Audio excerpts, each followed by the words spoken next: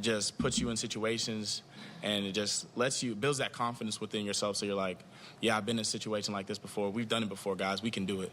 So that's really a morale thing, but I think that was really the biggest thing. Yeah, big win for him. Big defensive performance from Auburn out there. Ohio State has officially named Kyle McCord the starting quarterback. Competition is over, says Ryan Day today at his news conference. And we're talking about Iowa all year long. They got the win over rival Iowa State. Forrester and Taylor Corn working on this all year long, and it doesn't look much closer. Add a few more points, 20 more points to the Brian Ferentz run for 325, and that gets you all the way out to the 44-yard line on the 325-yard field that he's trying to get to. They're now behind schedule. Yeah, not going to make it. They're not going to make it. And if you're Western Michigan this week, I mean, Iowa needs to. This will be the worst defense they will see moving forward.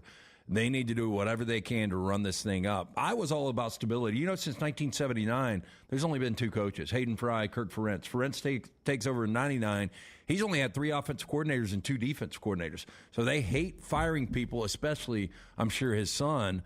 But, I mean, this has been laid out there. This is public. Everybody's talking about it.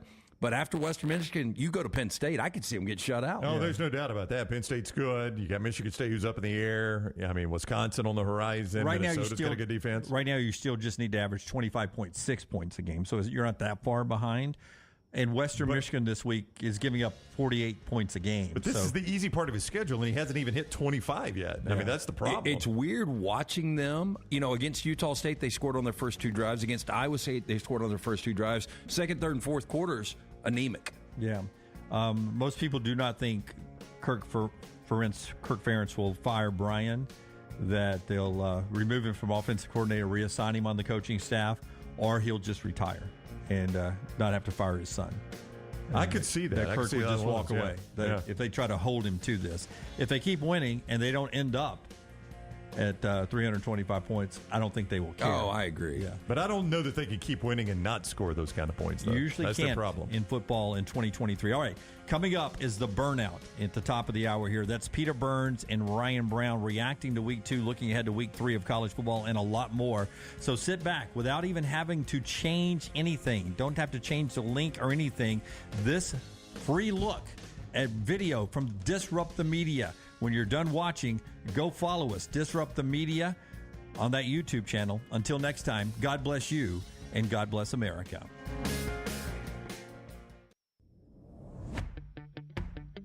Jim Dunaway, Lance Taylor, Ryan Brown, and Rockstar. Live from the Birmingham Racecourse Casino Studios, the next round, presented by Bud Light, is on now. A ton of college football to get to today, including a return of one of my favorites. LT actually called me out of that. Was it in Nashville, or I think we were in Ocean City is when you called me out, that basically I think I get paid every time I mention Conor O'Gara on the show. Conor O'Gara finally back on the show with us coming up in the next segment. He's with us at 9:25 to talk college football.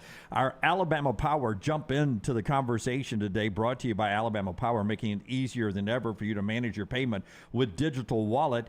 You have the option to pay with any of these convenient methods: Amazon Pay, Apple Pay, Google Pay, PayPal, Venmo, and more.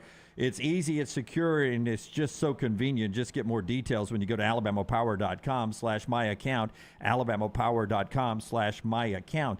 I was thinking about this yesterday with the Jets and what has gone on with them, and what deal with the devil Joe Namath or those guys had to make in 1969 to do the guarantee and pull the upset, because it's been a fairly jinxed franchise ever since. And I started jotting down some notes. The Angels in baseball jumped to mind to me. I mean, they just did this whole, we're going to keep Ohtani, and we've got Mike Trout. Now Trout, they said you can go ahead and look for a trade if you want to. If you want it, we'll let you be traded away. Who knows where Ohtani will end up. That seems to be a franchise that's jinxed. But they have won a World Series in the last 20 years. The Angels. Yeah. Yeah. You remember the World Series against Bonds in San Francisco. That's right. That's right. But it still has been a while, and it does seem when you've got what was the best player in baseball in Mike Trout to what is the best player in Ohtani, and both of those guys are still in their prime. Yeah, all time they've won one, but recently they seem jinxed. Yeah. Is my point. Lions used to be really good, but when you have Barry Sanders, he retires early. You got Megatron, he sort of retires early. They seem to be a jinx franchise. Clippers, you've always mentioned the Clippers. They've never had success wherever they've gone. There seems to be certain franchises. Oh, well, I'll give you one, right? I mean, as of last year, so the Cleveland Browns have never been to a Super Bowl. Right. They've got incredible fans. They go out, they sign Deshaun Watson, and Deshaun Watson gets, and all of this off-season or off-field allegations and everything that went down there. And then when he finally comes back from suspension, he wasn't good. Yeah, the worst season of his career. He did, yeah. They're 1-0 right now, but he didn't play well. No, he did not. So it's just interesting with the Jets now, and the Athletic did a poll of current NFL front office executives, and shockingly, it was about 50-50 split on whether or not they should trade for somebody or whether they should stick with Zach Wilson. And the people who said you stick with Zach Wilson, they're all saying there's just nobody out there exciting enough that you can go get that's going to be any different than Zach Wilson. Yeah, I heard a debate on it this morning, and, Nick Foles was the guy that was brought up. Look, I know he had, it was magic in a bottle, what he was able to do with Philadelphia the year Carson Wentz went out and they ended up winning a Super Bowl. That was a long time ago. And I just think your best option is to stick with Zach Wilson. Now, look, I know he wasn't good last year, but I do think his short time with Aaron Rodgers has made him better. I think they've got better parts around him with a healthy Breece Hall. And now when you look at Garrett Wilson in year 2 and getting guys like Allen Lazar and Randall Cobb, I think that's their best option. Yeah. We'll see how they play this. Now, if they can get Matt Stafford, if they can go in and completely crush my hopes and kill my season, and the Rams got a first round out of that, and then the Rams decide to tank it and they go after Caleb Williams, and, maybe this works out for everyone. I don't want to see it. And, how much pressure would be on a guy like Matt Stafford if they brought you in with this situation? I mean, literally, it's you win the Super Bowl or we've had a failure here. A lot. And a first round would be a lot to give up for Matt Stafford. I mean, if you all fleeced him for a first round, you ought to do it in a heartbeat. Look, it was a bad look last year because he got hurt, and he's the second oldest quarterback in the NFL. Well, that's why you can't give up a first round for him. But watching Sunday, I mean, if he plays 3 or 4 more years. Yeah. The question is, are you all in now and going to pay the devil later on? That's right. It would be a first rounder to win a Super Bowl. And, boy, I think that is a huge gamble. I mean, they got a good roster. Do they have a Super Bowl roster? I don't know. I mean, I guess we were talking about that with Aaron Rodgers. Yeah. Yeah. It's just so tough in the AFC. If they were in the NFC, you would look at it and say, boy, I mean, I think I can make it through the NFC. You know what I would do? I would wait till after this weekend when the Rams play San Francisco. And, it might be his stock's at an all-time high right now. When Zach Wilson makes a start. But if I'm Les Snead and Sean McVay, if somehow you win that game in SoFi on Sunday as 8-point dogs, then you're 2-0, and I'm like, I'm not getting rid of my quarterback. Yeah. So that's a little NFL for you to start. Remember, we return to the NFL action Thursday night with the Vikings coming off a loss against the Eagles. That'll be very interesting on Thursday Night Football. And we will be at 10 Roof with our friends at Bud Light for Bud Light Game Night. 10 Roof is where we are on this Thursday night. Remember, your chance to get Alabama and Auburn tickets all year long coming out with us on Thursday nights. You scan a QR code and you're in the drawing for a pair of tickets to be inside Jordan-Hare Stadium for the big game coming up later this year. We'll also be talking Navy, Memphis, Bethune-Cookman, Miami, Florida on the college slate for that Thursday night, which has really gone downhill since we've started playing all the NFL games on Thursday night as well. That's setting the table here. Interesting gambling note I want to bring up with LT about Alabama this weekend. After I tell you about our friends at Way to Wellness, your journey to healthy living. If you've got some health issues like blood pressure, cholesterol, as you age a little bit, I've already seen over in the chat room, Brett saying getting old sucks. It does. And as you hit your 30s and then your 40s and then your 50s, you may have some cholesterol or blood pressure problems directly related to your diet. Well, you can change that with our friends at Way to Wellness. Leslie and her board-certified team can help come up with a eating plan for you. It can jumpstart weight loss. It can control those numbers that can be life-threatening. No cookie-cutter plan. Every plan is different. No contracts, no sign-up fees, and your first consultation is free. because you're a next round viewer, a next round customer. Just go to their website, aplanforme.com, aplanforme.com. It's Way to Wellness, your journey to healthy living. Great folks right there, Way to Wellness, aplanforme.com is the website. I was looking, as we were getting ready for this weekend, at some gambling angles on the Alabama at South Florida game, USF, in Tampa. And listen, there's zero excitement in this game for me coming off of the big one last week and the SEC play on the horizon. But Alabama fans will be looking for some improvement. If you're wagering on this game at lanceslock.com, 2 trends, and you're not a trend and angle guy, but I wanted to ask you about these 2 trends. South Florida, in their last 9 games against ranked opponents, are 8-1 against the spread. Meanwhile, Alabama, in their last 9 road games, are 2-7 against the spread. Do you factor that kind of stuff into it when you're looking at a game this weekend? I don't, because you look at the Alabama 2-7. Alabama was pretty much established and knew what they were doing, the identity of the offense, what their quarterback was going to do. Now you're playing not only Jalen Milroe to build confidence, but maybe some of these other guys getting out there with the ones to see what they can actually do. So I think Alabama's going to do whatever they can to really, really make this offense look good and build some confidence. I am fascinated to see what they do with quarterback. Buzz out of camp was that Buckner getting more and more snaps with the ones. And did you hear Tyler Booker yesterday? I did. I didn't want to emphasize it too much. I didn't want to put him in a bad spot, but he said whoever plays quarterback in one of his lines. Yeah. The 2 things that Tyler Booker said on our show yesterday caught a lot of attention. Number 1, saying they didn't have great energy in the Texas practice. Alabama fans did not like hearing that. And number 2, when he said whoever is playing quarterback. And, to this point, you've really only seen one quarterback. I mean, those other guys were basically second half mop up. I mean, it's not like if I just dropped you into this season and you watched every play Alabama's played, but that's all you've seen, would you think there was a quarterback battle? No. Jalen Milroe must have won it back in the spring. Yeah. I mean, you wouldn't think it. So for you to say it that way made it sound like obviously the door is still open. But I am fascinated to see how they play this Saturday, because there's 2 schools of thought. You can either be like, hey, we got to get Jalen Milroe some confidence, get him clicking with some of these receivers before we get into conference play, or we got to see what else we got before we get into conference play. And it's going to be hard to do both of those. Yeah, it is going to be hard to do both. It's amazing. The expectations are totally different. But what Matt Rule took over in year 1, that they actually went out to the portal and brought in Jeff Sims. Can you imagine sports talk in Omaha? Like, Jeff Sims is your starting quarterback, and it doesn't look like you're bringing a number 2 in. Yeah. I know, the guy played late, Chuba Hubbard. Chuba Purdy. Yeah. Played late, but, I mean, man, can you imagine being in that situation? At least Jalen Milroe can play. Yeah. So I don't know, Jim. I don't know what, I genuinely, there's very little that appeals to me about Alabama playing South Florida, especially in a bad pro stadium that's going to be like half full. It just seems like a miserable game. But I am quite fascinated how they handle this quarterback situation Saturday, because it does seem like there's 2 schools of thought.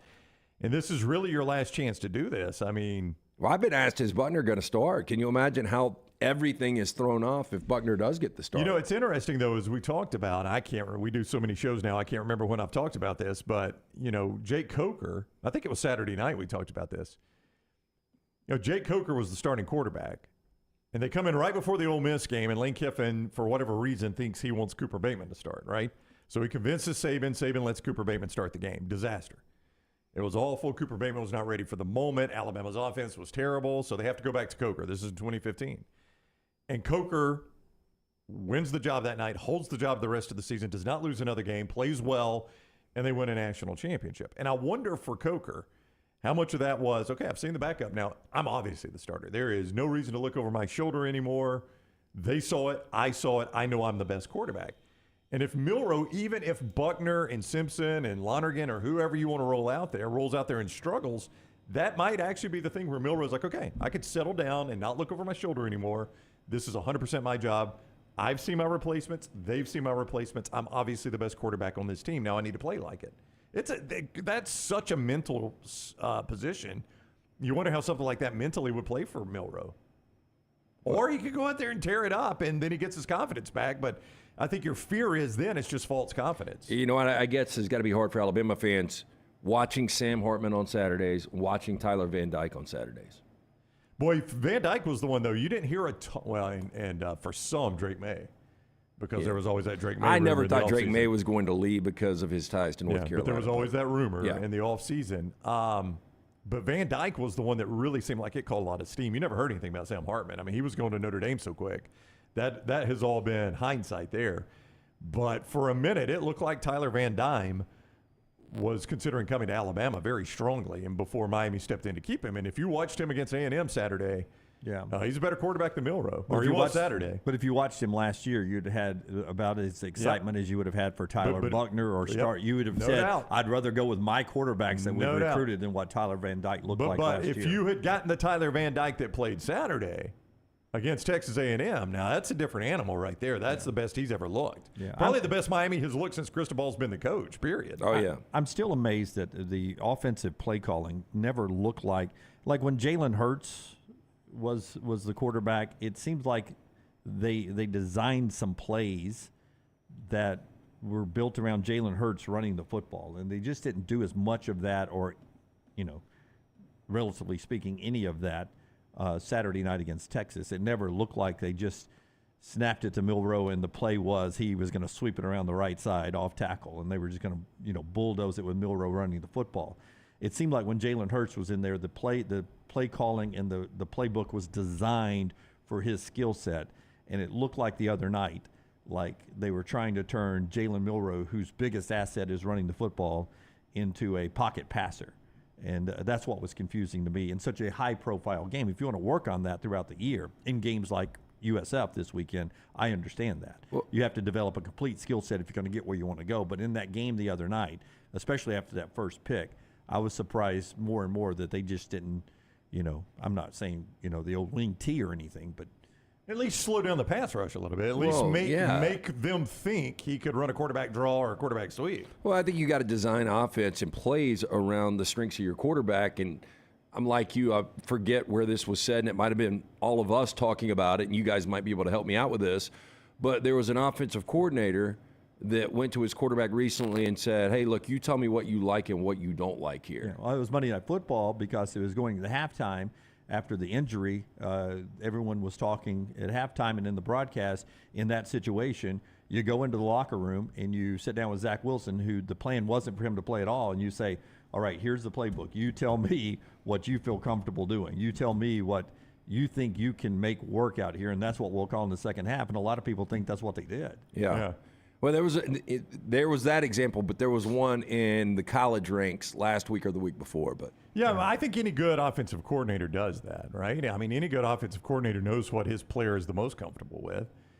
And, if Alabama starts Tyler Buckner Saturday, Tommy Rees is very familiar with Buckner, but in the event he wasn't, I'm sure Tommy Rees would go to Buckner and say, okay, here's our third and short. You tell me what you really like here. What's your most comfortable third and short, okay?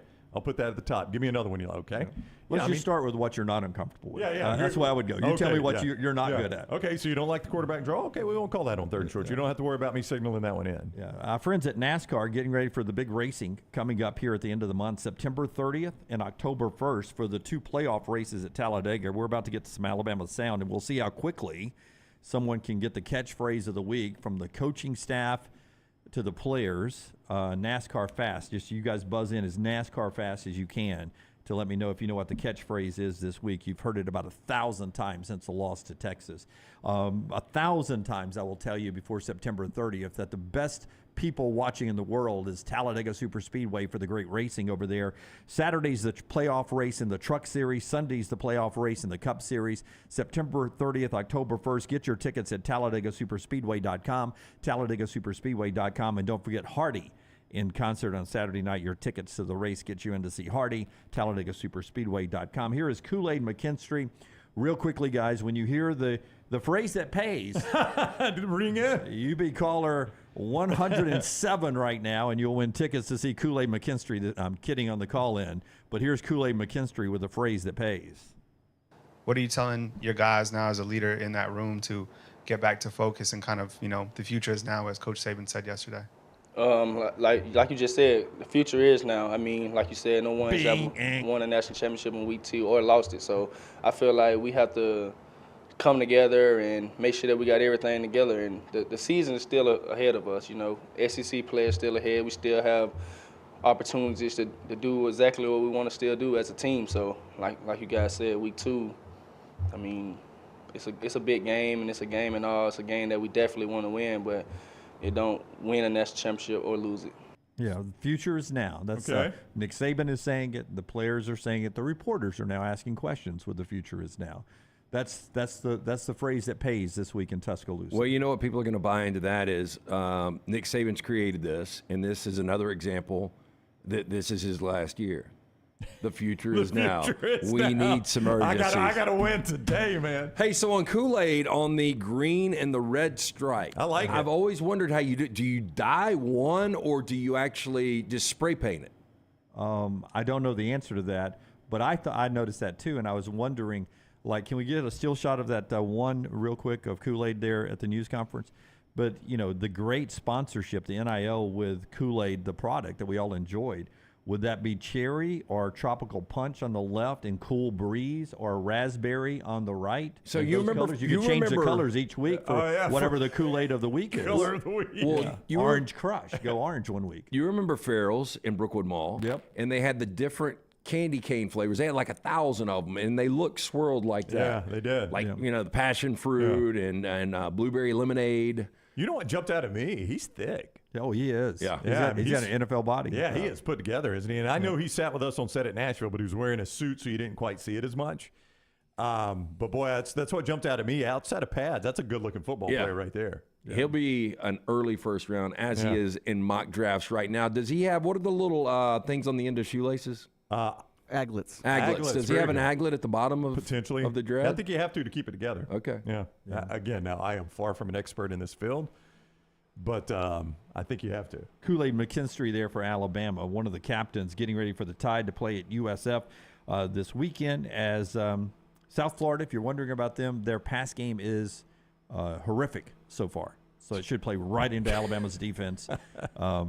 Maybe an opportunity for Kool-Aid and company to pick off a couple of passes there. Connor O'Gara talks about big picture college football. When we come back, we'll jump into that.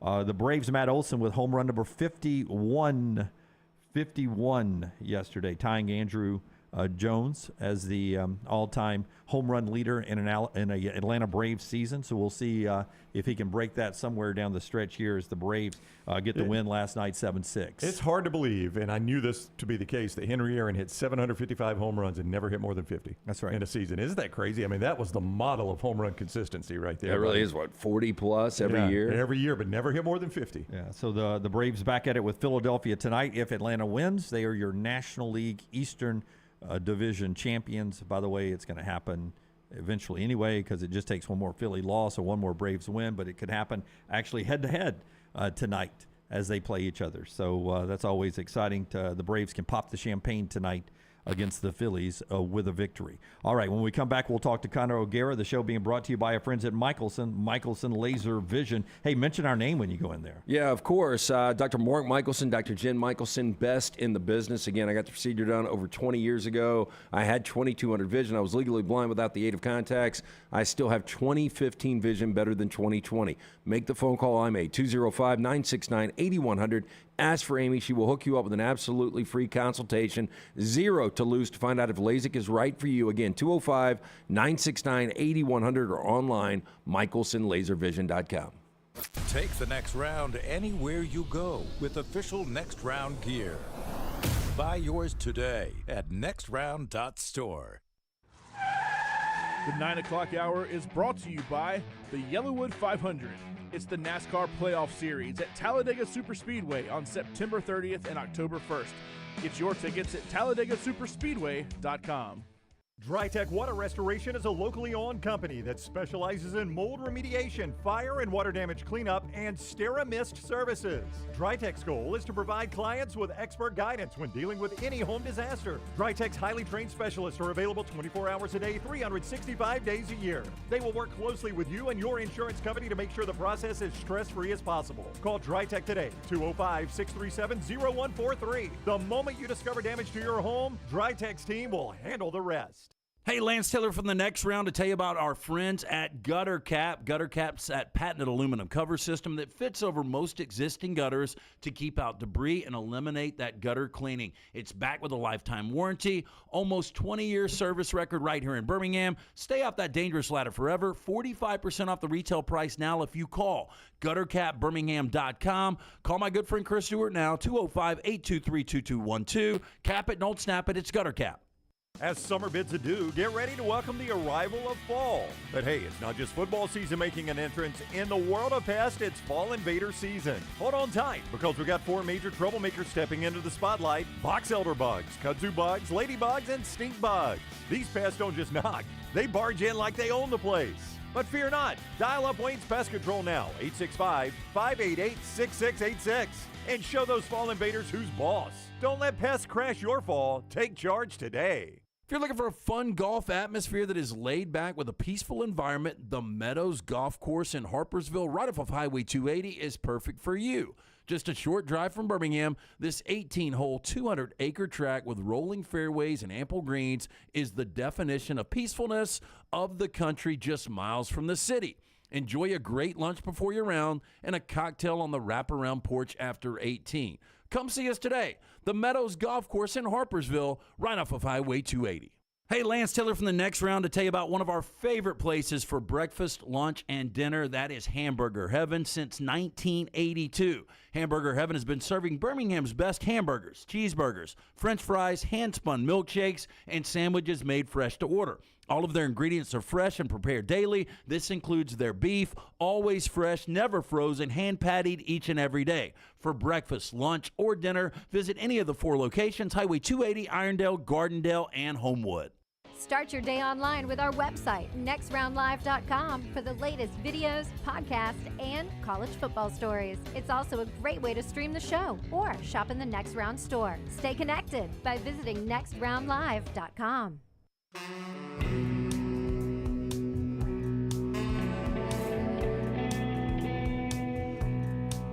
Later in the show, Auburn captain Elijah McAllister, not jet lagged anymore, coming back from Berkeley. He'll be with us at 10:45 Central Time, coming up in hour number 2. The show being brought to you by our friends at Woodhouse Day Spa. Yeah, right. Treat that gift of luxury from Birmingham's best day spa, the Woodhouse Day Spa, located at the Summit Shopping Centers right off of Highway 280, and choose from a menu of over 70 options, including massages, body treatment, skincare, waxing, nail services. You can order gift cards online 24/7, birmingham.woodhousespas.com, or just stop by the Summit Shopping Centers and tell them the Next Round sent you. You go follow Connor O'Gara at CJ O'Gara. That's where you follow him. You read him at Saturday Down South. He's the senior national columnist for Saturday Down South, and he is on the JohnstonRVCenter.com hotline. Welcome in, Connor. How are you?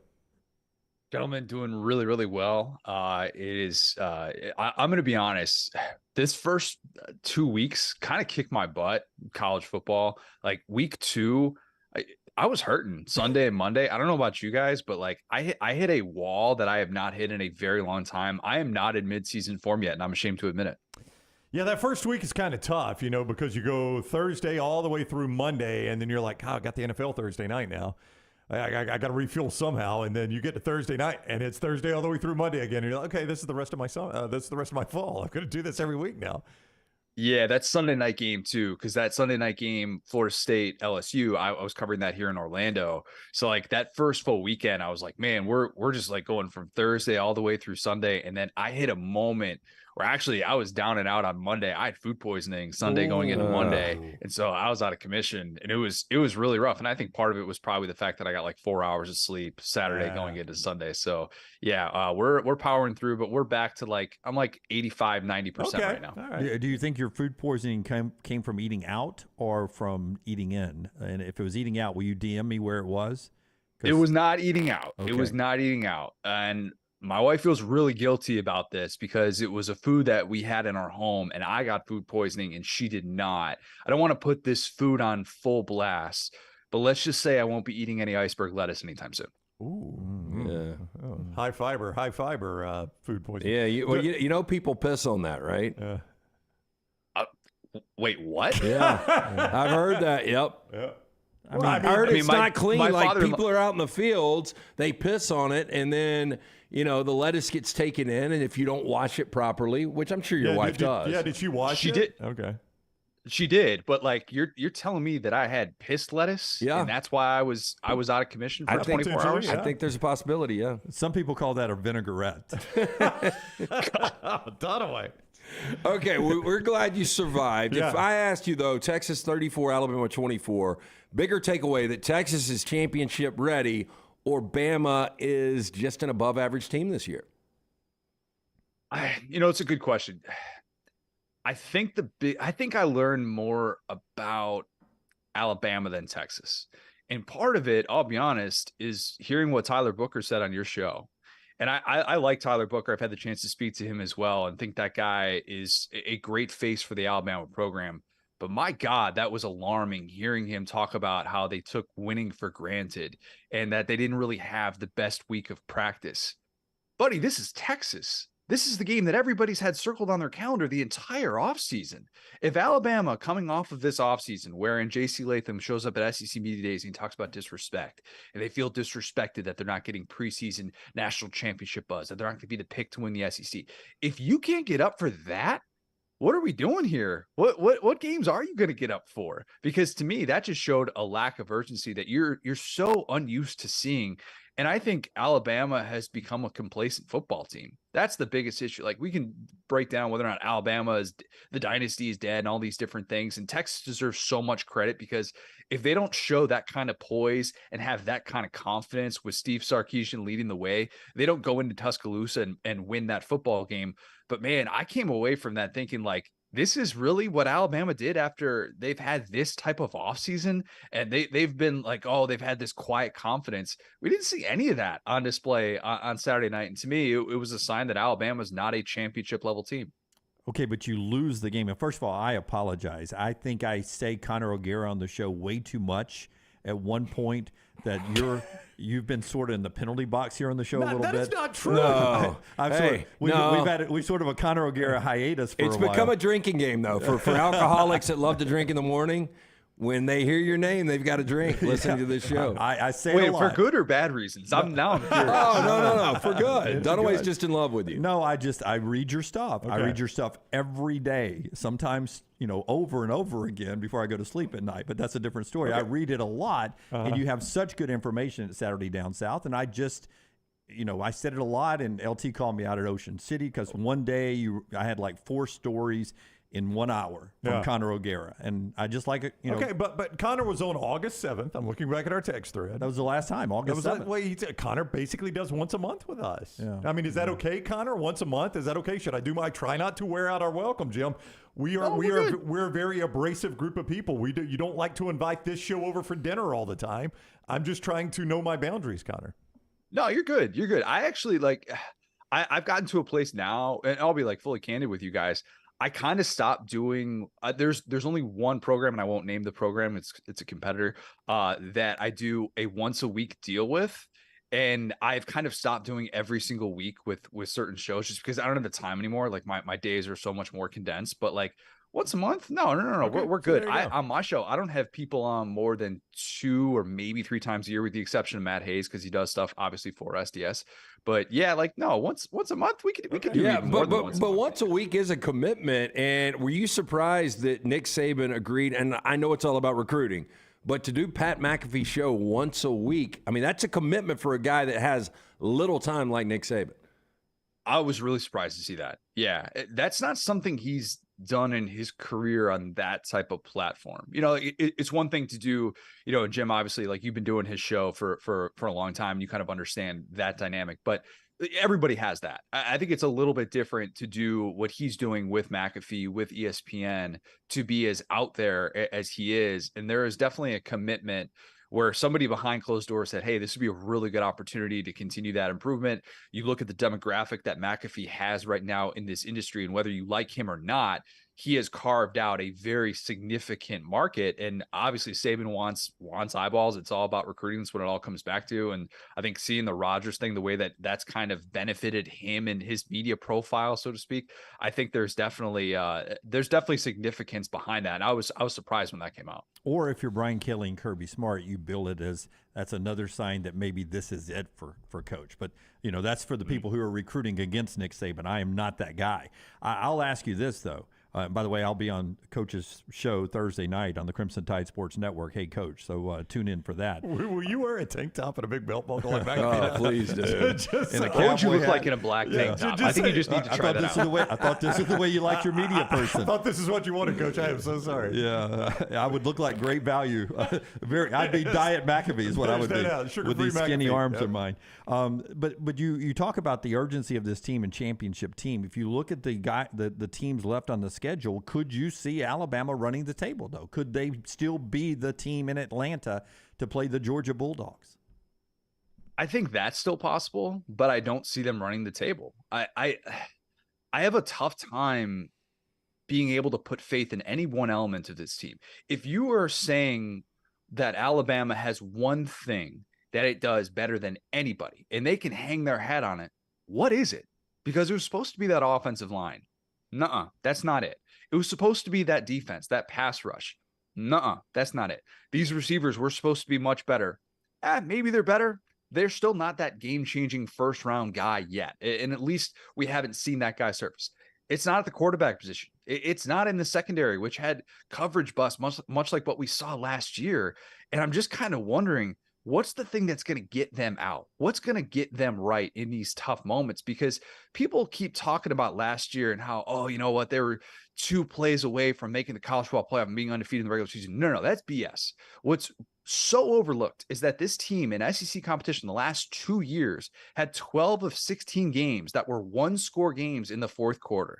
Alabama played with fire. They had 5 games that were decided in the final minute last year, and they won 3 of them. They won them because they had Bryce Young. That was the thing that they had that was better than everybody else, that they could hang their hat on in those tough moments, much like what we saw against Texas.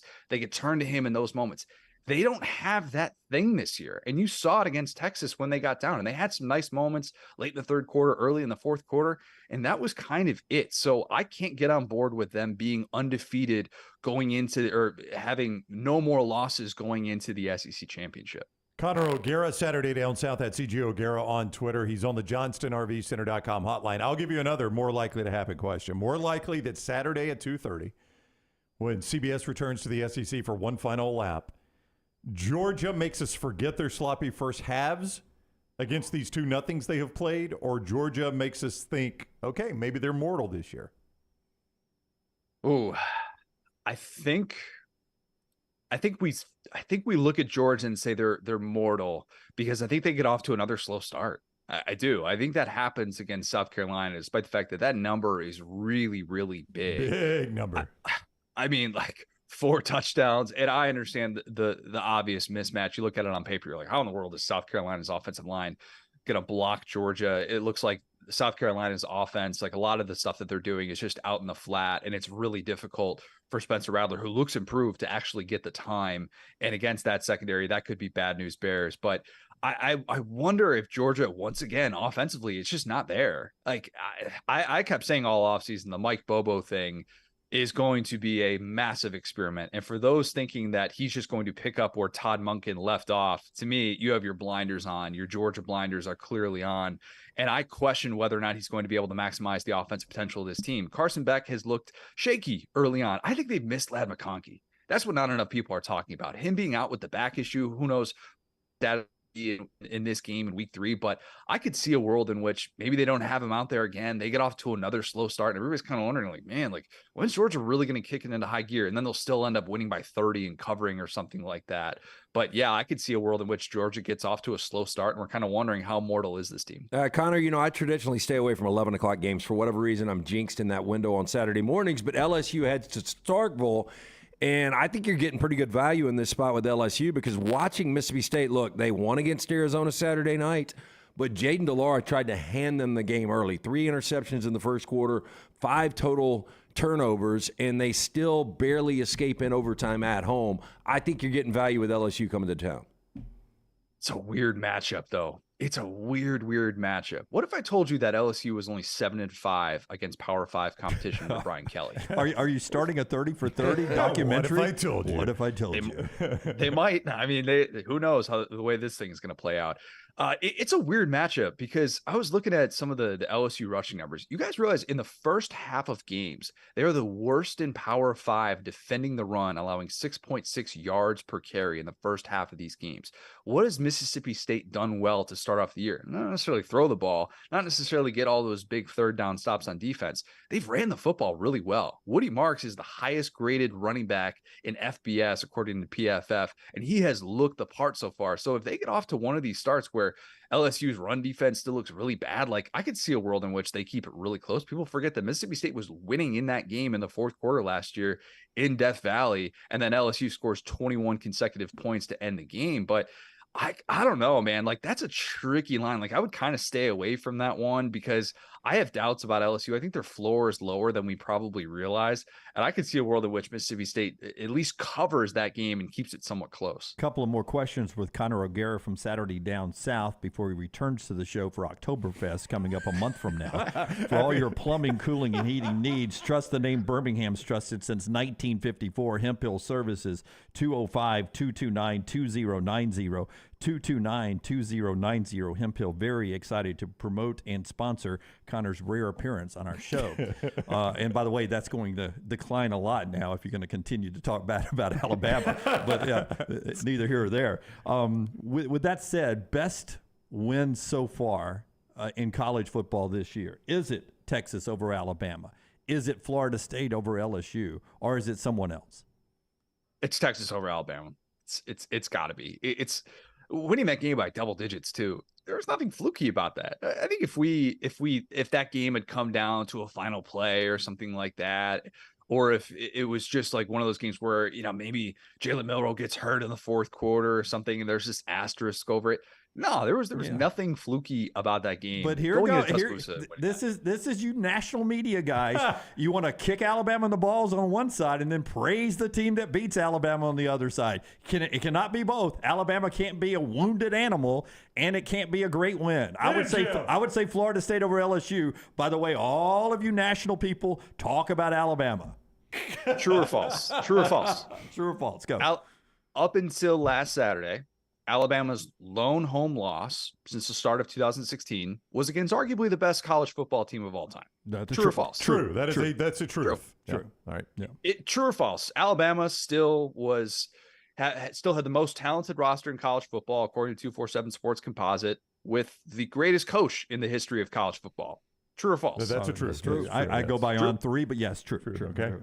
Fair enough. Okay. I look at those factors and say Alabama still a lot working in its favor, and it's still a difficult place to go in and win. So I'm going to give Texas the benefit of the doubt, not just because they won the football game, but because of the style, because of the physicality, like all the questions that we were asking about Texas as it makes this transition into the SEC, those were answered on Saturday night in such an emphatic way. And I give Texas all the credit in the world, despite the fact that, don't get it twisted, I was darn impressed witnessing what Florida State did to LSU, but I think LSU has more issues than we were probably talking about in the preseason. All right, he is Connor O'Gara at CJ O'Gara on Twitter. We'll see what his Halloween costume is when he joins us next. Pick a good one, Connor.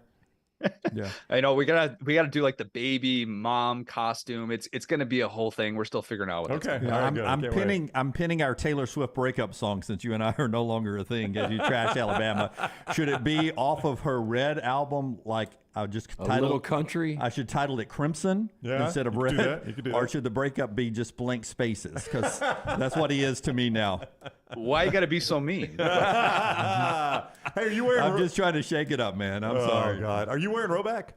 Yeah, I am. This is actually an anniversary present that I got a couple of weeks ago. Love the quarter zips. I'm Team Rhoback through and through. The best gear that is out there right now. And a certain Jalen Milroe I know is a big Rhoback guy as well. So is the next round. TNR 20 at checkout on your first order. Save 20% courtesy of us here on the next round. Rhoback.com TNR 20. Thank you very much, Connor. Have a great week.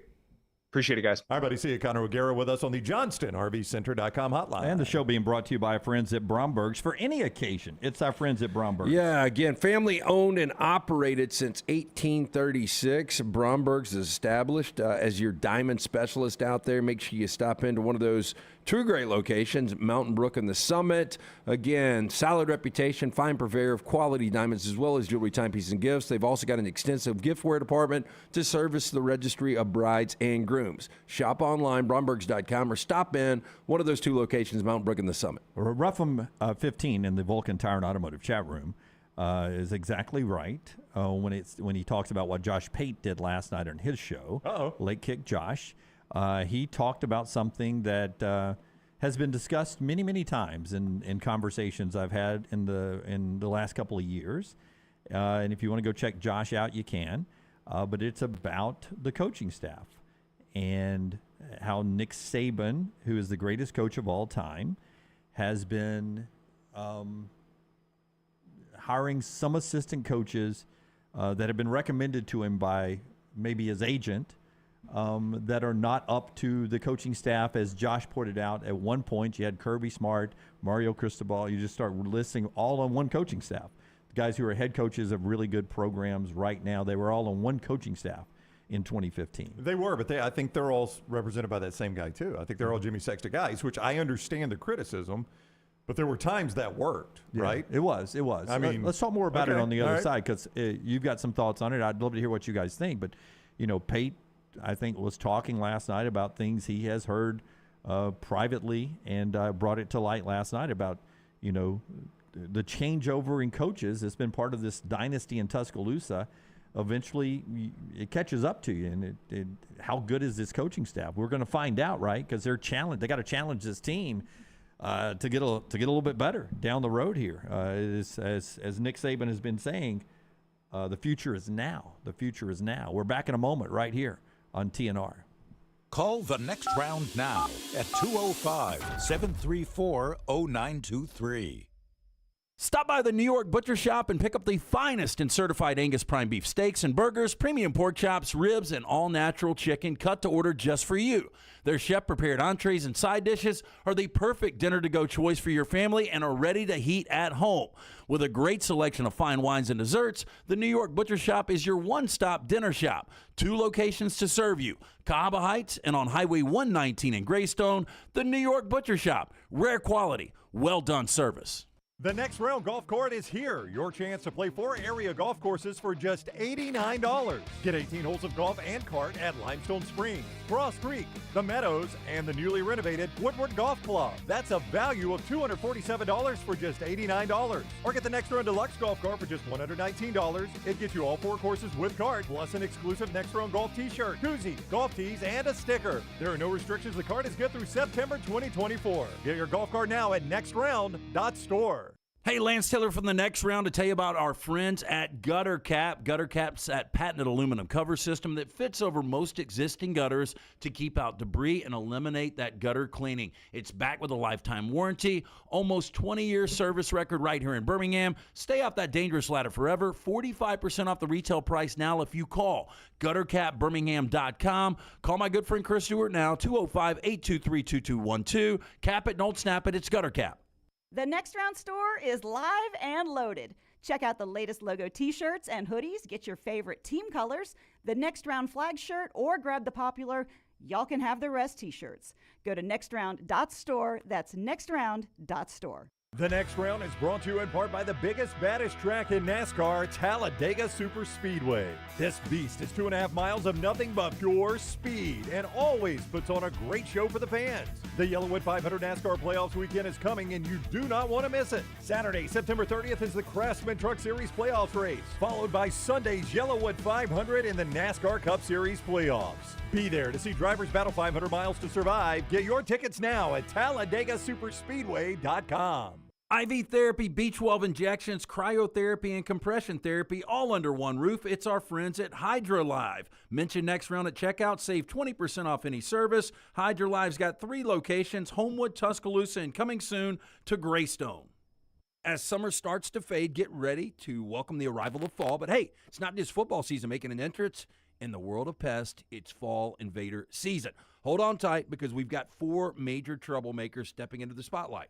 Box elder bugs, kudzu bugs, ladybugs, and stink bugs. These pests don't just knock, they barge in like they own the place. But fear not, dial up Wayne's Pest Control now, 865-588-6686, and let's show those fall invaders who's boss. Don't let pests crash your party. Take charge today.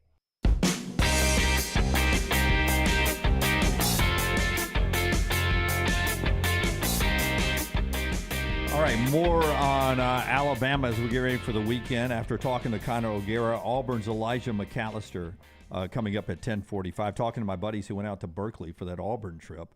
Other than the epidemic of homeless people in the area, which he said was it was his first time in a while out to California. Said it was a little worse than even being reported.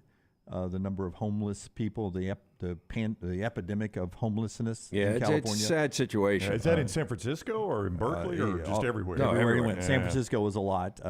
They took some tours, but everywhere. Yeah, L.A. was bad a couple of months ago. Yeah, awful. He said, other than that, such a beautiful, state, and they had such a great time. And he complimented Cal, the fans, and underrated atmosphere as far as the beauty of that stadium and stuff. Really a good trip for them.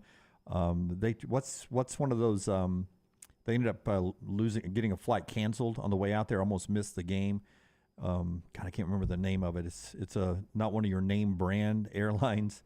They ended up jumping on Delta to get out. Cliffs. Air Alaska? No. JetBlue? No. It was, Spirit. No. Spirit's the one that gets all the fights on it. It's like you get a flight. You get a flight and a fight. I can't remember. Pioneer?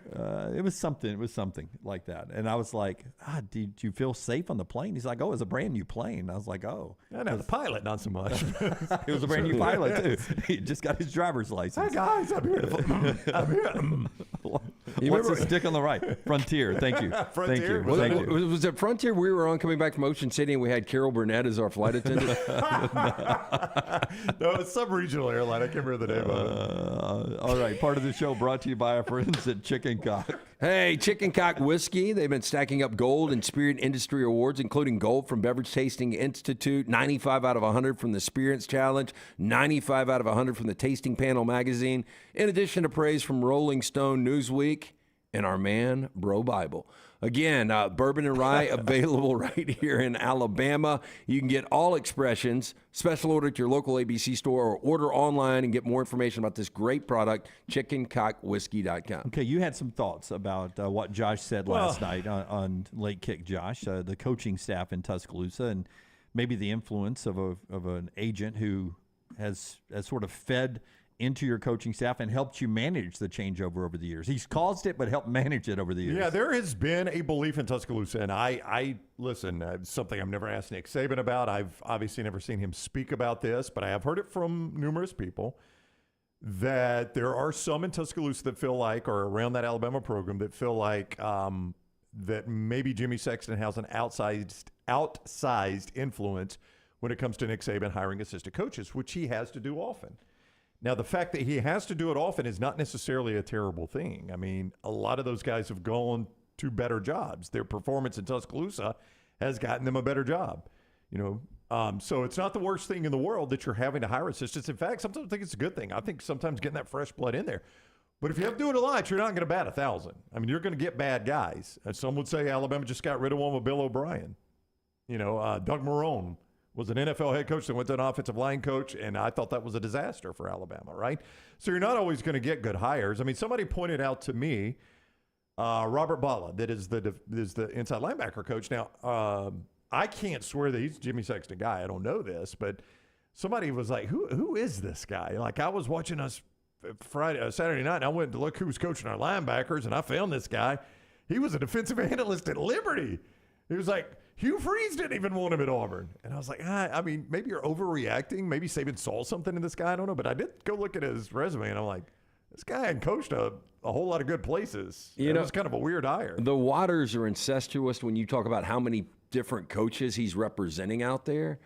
But wouldn't you think that Nick Saban is still going to do his due diligence? Because I'll give you an example. We're represented by a group that represent more coaches than media. Oh, far more, yeah. But if they came to us and said, hey, look, we've got this, what we believe is going to be a superstar, we probably would give them a look. Yeah. In the media circles? Yeah, that's what I'm talking about. Yeah, so if our agents came to us and said, we're representing so-and-so, so-and-so, this is going to be a superstar, we think we can start them out with you, we would listen. Yeah, now I trust our guys more than Jimmy Sexton because it seems like there would be a play there, but at the same time, Nick Saban's got obviously a much bigger voice and much more power.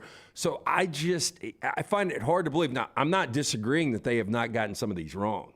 Yeah. But here's my point on that, LT, is that it has obviously worked over the years. You've had to replace so many coaches that you have fed new coaches in there that may have not have come to Tuscaloosa without Jimmy Sexton, right? Without that connection. The timing of this discussion happening after a major loss like this, I always ask, why are we talking about it now? It's the same way it's been happening for a long, long time. And you're right. Maybe he misses every now and then. Kevin Steele's a good coach. A lot of people thought Kevin Steele was a good coach before this. They think he's a good coach now. He wasn't great last year. You guys were. Yeah. Everyone was not you guys, but you guys were bitching about Pete Golding last year, right? Yeah. Or the year before that, or the year before that, or the year before that. Well, I tell you what. I mean, I didn't watch the Mercer game, but watching Saturday against Tulane, some of the same old stuff that Alabama fans bitched about Pete Golding showed right back up in New Orleans. Yeah, but is there a chance that we have an image in our head of the way we want defensive football to be played, and it just can't be played that way anymore? But it can in Athens. Tell me why it can in Athens. Yeah. And it has been in Alabama for a long time. I would say, not to point fingers at any particular group, but Alabama's defensive line play made it to where, and I'm not a football guy, disclaimer to start with. I do occasionally wear Nike Dunks, but that doesn't mean I'm allowed to really talk ball.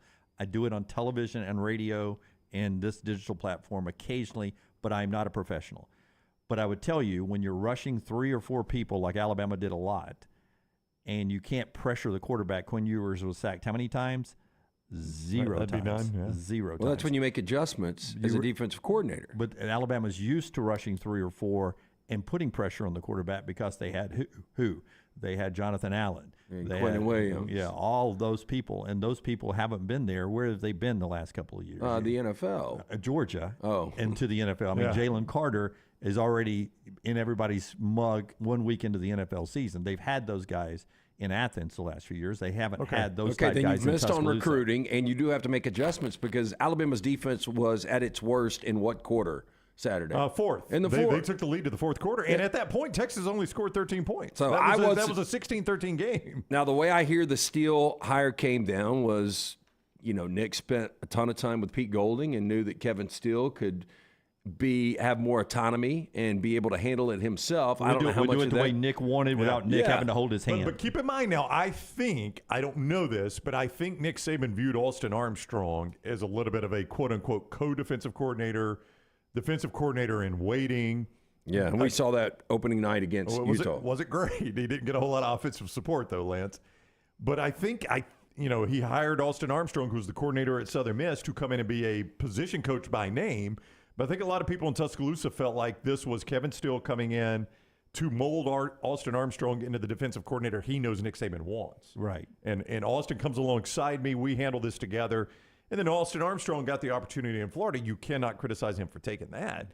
Now, in hindsight, he might be free again at the end of this year if this doesn't turn around for Billy Napier. Big game for them this weekend. Tell us about Odie's, and we'll wrap up this conversation before we get to the top of the hour. Rocky, tonight is You missed on the last one. Team I went for a beat. Oh, okay. Trivia. And I think the original gang's going to be back. Me, Rocky, Will Haver. I got plans. Do you have plans tonight on Wednesday? I do not. I have not been asked to do trivia. No. Well, I will be there tonight, so we're looking forward to it. Odie's Team Trivia. It starts at 8 o'clock. The Crestline location. Again, there's a new location in Homewood, right off of Broadway on Oxmoor Road there. But come see us tonight. Get there early. Enjoy some of the great Rodney Davis food. It's a Birmingham institution, Odie's Tavern, Crestline Village. I'm told by a reliable source, Bala is not a Jimmy Sexton guy. Okay. And so it makes even less sense. That it's more about recruiting with him. Yeah. He's a West Coast recruiter, really good ties in the West Coast, and keeps open that pipeline. that you've seen Alabama have over the years on the West Coast. Very crucial in the recruiting world. All right, but I want to go back to the defensive discussion here. Because and now I get one more text that says he may now be a Jimmy Sexton guy, but he wasn't when he got the job. That has happened a lot there, though, by the way. As a guy comes in with one group of agents and he gets to Alabama and it's like, hey, have you ever told Jimmy Sexton? See, and that's what's bullshit, because like if I'm representing a guy and then he gets, because what's going to happen is you're going to have your guy say, you know what, you don't need to go to Alabama. I think you need to go, not Georgia, because same situation, but because of our representatives who we think are the best in the business, but they handle a ton of college football coaches, a ton of them. I think we're kind of in tune to the way that business works, maybe more so than some. We're not experts in it, but Lance, we've seen it all the time. Guy rides to the top with these agents who keep getting him job, and he gets to the top and he's like, I want to be a Jimmy Sexton guy, because there's some sort of cachet about being a Jimmy Sexton guy, even though he's got 8 billion clients. So it happens a lot. But I wanted to ask about defense, because it usually tells you a little bit about a guy's character, by the way. If you I'm not a big fan of it, no. If you ride with somebody until you quote unquote make it, and then you dump somebody and go with somebody else. That's embarrassing. Either Kirby Smart is the Lincoln Riley of defense, where everywhere Lincoln goes, they just play good offense, and nobody can really replicate that. Who has done offensively in college football what Lincoln Riley has over the last 5 or 6 years? Who? Somebody tell me who. You would have said Ryan Day up until the last couple of weeks. Yep, but he hasn't. Who? Nobody. Who's done defensively what Kirby Smart has done over the last 5 or 6 years in college football? Nobody.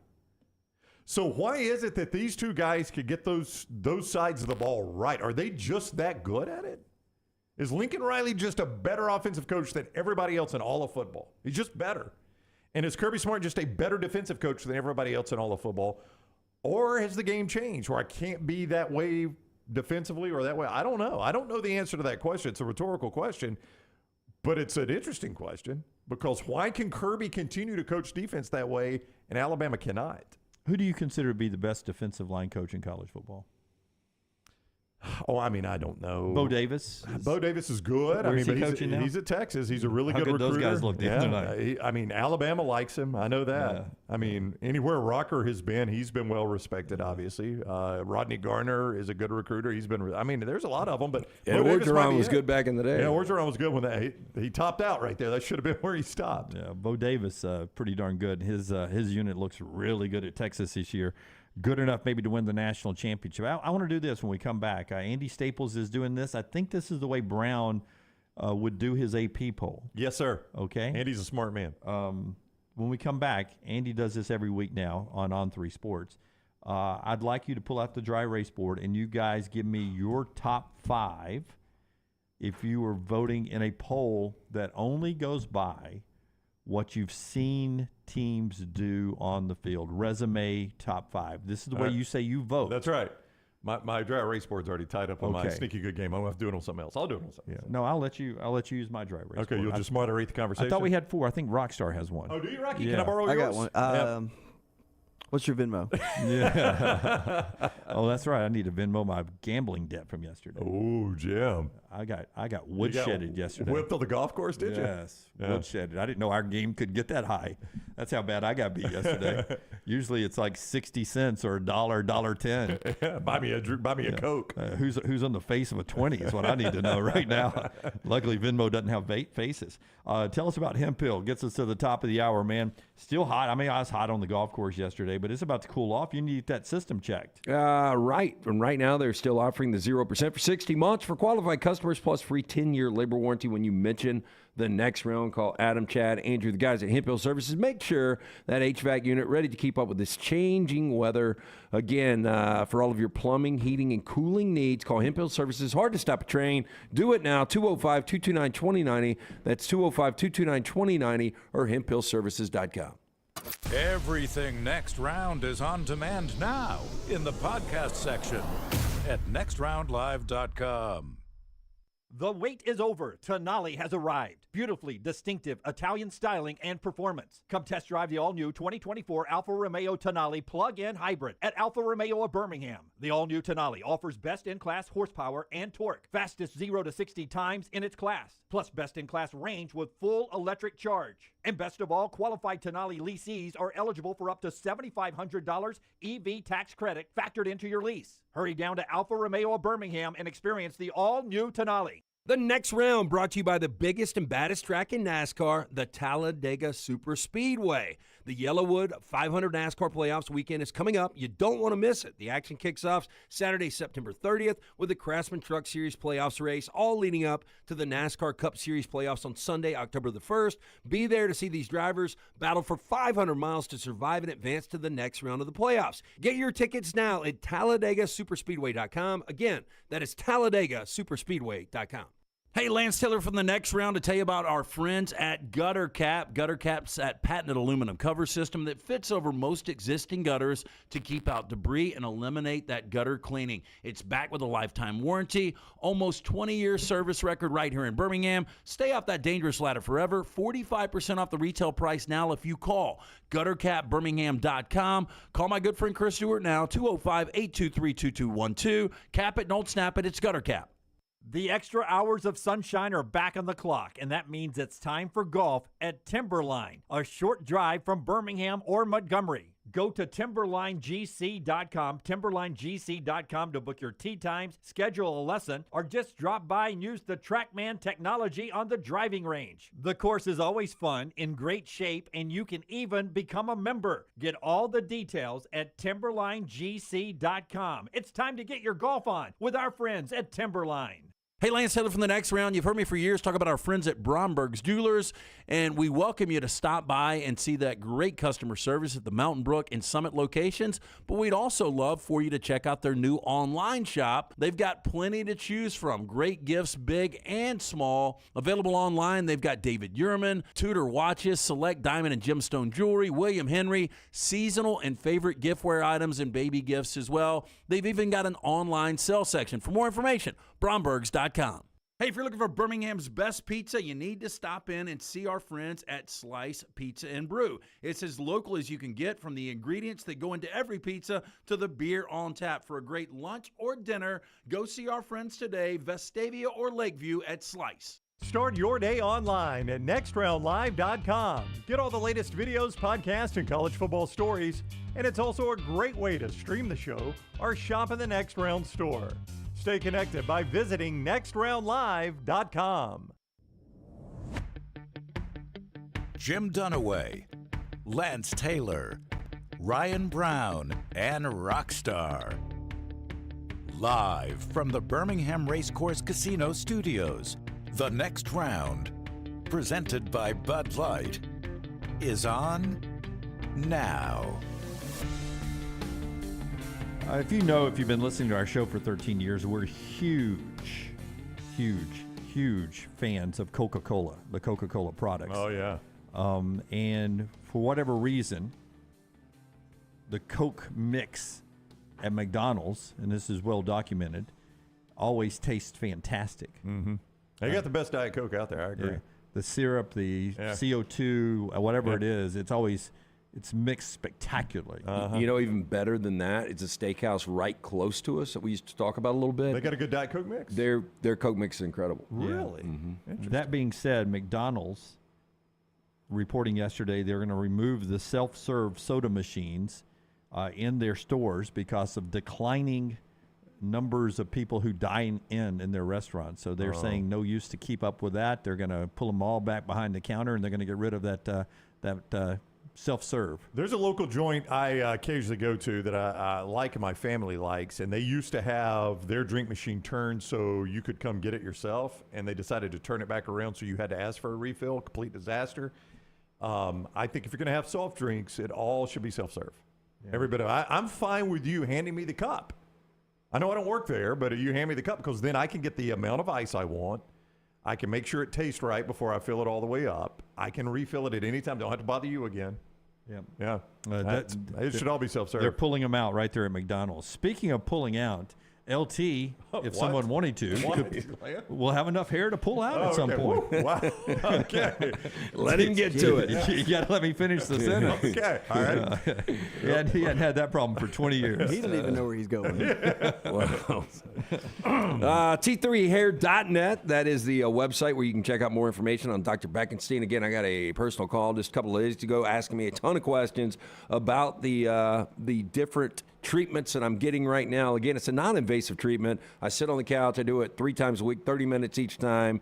It's that simple. And since I went to see Dr. B about a year and a half ago, the hair has more than doubled in thickness. Dr. B offers that Sensus transdermal infuser. This enables Dr. B to get various medicines and therapies into the scalp where the hair follicles are without using any injections. This is revolutionary, as Dr. B can pinpoint delivery of a patient's genetically specific products without any needles. 205-319-0316 or T3hair.net. Nice job, LT. Way to stay focused there. Let's talk about the resume top 5, if we will.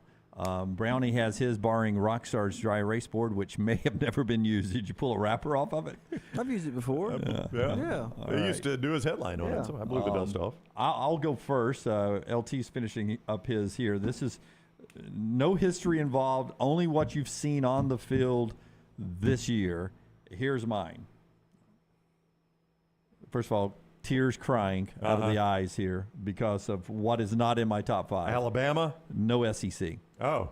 Well, Texas, Alabama, too. Texas, Florida State, Utah, Miami, and Notre Dame. That's my resume top 5 and what I've seen so far. Thought about Utah. I did not put them in mind because I'm not sure they've beaten a good team yet. And I know it's been a road win. I know it's been Florida and Baylor without your starting quarterback, which I think shows me something about that team. I'm not arguing with you. I'm just saying that's why I did not put them in there, because I'm not sure they've beaten a good team. Let's see yours. Mine? Yep.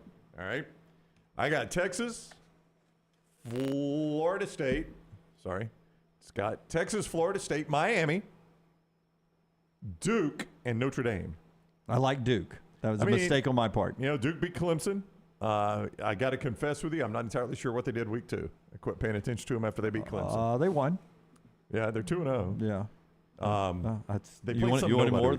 You want any more? Well, I kind of thought maybe. They beat Lafayette, Brownie, and the great thing about that is that Riley Leonard was 12 of 12 passing. See. And Henry Beelan, their backup, was 8 of 8 passing. So Lafayette maybe just a little bit better than Air, but not a lot. Yeah, that's not Louisiana Lafayette. No.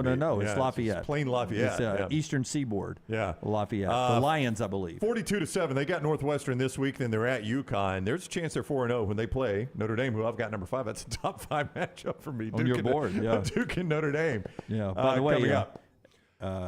I don't have an Big SEC 12 team. future SEC, ACC, and pseudo ACC. Pseudo ACC. Yeah, I almost had both Notre Dame and Miami in my top 5, but I didn't. And much like Jim, I went all black today. You look like you're going to a funeral. Maybe I am.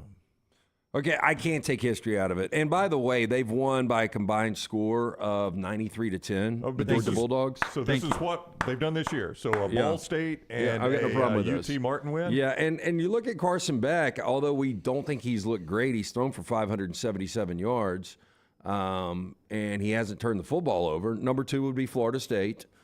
Number 3 would be Texas, because Texas looked a little shaky week 1 against Rice. Now, Rice is starting to look better after what they did to Houston. But see, and as a voter, here's what I would do. I would go back and say it's abundantly clear they were doing nothing before the Alabama game. Like, I would have held that against them week 1, but once they go on the road and beat Alabama, I would have said, okay, it was clear what Sark was doing there. Number 4, Washington. Watching Boise bounce back this week. They should have beaten Central Florida at home. Very good game there. Washington completely dismantled them. And then USC. Say what you want. The defense has made improvements over the last couple of weeks. And with Caleb Williams, they will be in every single game. That shows you why voting is so wild, because I never even considered USC. They've played nobody with a pulse. I didn't consider Georgia. They've played nobody with a pulse. I did consider Washington.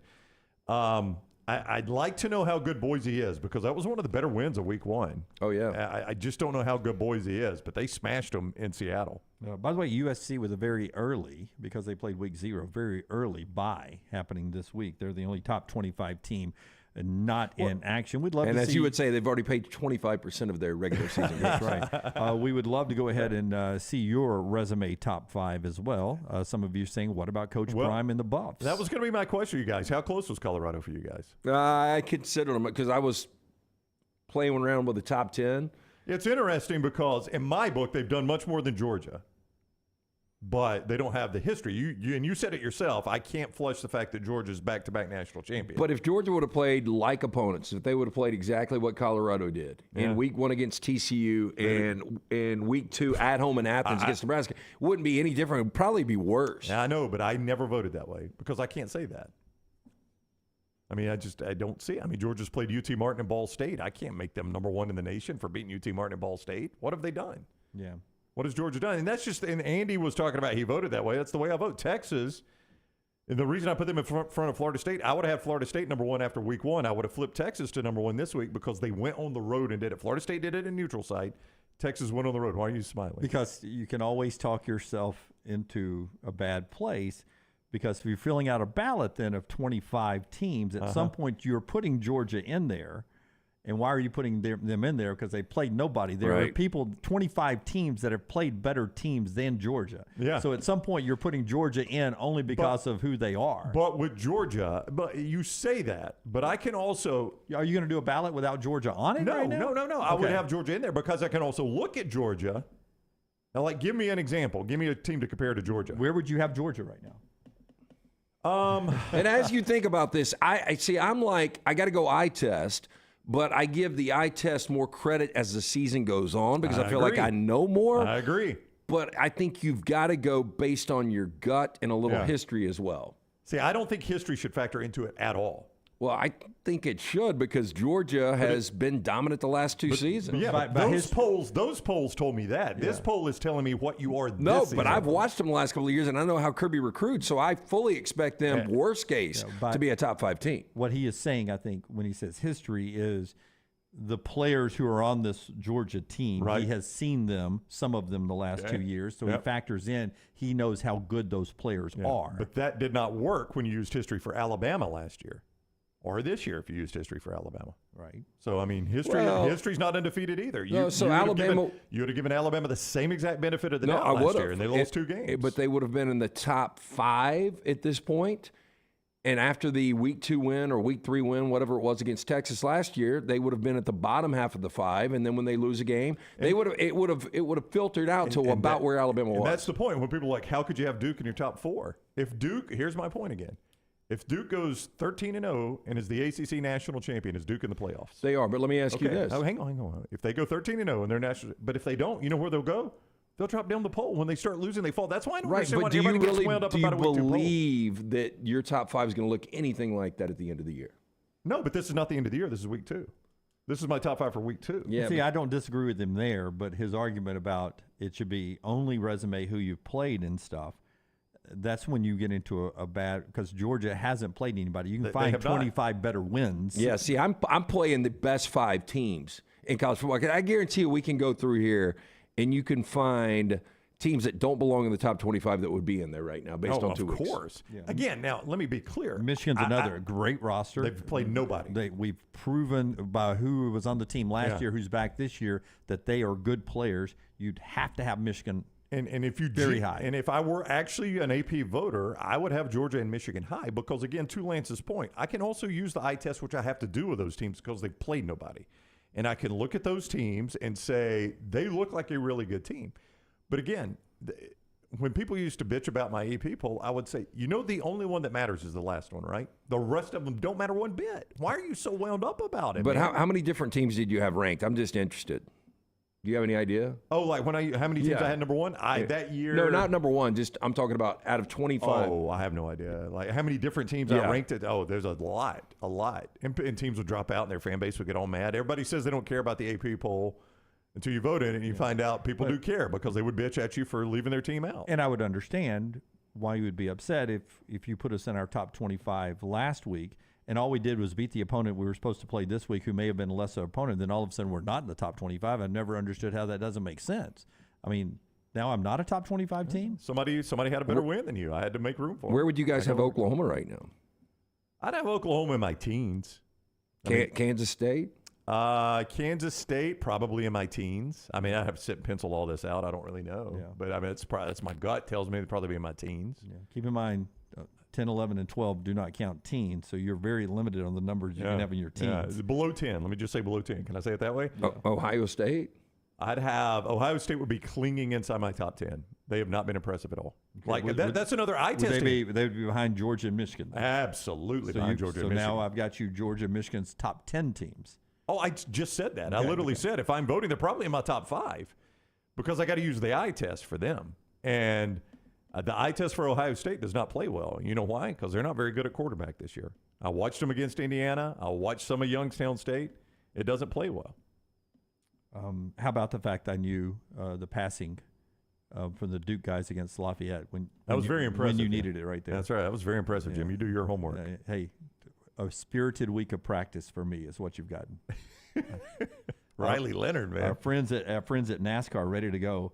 Hardy is in concert on Saturday night. Truck race on Saturday, Cup race on Sunday. Both playoff races. You can get your team, TalladegaSuperspeedway.com, your tickets, TalladegaSuperspeedway.com, TalladegaSuperspeedway.com. Interactive displays, great access for the fans, both inside the track, outside the track, that Hardy concert, and a whole lot of fun. Be part of that weekend, September 30th and October 1st for the two big races, Saturday and Sunday. It's TalladegaSuperspeedway.com, TalladegaSuperspeedway.com. I want to ask you this while we're debating SEC problems. Danny Cannell, SiriusXM, and lifelong SEC fan baiter, right? He baits the SEC fans, right? Okay, yeah. He baits the SEC fans. Uh-huh. He is the guy. He was saying today that the SEC has a quarterback issue, and the ACC and the Pac-12 does not. I'm not sure he's wrong about this. I was going to ask the question. I think we said this going in, that the SEC quarterbacks are not what they were. But here's my question. Okay. Does the SEC have a bigger problem with quarterbacks or with pass defense? Well, here's the problem. Look at the losses that LSU and Alabama, the two biggest losses. The secondaries got beat on some huge, big downfield plays. That's a good question, Jim. I don't. The quarterback one is more obvious than pass defense. I would say that, and that's the one you watch more. And I've just got such a limited amount of teams that have been tested in pass defense. But if I ask you right now, beyond a shadow of a doubt, can you tell me who the best quarterback in the SEC is? I don't think you can. No, I don't think you can either. Jaden Daniels really good last year. That was surprising. This might be a year he takes a little dip back through 2 games. He hadn't even had a rushing touchdown. Last year he led LSU not only in rushing yards, rushing touchdowns. I think it's a quarterback problem because I don't think right now you can say there's an elite quarterback in this league. Yeah, because some would say, all right, Spencer Rattler's going to take the next step forward. Well, he hasn't. Jalen Milroe isn't great. Peyton Thorne isn't great. Will Rogers, how would you qualify what Rogers has They're done? unbeaten, and we'll learn a little bit more about him this week, but they're asking him to do something different, so his numbers aren't going to equal to what his numbers did with Mike Leach. Jackson Dart has been, I tell you, Jackson Dart might have played the best quarterback in the SEC so far. I think there are 7 quarterbacks in the Pac-12 that could start for any SEC team right now. Oh, I don't disagree with that one bit. And 7 might be not I'm surprised enough. it's that low. Well, I left out just looking at it, DJ. But outside of that, I think Dante the freshman at UCLA, would start, just watching him.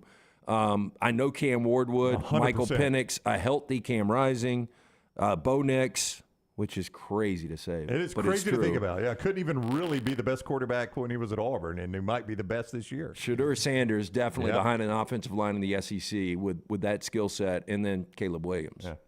Now, all of what I just said, Spencer Rattler is actually your leading, now this is in terms of yards per game, your leading passer in the Southeastern Conference. Now, he did all that in one game, basically. So I kind of flush it a little bit. Yeah.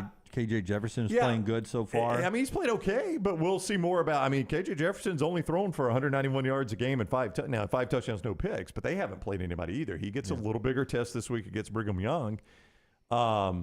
I would say Jackson Dart has probably played the best quarterback so far in the Southeastern Conference. James in the Vulcan Tire and Automotive chat room, the disrespect for Carson Beck, exclamation point. So appreciate that, James. Again, when you play UT Martin and Ball State, I just can't say At least Jackson Dart has gone on the road and been tested by a top 25 team. And I think Tulane's a pretty good team, by the way. No, they are. Yeah. You know, people over there saying, Bo Nix. Bo Nix right now, the way he's played the last couple of years, and look, I know it's two completely different leagues. Listen. But Bo Nix would start for almost every, if not every, SEC team right now. If you're an Alabama fan and you say, I wouldn't take Bo Nix right now, you're lying to yourself because he played at Auburn. I mean, that's the only explanation. 100%. One more thing to do in this segment right after LT tells us about our friends at Redmont Vodka. Redmont Distilling, is it 8,000 times? It's 8 times distilled. 8,000, boy, they would be working their asses off for one bottle. We got one! It is a great product, locally owned and operated. We'll be at that tailgate. You guys are going to go to Auburn in a couple of weeks, right? Auburn, Georgia. Yeah, see, I didn't realize that Auburn, Georgia is the same weekend. This makes it easy for me to pass on Colorado, USC. Oh, man, you're giving that up, huh? Yeah, because they just ride down the plains. Yeah. And Rams have got an early game on Sunday in Indianapolis, so that works out. But there's going to be a Redmont Vodka tailgate that we'll be at. Again, ask for it by name if they don't have it. Tell them to get it. It's available in 22 states, 8 times distilled, gluten-free. It's a Redmont Vodka. Hey, big night in baseball last night. I've already told you about Matt Olson getting his 51st home run. Braves and Phillies. The Braves try to clinch tonight. Bryce Harper became just the 18th Major League Baseball player ever to get his 300th home run and his 1,500th hit before reaching his 31st birthday. Say that again. Before he reaches the age of 31, he's only the 18th player in the history of Major League Baseball, dating back to the 1800s, to have 300 home runs and 15,000 hits, or 1,500 hits, 1,500 hits. Be like he's working at Redmont. Hitting BBs. Yeah. 1,500 hits, 300 home runs. 18th player ever. How would you describe his career? Bryce's? Yeah. Because that right there, you would say, well, that's one of the better careers we've seen. I still think he's had close to an A-plus career. A-plus, huh? Yep. The one thing that has eluded him, he left Washington 1 year too early because he just missed the championship. That's the one thing that's eluded him, right? Yeah. Is the championship. Won a National League pennant last year. Yep. With Philadelphia. I think he's been a really good player. Lance says A+. I guess I can't argue that. Hall of Famer, though. Oh, yeah. Right now? Yep. I mean, I think he's probably going to need 400 homers, don't you? I mean, he's going to get 400 homers. I think he will, too, if he doesn't get hurt. Yeah, as long as he doesn't get hurt, he's fine. By the way, 3 weeks from the baseball playoffs, the Phillies, Cubs, Arizona, Cincinnati, San Francisco, Miami, 6 teams within 5 games of each other fighting for 3 spots in the wild card race in the National League.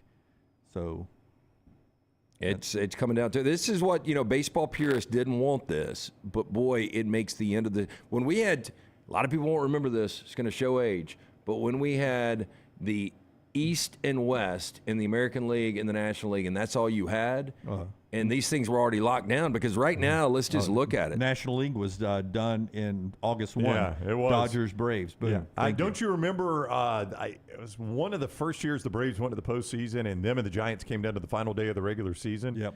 How so unique that was. Everybody's like, man, we never get this anymore. Yep. And they were not playing each other, right? So no, the Braves were in Atlanta. And the Braves finished and had to go, and they sit out there and watch the end of the Giants game. I think the Giants playing the Dodgers, if I remember that day. Yeah. And the Dodgers beat them and gave the Braves the pennant. Well, in the old setup, the Dodgers wouldn't have made the postseason this year.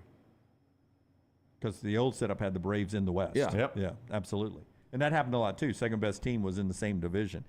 Baseball in the afternoon today, including the Cubs in Colorado. That's a big game. Tampa Bay, Minnesota, as Tampa Bay tries to stay in contention with the Orioles for the division champions, but both of those teams will make the playoffs unless I totally landmine the Tampa Bay Rays the next 3 weeks.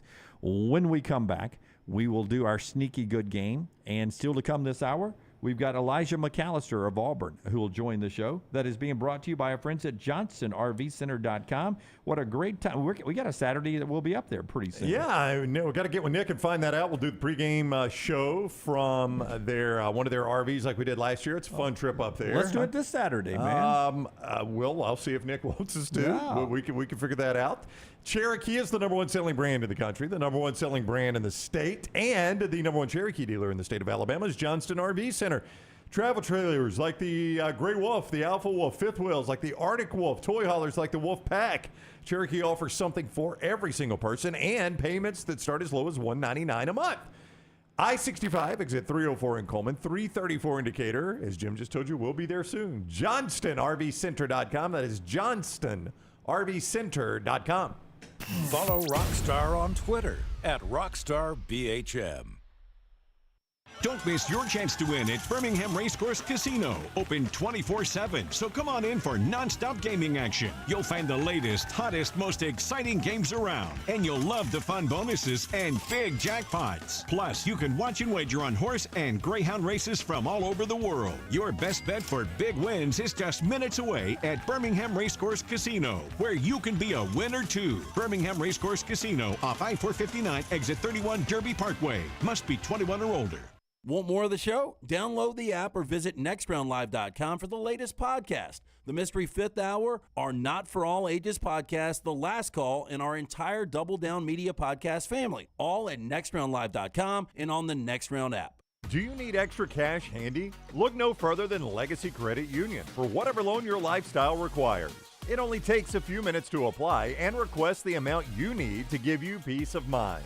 With affordable low rates and manageable payback plans, a Legacy Lifestyle loan is crafted just for you. Apply online today at legacycreditunion.com/join. Lifestyle loans from Legacy. Terms and conditions may apply. Legacy is federally insured by the NCUA. There are so many things I love about Walk-Ons. Authentic, mouth-watering Louisiana cuisine, prepared fresh, daily from scratch. A great beer selection and TVs everywhere to watch the big game every day of the week. And, of course, they've got two great locations on Highway 280 and 119 and at Hoover near the Hoover Met. Walk-Ons is also a great place for happy hour, 2 to 6 Monday through Friday with $5 moonshine swirls, $5 house pours, and half-price appetizers. And it's an easy take-home experience for the family as well. Highway 280 and Hoover with Walk-Ons. Going to a big football game? Walking around all day? Then you'll want comfortable shoes. This is Wes McClooney, owner of the New Balance Birmingham store. Score a touchdown with a new pair of ultra-comfortable running or walking shoes. Come to the New Balance Birmingham store. I'm telling you, we'll make sure you have a perfect fit and we'll treat you like the starting QB. Our job is to make sure your feet are happy. Visit the New Balance Birmingham store on Highway 280 next to Chick-fil-A. Your feet will thank you. Want more of the show? Download the app or visit nextroundlive.com for the latest podcast. The Mystery Fifth Hour, our Not For All Ages podcast like Bama and Bourbon, and the entire Double Down Media podcast family. All at nextroundlive.com and on the Next Round app. Storm season is here. Make sure you have a plan of action in place right now. Greg from Pell City and Storm Restoration Roofing should be your first call when storms hit. Insurance companies love working with Storm Restoration Roofing because of Greg Nelson's name and reputation in the industry. When storms hit, call Greg Nelson. He's local, 205-542-3531. He's the home of the free no-cost roof inspection. Greg from Pell City on Facebook, 205-542-3531. It's Storm Restoration Roofing.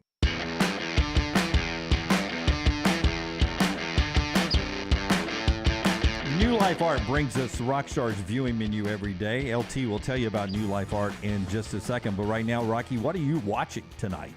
It starts tonight. I gave up on season 2, but Apple Plus, you got the 3rd season of The Morning Show with episodes 1 and 2. Why did you give up? I just didn't like season 2. I didn't like the storyline. Okay. We watched probably 2, and then we lost Apple Plus. But we watched probably 2 episodes, and we just lost interest. I forget. Season 2 was all about COVID shutdown, right? Is that what it's all about? Well, I think it was teasing that, and then Steve Carell was like in Italy or something like that. Yeah. By the way, that didn't. No, it was it was during the COVID pandemic when they shot it too, so that had a factor in it. Yeah, I'm kind of with you. I didn't like season 2 as much. I am excited about season 3 here, though. And John Hamm, I don't know how big a role he has in it, but he is on season 3. Well, you got 2 episodes tonight. They're going to release it. I think Jennifer and I are going to watch it. Yeah, and then you'll know pretty quickly whether it's good or not. Yeah. 8:35 on Cinemax. He's such a weird guy. It's such a weird movie that I think I enjoyed, but I haven't seen it in probably 30 years. But Edward Scissorhands with Tim Burton and I've heard Lance. Johnny Depp. I think I've heard Lance say it's Johnny Depp's best role. Oh, it's one of his best roles. He has like 6 lines, and then Winona Ryder has blonde hair. It was a very weird movie. I'll tell you, I threw it out on Twitter last night trying to find a good documentary. And somebody requested something I had never heard, or they gave me the recommendation. It's called the Barkley Marathons. Have you guys heard anything about this? No, but sounds terrible. Terrible. No, it's supposed to be the hardest race in the world, and it takes place just a little north of us in Tennessee, and people come from all over the world. What makes it so hard? Well, it's crazy. So I didn't realize this. So James Earl Ray, he actually escaped prison. He was at a prison called the Brushy Mountain Penitentiary up in the hills of Tennessee. Oh, wow. And so he was on the lam for 56 hours, and he only made it a total of 8 miles. And so the guy that actually invented the race, used to be a long-distance runner, he's like, that is pathetic. The guy only made it 8 miles. We're going to start this race. He named it after his friend who was this random farmer, the Barkley Marathons. So it's a 100-mile race. You do 5 different loops. And only 13 people, I think, in the history. It started in 1985. Only 13 people have ever finished.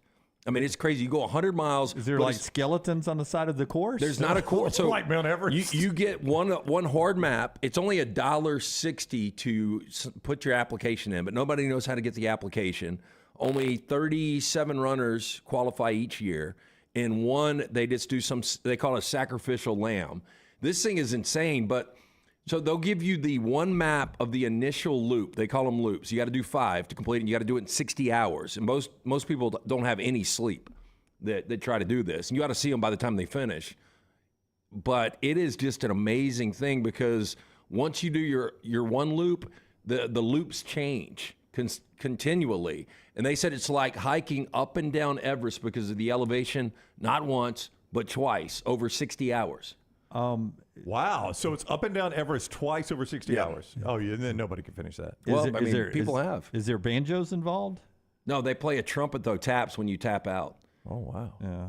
If I'm tapped out, I don't care. You're embarrassing me. Yes. They do. I mean, that guy right there with the orange beanie, he's the guy that created it, and he is sadistic. Okay, so a couple things. I did not know James Earl Ray ever escaped. I was unaware of that. I didn't know until last night. Yeah, and I had no idea this even exists. Was it a good documentary? So it wasn't well produced or edited, but the story, no, I'm just talking about from a technical standpoint. So somebody can go in and make a better one at some point. Probably, but I mean, they did it a little raw, kind of like the runners, so there might have been something behind that artistically.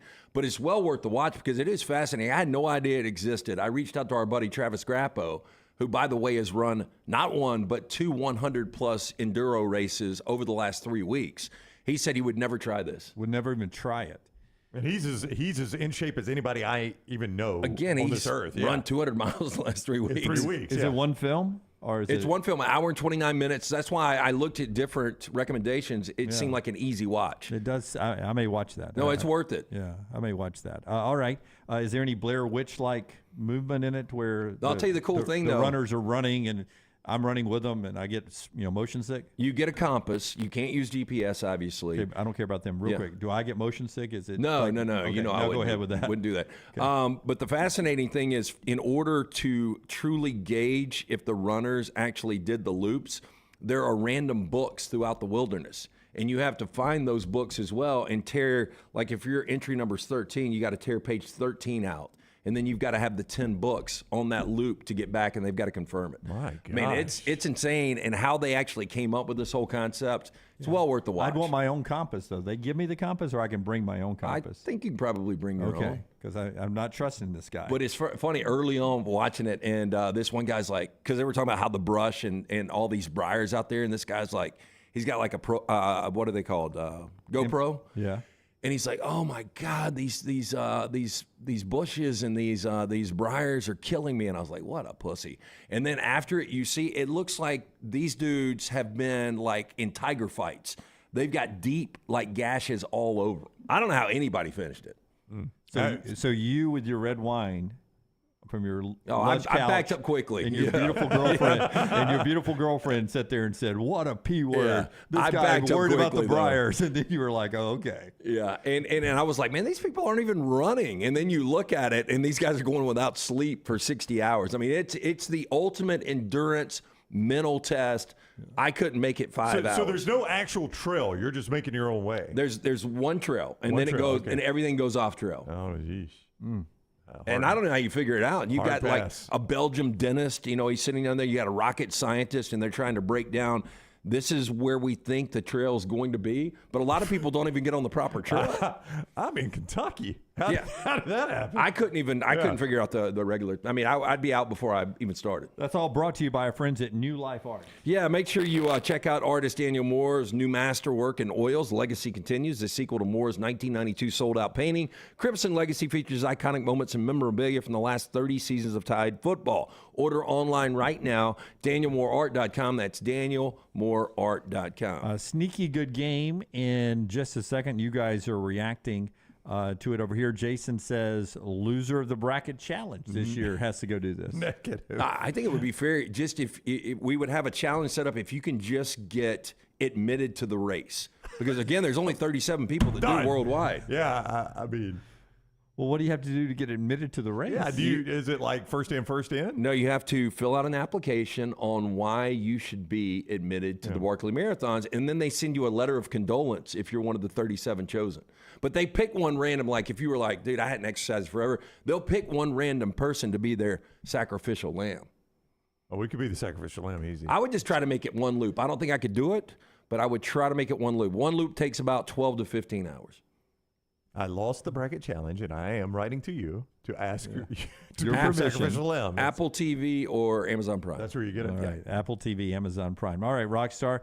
MyBookie.ag brings you the Sneaky Good Game this week. Sneaky Good Game brought to you by our friends at MyBookie.ag. Tell us about MyBookie before Rockstar hits the big button. Jimmy D, I would love to. MyBookie.ag, code next round. That's the code you use at sign up there at MyBookie.ag, code next round. And when you use that sign up, you get that cash bonus right there. It is right there in your account. You can use it right away. You win one time, it is yours and yours forever. It's not one of those where you got to win 5, 10, 15 times to make it yours. No, sir. You win once and it's yours and you can use it right away. They've also got that cash out option. You play a 3-team parlay. Team number 1, bing. Team number 2, bing. Team number 3. Hawaii playing a 2 in the morning game, and you're like, I cannot stay awake for that. Cash out. Use that money elsewhere.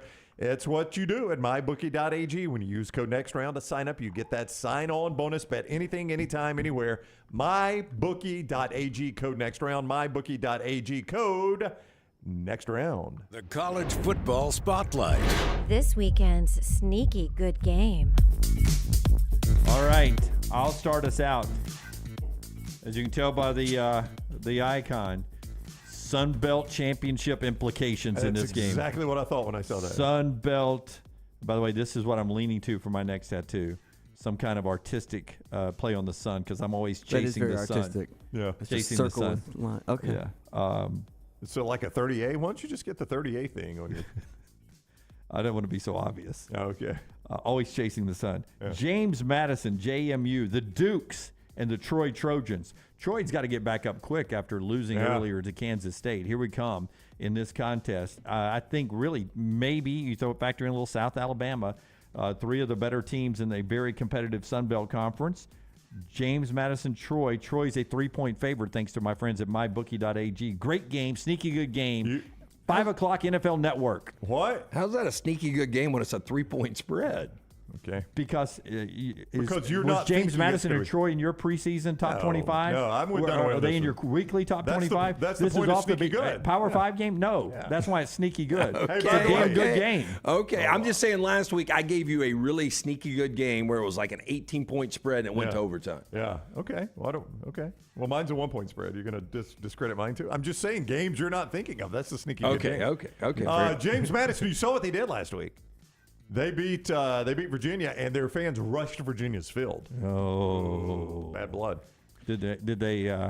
They didn't turn the hoses on. Didn't turn the hose on. Not 1980s SEC up there at Charlottesville, Jimmy. They didn't when Tennessee fans ran on the field at Legion Field. They didn't put them in those little Ziploc ties. They did not tie them to the goalpost. Yeah. Okay. I'm going to go. They're not doing it right in Virginia. I'm going to go to a long-time rivalry. The old backyard brawl. Wow, sneaky. You're probably not thinking about the backyard brawl being a good game this week, but let me tell you, it's sneaky good. Only primetime ABC. Primetime ABC. I don't know how you're going to find it. I mean, mine was at least the NFL Network, LT. It was sneaky. So now Dunaway's. No, I'm just saying. He didn't like getting criticized for his, but buddy, he's going to jump on 2 feet with mine. I mean, one of the top 20 rivalries in sports. No, I'd tap the brakes on that. I was going to ask you, throw out the 3 ties, 102 other decisions. Who do you think has the lead in this series? 102, I would say West Virginia at 62-40. I would agree. I agree with that. Wouldn't you think that? It is Pitt at 62-40. That is shocking. Yeah, I am blown away by that. Shocking. Pitt won last Make it year. 63-40. Yeah, Pitt won last year. Pitt favored 1 in Morgantown, a total of 50.5. I don't know how you're going to find it, guys. You're going to have to work at this one. 6:30 ABC. Wherever you get it, Abbott Elementary is where. So mine truly is a sneaky good game because you can only find it on the Pac-12 network. Late night, good. and I didn't really get to find a trail at the Barclays Marathon better than I can the Pac-12 network. I didn't get to do good graphics like you guys because I had to run down and take care of a chili problem in the parking lot. Oh boy! But UTEP heads in to Tucson to take on Arizona. Arizona coming off a heartbreaking loss to Mississippi State where they turned it over 5 times. UTEP's already got 3 games under their belt. They looked awful. We backed them. They were up 7-0 against Northwestern. Then Northwestern went on one of those tricky 38-0 runs to end the game. But I think UTEP at Arizona, they will keep it within a possession. Minus 17.5 here. Will be a sneaky that's a pretty game. good UTEP logo. I'll give you credit. Okay. Yeah, it was really good. Those are our sneaky good games. You can have your own as well, and just don't show them to LT unless you want them criticized. I'm just saying. Vegas says those are going to be really good games. MyBookie, Go enjoy football this weekend, starting on Thursday night with the NFL and college football. Hydra Live as well. You know, I did one of my videos, my stand-ups, my reaction to the Colorado win right in front of Hydra Live in Tuscaloosa. Hydra Live's everywhere, and it's a great option to hop in there and get ready for another football weekend, LT. Yeah, hey, the most important thing is mention next round at checkout. You're going to save 20% off any of their great services, IV therapy, B12 injections, cryotherapy, compression therapy. It's all under one roof. Dunaway said they've got locations all over. Membership benefits travel, so if you get a membership here, it travels to the Nashville location. 2 locations right here, though, 3 if we include Tuscaloosa. Hoover, Homewood, open 7 days a week. Again, make sure you mention next round at checkout. Save 20% from our friends at Hydra Live. Follow Scott Forrester on Twitter at ScottForresterTV. Hey, Lance Taylor from the Next Round. You've heard me for years talk about our friends at Bromberg's Jewelers, and we welcome you to stop by and see that great customer service at the Mountain Brook and Summit locations. But we'd also love for you to check out their new online shop. They've got plenty to choose from. Great gifts, big and small. Available online, they've got David Yurman, Tudor watches, select diamond and gemstone jewelry, William Henry, seasonal and favorite giftware items, and baby gifts as well. They've even got an online sale section. For more information, Brombergs.com. Start your day online with our website, nextroundlive.com. The latest videos, podcasts, and college football stories. It's also a great way to stream the show or shop in the Next Round store. Stay connected by visiting nextroundlive.com. That's nextroundlive.com. Hey, Lance Taylor from the Next Round to tell you about one of our favorite places for breakfast, lunch, and dinner. That is Hamburger Heaven since 1982. Hamburger Heaven has been serving Birmingham's best hamburgers, cheeseburgers, French fries, hand-spun milkshakes, and sandwiches made fresh to order. All of their ingredients are fresh and prepared daily. This includes their beef, always fresh, never frozen, hand-pattied each and every day. For breakfast, lunch, or dinner, visit any of the 4 locations, Highway 280, Irondale, Gardendale, and Homewood. Spring weather is here, and our friends at Hemphill Services are offering a $69 HVAC tune-up plus 10% off any service call when you mention the Next Round. Call Adam, Chad, and the guys at Hemphill Services. Make sure your HVAC unit is ready to keep up with the changing weather. Hemphill Services, locally owned and operated independent train dealer. The team can service all makes and models. For all of your plumbing, heating, and cooling needs, call Hemphill Services. It's hard to stop a train. 205-229-2090 or hemphillservices.com. That's 205-229-2090. hemphillservices.com. The Next Round is brought to you in part by the biggest, baddest track in NASCAR, Talladega Superspeedway. This beast is 2.5 miles of nothing but pure speed and always puts on a great show for the fans. The Yellowwood 500 NASCAR Playoffs weekend is coming and you do not want to miss it. Saturday, September 30th is the Craftsman Truck Series Playoffs race, followed by Sunday's Yellowwood 500 in the NASCAR Cup Series Playoffs. Be there to see drivers battle 500 miles to survive. Get your tickets now at TalladegaSuperspeedway.com. DryTech Water Restoration is a locally owned company that specializes in mold remediation, fire and water damage cleanup, and SteraMist services.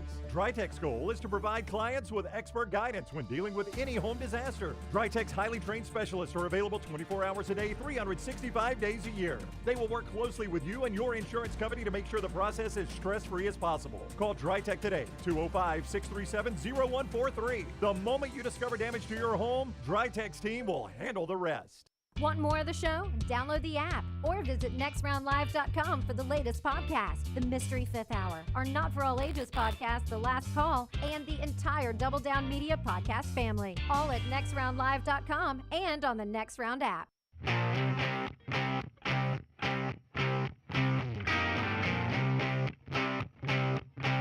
Back with you on the Next Round. Let's talk some Auburn football with Elijah McAllister Brownie, brought to you by our friends at Craneworks. The big guy, Elijah McAllister, with us now. The big guy says, look for the big dog, Craneworks and Rental Works. The Auburn Jack linebacker with us on the JohnstonRVCenter.com hotline. Welcome in. Elijah, how are you today, my friend? Great. Thank you for having me, as always. How y'all doing? Buddy, we appreciate you coming on. We're doing fantastic. That was a weird game to watch. It was late. It just kind of played out strange. Just an environment you don't see Auburn play in a lot. Was it a weird game to play in? Did it have the same weird feeling inside the stadium?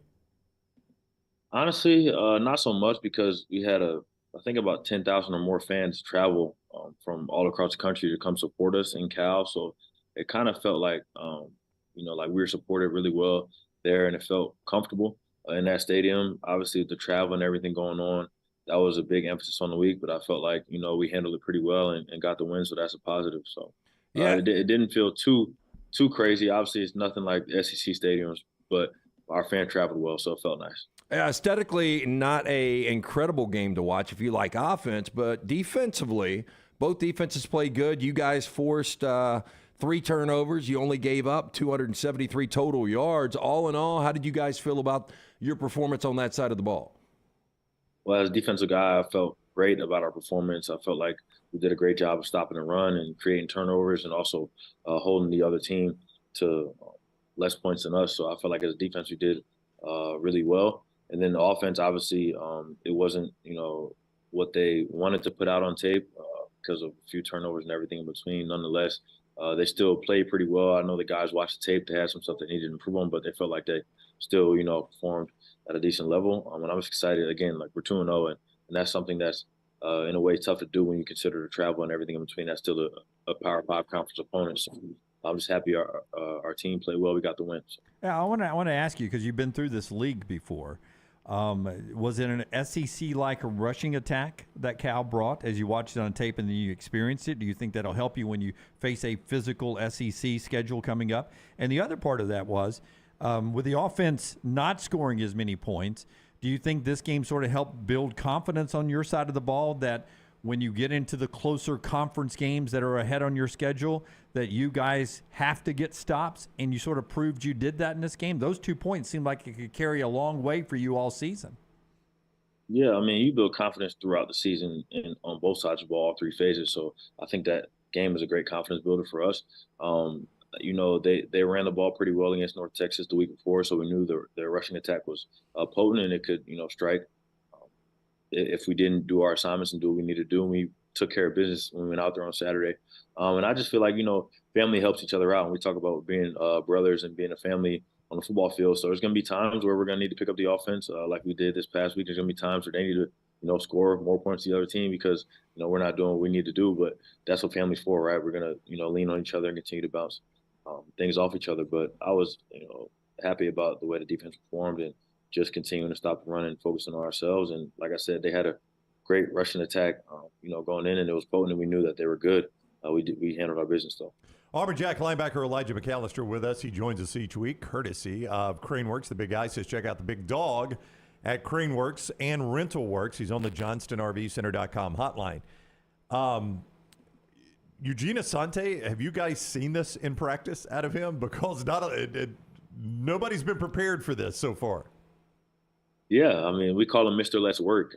His slogan is Let's Work. Let's work. All he says, Let's work. And he's all about the work.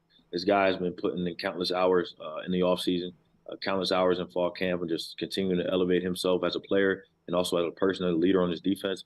And just seeing him, finally, do what he is called to do on Saturday. So you guys can see it, the fans can see it. It was just amazing to see for him to put it on tape Saturday, because we all knew in the locker room and in our building who he is and who he can be. I was just happy he did it Saturday, and I'm excited for him to continue to elevate as a player and as a person as we continue on this year. And I'm just, happy for him because he played a hell of a game. No, there's no doubt he did that. Are you, like, as another defensive player, do you get excited seeing it in this aspect that now there are a lot of teams that are going to have to adjust their blocking to identify where he is, and that only helps every other defender, that there is so much focus put on where he is on the field, and he may even draw two blockers sometimes, and that means everybody else only gets the one if they get any blocking at all. Yeah, I mean, you know how it is in sports. If everybody elevates themselves as individuals, the team in turn gets better. So the higher level of play you have, each individual on the defense, on the offense, and special teams, each 1 out of 11 raises their level of play, then ultimately everybody, eats off that. So it's just nice to continue to see guys show up and continue to elevate their play and continue to get better. And again, Eugene was just a guy who decided, to do it on Saturday, and it was just nice to see. And I was so happy for him. You could probably tell from the film and just watching the energy we had, just making plays and flying around football Saturday was fun. So you guys are back home, 6 o'clock, Sanford, Saturday night. No disrespect to UMass and Cal, but is Sanford's quarterback Michael Hires maybe the best quarterback you guys have faced up until this point, watching him on film? Yeah, I mean, he's a really good quarterback, and I've heard some things about him. We're still starting to get into film work and kind of, personnel vibes. But I've heard great things about him, and I know he's a good player, and he's going to be prepared to throw the ball around the yard come Saturday. And we're just excited to have another opportunity to showcase what we can do as a defense and build off last week, like we talked about previously. Continue to elevate ourselves as a defense so we can prove that, we're pretty good. Coach talked about the travel. You've talked about the travel in this interview already. Are you sort of jet lagged? Are you tired? You guys are young. I mean, I'm old. You're young. I could be jet lagged. You can't be jet lagged, right? Honestly, not too much now. It's Wednesday now, so we feel pretty good. I think what helps, honestly, is that we get to play a night game in our home stadium, so you kind of juices get a little flowing more than anything else. So I think, coming into this week, having a home game, a night game in our stadium is fun, and we're kind of excited for that. But I think jet lag wore off. Sunday was a little rough, and Monday a little bit as well. But now, we feel great as a team, and I feel great. Listen, I know everybody at Auburn thinks Auburn is perfect, but having played there in Berkeley now, do you sort of wish there was a mountain range in Auburn that you could see from the playing field? Isn't that pretty cool? Yeah, it was cool, honestly. And even just taking a trip, we our practice and doing different walkthroughs and just walking around the California, feeling the California air was nice. It was a fun trip for us, and it was cool to see the mountains and everything in between there at the Cal Stadium. But I would take our fans in our stadium over anybody because, you can't beat our sold-out crowd and wearing navy or white or orange. So. Yeah, but imagine that with a mountain back there. I'm kidding. Yeah, I'm not too good in the geography, but I don't even know if you can get a mountain like that over here. I don't know. But no, SEC money buys a lot, but you can't buy a mountain. You can't buy that. You can't buy that. Honestly, they might. Who knows? In 10 years, we don't know. They find a way. It's all AI. That's not even a real mountain. It's just artificial intelligence. Yeah, but I would promise you, Toomer's Corner would get rolled a little less if it was on top of that mountain over there. 100%. I do want to ask you this because I read somewhere that the Cal security staff had this panic moment because Tiger Walk. They didn't expect that. I think Auburn had warned them, hey, our fans like to have a Tiger Walk. They didn't know it was going to be like that. And they're like, oh my God, what are we going to do with all these people? There's 10,000 people There's 10,000 people staying inside. So you've experienced a Tiger Walk at home. What was that like on the road? You mentioned how many fans were in the stadium, but when you first pull up and you see a Tiger Walk that calls Cal security to panic. Yeah, I mean, it was pleasantly surprising. Obviously I knew fans traveled and, people love Auburn football, but you never really know, particularly if you're going in a cross-country trip. And I'm so thankful and appreciative of the fans who stayed up to watch the late game, but also who traveled across the country to watch us play. Oh my goodness, you think 10,000 fans? That Tiger Walk felt like Tiger Walk. And we're in California. I don't know, but it just shows the support and love that people have for our university and us as players. the team. So honestly, I was surprised when I walked off the bus, but I was happy it got me juiced up for the games. Did you go to In-N-Out Burger out there? No, I didn't. My dad actually traveled to the game, and he got something. And I've been to California before, so I got it. It's one of my favorite places to get. These guys don't really dig it. I mean, I've changed. I like it, Elijah. It's been a little misrepresented here. I like it. People talk about it like, God himself dropped the burger down out of heaven. I don't think it's that great. So are you a Whataburger over? I am not. I don't know what I would say my best burger. Listen, I like In-N-Out Burger. I'm not criticizing it. They have come around a little bit more. Yeah. Elijah, you understand NIL. We have a lot of sponsors on this show, so we can't tie ourselves down to something unless it's being paid for. So we love our friends at several places, and we're not going to narrow them out. But I went to In-N-Out last time I was in Arizona.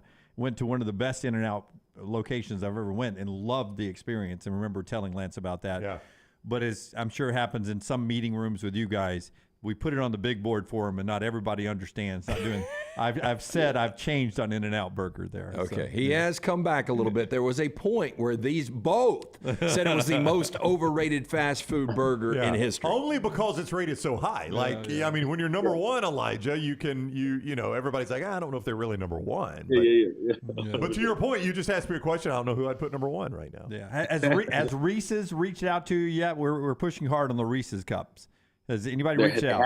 I'm still pushing hard. I'm still eating them before every game and getting my boost up right before I go out there and kick off. So we're pushing hard. Right. Here's what we need this week from you, okay? If you can get somebody to video you eating them, and then drop that to Taylor Korn, good Auburn grad, and we'll push that out for you again. We need to get this happen. Yeah, it's got to happen. Text it to me, and I'll pass it on to Taylor. I will, for sure. All right. Thank you, Elijah. Good luck against Samford. We appreciate the time as always. Man, thank you guys always. See you next week. All right, buddy. All right, take care. Elijah McAllister with us on the JohnstonRVCenter.com hotline. He's presented each week by our friends at Craneworks, the big guys. Tyler Booker and Elijah McAllister say, look for the big dog, Craneworks and RentalWorks. That's right. I'll tell you this, a couple of great other sponsors. It usually happens after week one. It has happened after week 2 this year, where I made my my wife, she had to roll her eyes last night. Because I was at home and she'd grilled some burgers and I was eating my burger, and I said, "You know what I'm going to do this Saturday? Grill my own burgers." No. that would have got me slapped. No, do it right. I'm going to do it right. This happens once a year. Yeah. Once a year, because I'm known for what? A little FOMO Jim, right? I fear of missing out. So once a year, I always say this in our kitchen, and I don't mean for it to sound the way it does to my wife, but I said, you know what I'm going to do Saturday? I'm at home. I'm not at a stadium. I'm going to pull out the air fryer. I'm going to soak some wings into Moore's marinade sauce, and I'm going to air fry me some chicken wings. Jen Brown did that for Brown this past weekend, and she went, oh, here we go. Yeah. It happens early in the season. Jen Brown this, Jen Brown that. So, I'm sorry to cause conflict in your marriage, Jim, just because my wife's great. A long setup to tell us about Moore's marinade. Yeah, it was quite the setup there. I ate those wings watching the Dolphins beat the Chargers, and I used some of that Moore's marinade. I've got so much of it at home. I took a photo, and I was going to bring it up here on the show. It is the Moore's creamy ranch buffalo wing sauce. Ooh. That's what I had. Yeah, it's good, Lance. Creamy ranch buffalo wing sauce, and I dip my wings in that. You could drip, drizzle, or slather it on everything you eat. Chicken fingers, burgers, sandwiches, pizza, pasta, tacos, fries, and more. Go online to mooresmarinades.com and see why grill masters prefer Moore's marinades and wing sauces over all others. You can also get recipe ideas and grilling inspiration at mooresmarinades.com. Do not let another football weekend pass without making sure you fire up that grill. It's going to be gorgeous this weekend. Fire it up. Get that Moore's marinade out. Put it on your wings, your burgers, your steaks, your veggies, your pork chops, your chicken, whatever. mooresmarinades.com. Also brought to you in part by our friends at NASCAR and Talladega Super Speedway racing coming up September 30th, October 1st. If I told you today is somebody's birthday that I've mentioned when talking about Talladega and this race weekend coming up, who would it be? Dick Trickle. No. Joey Logano. No, it is Hardy. Happy birthday to country music star Hardy. I was thinking NASCAR. I've never seen Hardy. I know nothing about it, but I'm going to say Hardy's 31. I think that's a good guess. I'm going to check it, Lance. Check that out. I think it's 31. I think that's a great guess. I don't know if Hardy's a guy. I don't know if He's a Hardy's a guy. girl. It's a guy. Okay. He and Morgan Wallen writes a lot of songs. 33. 33 Right, inside the window. Incredible. You didn't know the guy. Right there. You can see Hardy in concert. Wish him a late happy birthday on September 30th with tickets to see Talladega. TalladagaSuperspeedway.com. TalladagaSuperspeedway.com for the great racing. September 30th, the truck playoff race. At night, the Hardy concert. He's 31-ish now. And then the Cup race, the Yellowwood 500, October 1st. TalladagaSuperspeedway.com. We're back in a moment. Take the next round anywhere you go with official Next Round gear. Buy yours today at nextround.store. If renting is putting a dent in your bank account, here's your sign from the universe that it's time to buy a new home. And who better to help you through the ins and outs of home buying than our friends at Mortgage Right. With Mortgage Right, you don't have to worry about becoming a short notice mortgage expert because they do all the heavy lifting for you. They're trusted mortgage professionals and they'll help you choose the right mortgage option and stand by your side every step of the way. Visit mortgageright.com/TNR to buy before renting runs you dry. That's mortgageright.com/TNR. NMLS 2239, Equal Housing Lender. The wait is over. Tonali has arrived. Beautifully distinctive Italian styling and performance. Come test drive the all-new 2024 Alfa Romeo Tonali plug-in hybrid at Alfa Romeo of Birmingham. The all-new Tonali offers best-in-class horsepower and torque, fastest 0 to 60 times in its class, plus best-in-class range with full electric charge. And best of all, qualified Tonali leasees are eligible for up to $7,500 EV tax credit factored into your lease. Hurry down to Alfa Romeo of Birmingham and experience the all-new Tonali. Want more of The Next Round? Download the app or visit nextroundlive.com for the latest podcast, The Mystery Fifth Hour, our Not For All Ages podcast, The Last Call, and the entire Double Down Media podcast family. All at nextroundlive.com and on the Next Round app. DryTech Water Restoration is a locally owned company that specializes in mold remediation, fire and water damage cleanup, and SteraMist services. DryTech's goal is to provide clients with expert guidance when dealing with any home disaster. DryTech's highly trained specialists are available 24 hours a day, 365 days a year. They will work closely with you and your insurance company to make sure the process is stress-free as possible. Call DryTech today, 205-637-0143. The moment you discover damage to your home, DryTech's team will handle the rest. You hear a lot of interesting phrases while playing golf, like, I think you're on the beach, or the classic, you gotta hit it, Alice. One word you're sure to hear right now at Bentbrook Golf Club is wow. Brand new carts with complimentary GPS, and the bent grass greens are so consistent, you just might drain a few more putts, Alice. Tee it up and find out for yourself. Book around today at bentbrook.com or call 428-1999. It's better at Bentbrook. You have all heard of Red Wing Shoes, but what is Red Wing Shoes? It's the place where men buy boots, plain and simple. Who are Red Wing's customers? They are construction workers, warehouse employees, college students, the guy that fixes your AC, the guy at the end of the bar, the IT guy. Red Wing is a father, Red Wing is a son, Red Wing is a cult following shared by all men. A classic, comfortable pair of cool boots with a story to tell. What's your Red Wing story? Red Wing Shoe Stores, located in Pelham and Trussville. This is for the men who never settle, the ones who believe only quitters end a game in a tie, the type of guys who choose the bar with the biggest TVs to overcompensate for theirs at home. This is the Lodge mentality. This is Twin Peaks. Jim Dunaway, Lance Taylor, Ryan Brown, and Rockstar. Live from the Birmingham Racecourse Casino Studios, The Next Round, presented by Bud Light, is on now.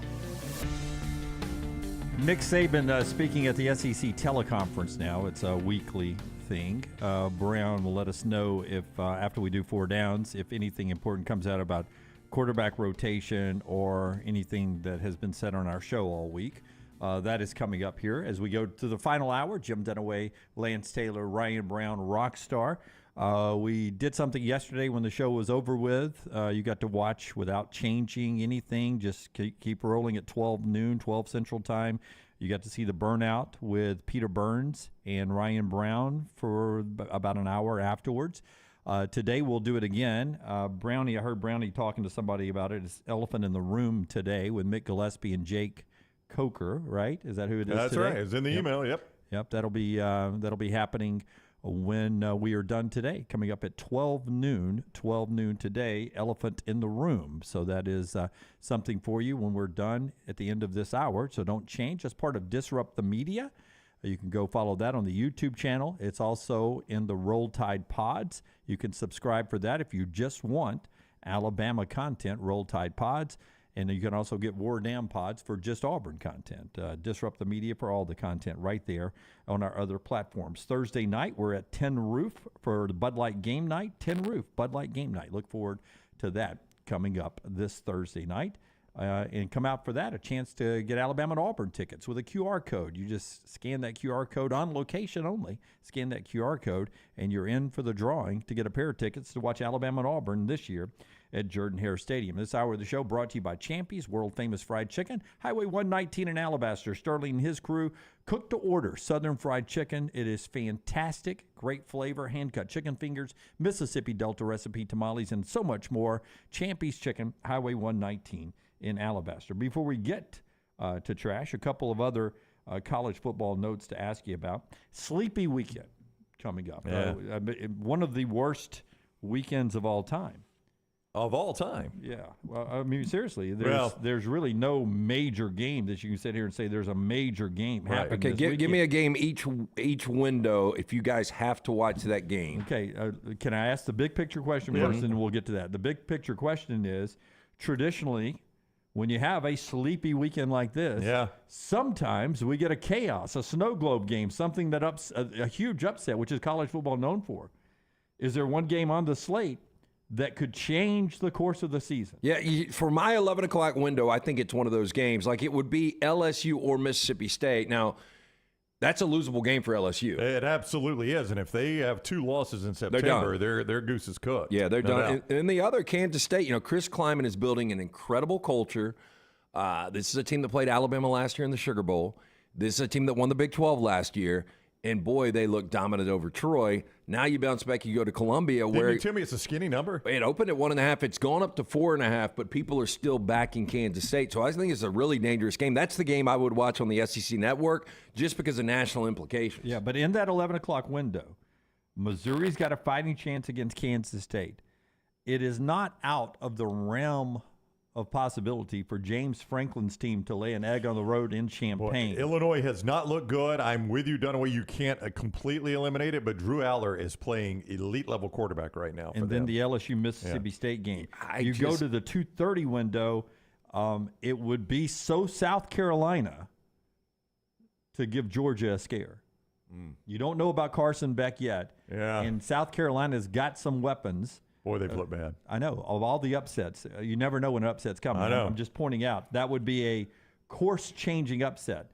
Minnesota in Chapel Hill, 2:30. Minnesota, horrible quarterback play so far. No, but they've found their running back. That's right. And if they're able to go to North Carolina and move the chains and slow down the game for Drake May, they've got a shot, and they're well coached. I know a lot of people don't like P.J. Fleck, but that is one of those games. They're only a 7.5-point dog. Now, Appalachian State has North Carolina's number a little bit. The last 2 years, they have almost won that game. They've done everything but beat North Carolina. So it's hard to say, look, they just lost to Appalachian State. They can definitely lose to Minnesota. But I'm going to say they almost just lost to Appalachian State. They could definitely lose to Minnesota. That is a very losable North Carolina game. Western Kentucky slings it around the yard. Ohio State can't sleepwalk early on. I'm not saying they're going to lose the game, but that could be a bad-looking contest for Ohio State on Fox at 3 o'clock if Western Kentucky's slinging it around the yard. I do think Ohio State's strength is their secondary, though. Yep. Yeah, it is. And Western Kentucky doesn't really like to run the football under Tyson Helton. Austin Reed's a really good quarterback. Washington's in a weird place, East Lansing, Michigan State. Tennessee's in a place, the House of Horrors, Florida. There are just some situations this weekend that it's a horrible schedule. But teams that are considered to be, quote-unquote, playoff contenders right now have some demons or some bad places they've got to go win games. I agree. It's such a bad slate that I think there's going to be 2 or 3, not major upsets, but upsets like we did our upset alert yesterday. South Alabama is more than capable of going on the road to Stillwater and upsetting an Oklahoma State team that some people say could be a dark horse in the Big 12. I saw somebody. I want to pull the numbers up real quick because I saw somebody ask this question on BYU Twitter. Could roll into Fayetteville. I wanted to ask you about that one, but Oklahoma State hasn't been great at quarterback. And somebody asked, why in the world did Spencer Sanders transfer to Oxford just to sit behind Jackson Dart? He would easily be starting at Oak State right now. Gunnar Gundy. I mean, I don't know. No, I think that's the deal. Look, his kid's playing quarterback, and they probably got a little sideways and feel like he was going to have allegiance towards his kid. Now he's been playing two quarterbacks. Well, he's been playing. Alan Bowman's the other one, right? Yeah, Alan Bowman and Gunnar Gundy. But Spencer Sanders. Or they went out and got this guy. That's why he was so involved. I mean, he's not even seeing the field in Oxford. You would think. That was a weird offseason move when it happened, and now that you're seeing the way the season plays out, it's even stranger. I think the early window actually could have a little entertainment. I think Kansas State, Missouri is a good game. You got to get past the fact that Missouri plays in a crappy stadium. I think they've sold it out for this game. If I read right yesterday, I think Missouri sold out for this game. So it'll at least be a full stadium. You'll have people sitting on the rocks, Lance. You will. Yeah. Snakes on the rocks. Do we need to go? No. Okay. Penn State, Illinois. I wish Illinois' defense didn't completely fall off a ledge. Yeah. Which they have. Yeah. But Luke Altmaier is still a decent quarterback, an upgrade over Tommy DeVito from last year. I mean, just seeing Drew Aller. I don't know if they can lose the game, but you need to watch Drew Aller. That guy, if you haven't watched their first two games, he's played really good quarterback. And then LSU State, you've actually got a decent early window. After that, Jim, it falls apart a little bit. Yeah. All right. So those are the sleepy games this weekend, but that's usually when we have a little snow globe upset happen or two. Possibilities there as we work through that schedule there. Before we get to four downs in this segment, I do want to tell you about our friends at Harbin's Outdoors. Yeah, again, one-stop shop. I got a text from one of our employees here. Her family just got a quote from Harbin's, and they think they're about to pull the trigger. All right. Again, I wish that I would have had the ability to reach out to Jeremy and Harbin's Outdoors years ago when we built a pool, because they're a one-stop shop for your pool construction needs. They do it all from the install to the lighting, final hardscapes around the pool, everything in between. Beautiful work. You can find them on Instagram at Harbins_outdoors. See it for yourself. Call or text Jeremy directly, 205-300-0718. Before we get to four downs, though, remember we told you 8.8 million people watched Alabama, Texas on ESPN, the most watched college football game on ESPN since 2015. 22.6 million people watched Monday Night Football on ESPN on the same network. So if you're just wondering, coast to coast, the popularity of college football and the NFL, 22.6 million people watching Monday Night Football on ESPN, the most watched Monday Night Football game in ESPN's history. They were there to see Aaron Rodgers. They were there to see the Jets. It was a good matchup. The problem with the NFL now, they've got the Jets in 6 more primetime games. Yeah, and it's not going to be a good product. Well, again, let's wait and see. It's not. You're the only person in America selling me on Zach Wilson. Well, I'm not selling. I'm just saying if Zach Wilson is just average, that defense is good enough. And with Breece Hall running the football, spelled by Dalvin Cook. But from the entertainment aspect of it all, it'll be different. Close. You put them in prime time because of the Aaron Rodgers show. Right. I mean, if the Jets are winning games, it's not. If they're winning games 13-6, that's not what you want in prime time. No. You're right about that, 100%. They bought in on the Aaron Rodgers show. When you gave those numbers out, this is why it is insane, and it got brought up again yesterday on the original roundtable with Ian Fitzsimmons.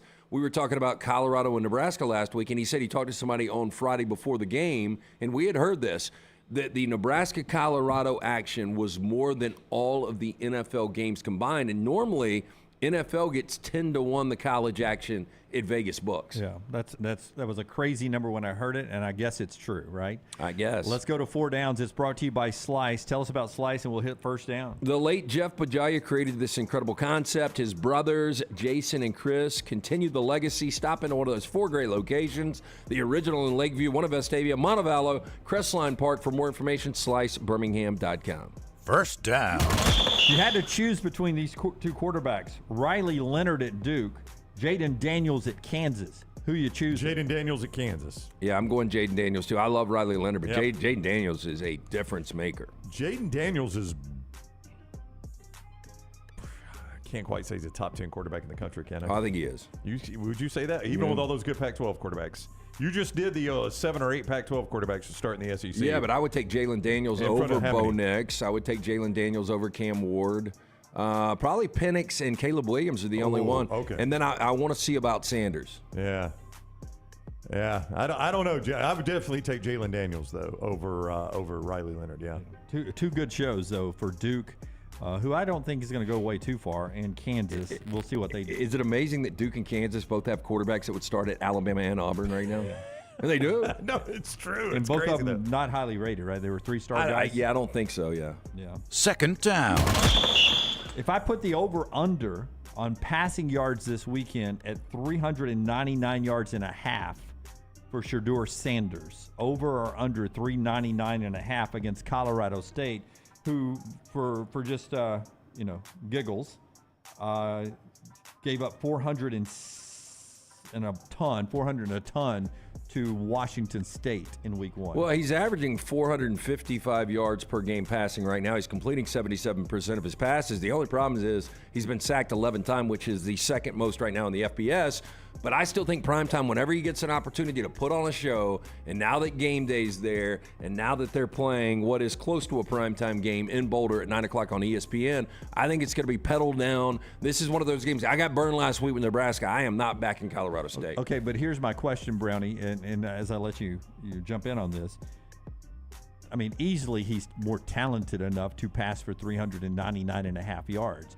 But this is the first chance where Colorado may have this game in hand by halftime. Yeah. And does Deion rest him with the schedule coming up? He didn't rest Travis Hunter, which is wild because they had that game in hand in the second half where you could have dialed back Travis Hunter's plays some, but he didn't. I don't know if he's... Well, he dialed him back from 146 to 125. It's crazy.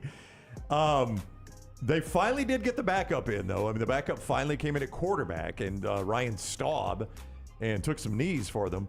I'm with Lance. I think Deion kind of approaches this from an NFL point of view. These are my guys. They play until the game is monumentally out of hand. Well, and although we know Colorado can't win a championship, Sanders could still win a Heisman.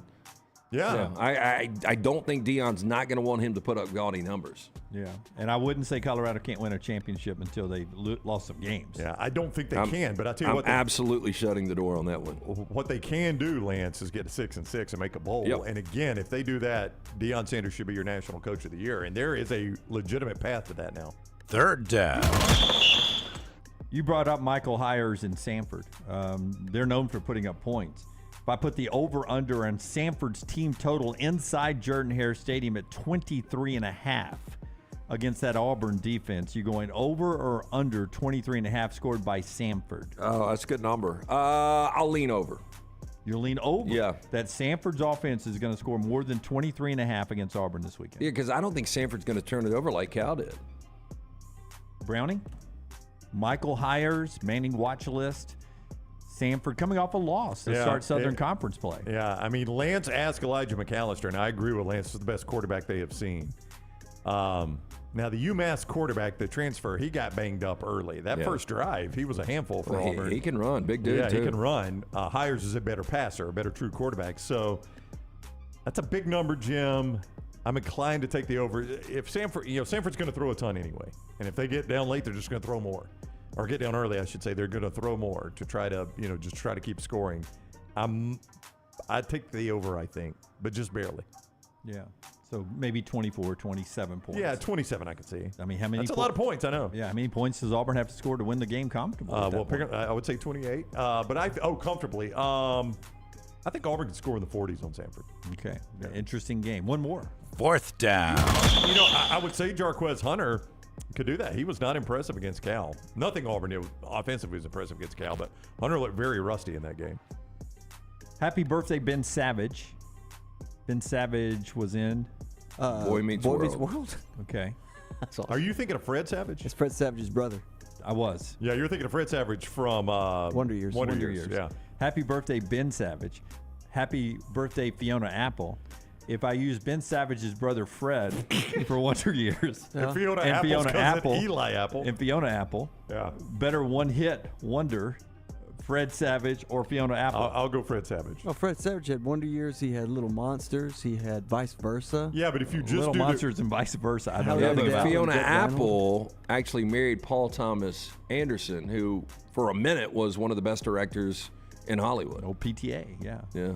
Paul Thomas Yeah, Anderson. you got to go Fred Savage. I mean, Wonder Years is a icon. I'd call it an iconic show. Now, Criminal was an iconic video. It was like she hadn't It was. eaten in about 15, Shadow 16 Boxer days. is a great song, but I mean, I'd she had a still go Fred couple of Savage. songs. She A did. brief moment was a really hot artist. I thought she was sneaky hot. Well, I meant Yeah, just, but did you agree with record that? sales? I thought Yeah. she was sneaky hot. I mean, needed a sandwich. It was but- like a flashlight was on her briefly, but it was a very dark video. But Fred Savage was good. So you go Fred Savage on this one? I would go Fred Savage too. And what about Ben Savage? If I would go Savage, Fiona. if I went Ben Savage or Fiona Apple. I'm going to go Fiona on that one. Okay. Maybe I should have stuck with that right there. That is our 4 Downs today, brought to you by our friends at Slice. And, of course, NASCAR racing returning to Talladega. Hardy in concert Saturday night. And the Talladega Super Speedway has the truck playoff race on Saturday and the Yellowwood 500 coming up on Sunday.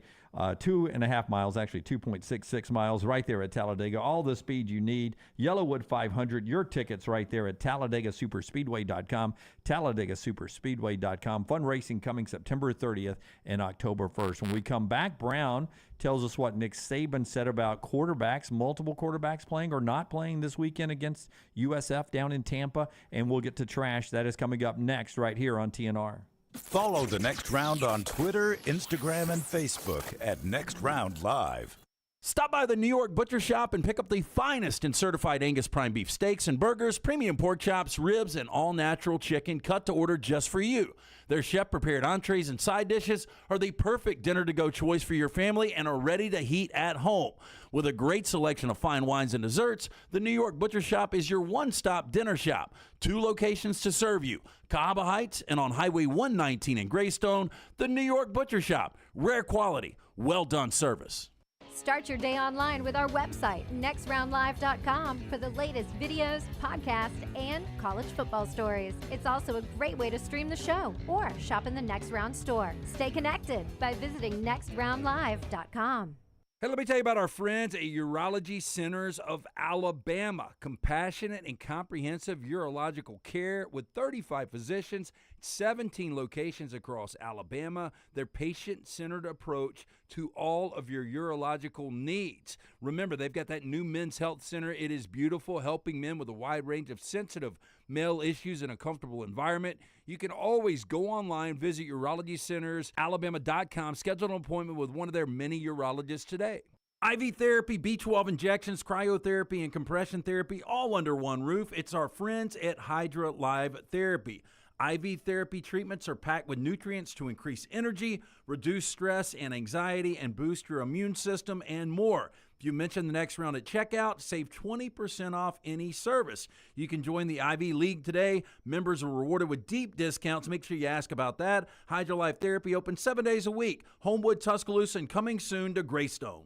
The Next Round brought to you by the biggest and baddest track in NASCAR, the Talladega Super Speedway. The Yellowwood 500 NASCAR Playoffs weekend is coming up. You don't want to miss it. The action kicks off Saturday, September 30th with the Craftsman Truck Series Playoffs race, all leading up to the NASCAR Cup Series Playoffs on Sunday, October the 1st. Be there to see these drivers battle for 500 miles to survive and advance to the next round of the playoffs. Get your tickets now at TalladegaSuperspeedway.com. Again, that is TalladegaSuperspeedway.com.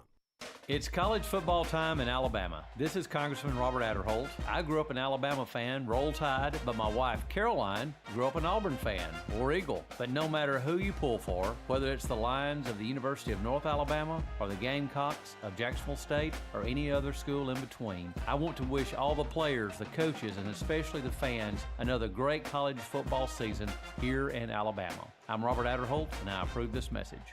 Paid for by Adderholt for Congress. The Next Round store is live and loaded. Check out the latest logo t-shirts and hoodies. Get your favorite team colors, the Next Round flag shirt, or grab the popular Y'all Can Have the Rest t-shirts. Go to nextround.store. That's nextround.store.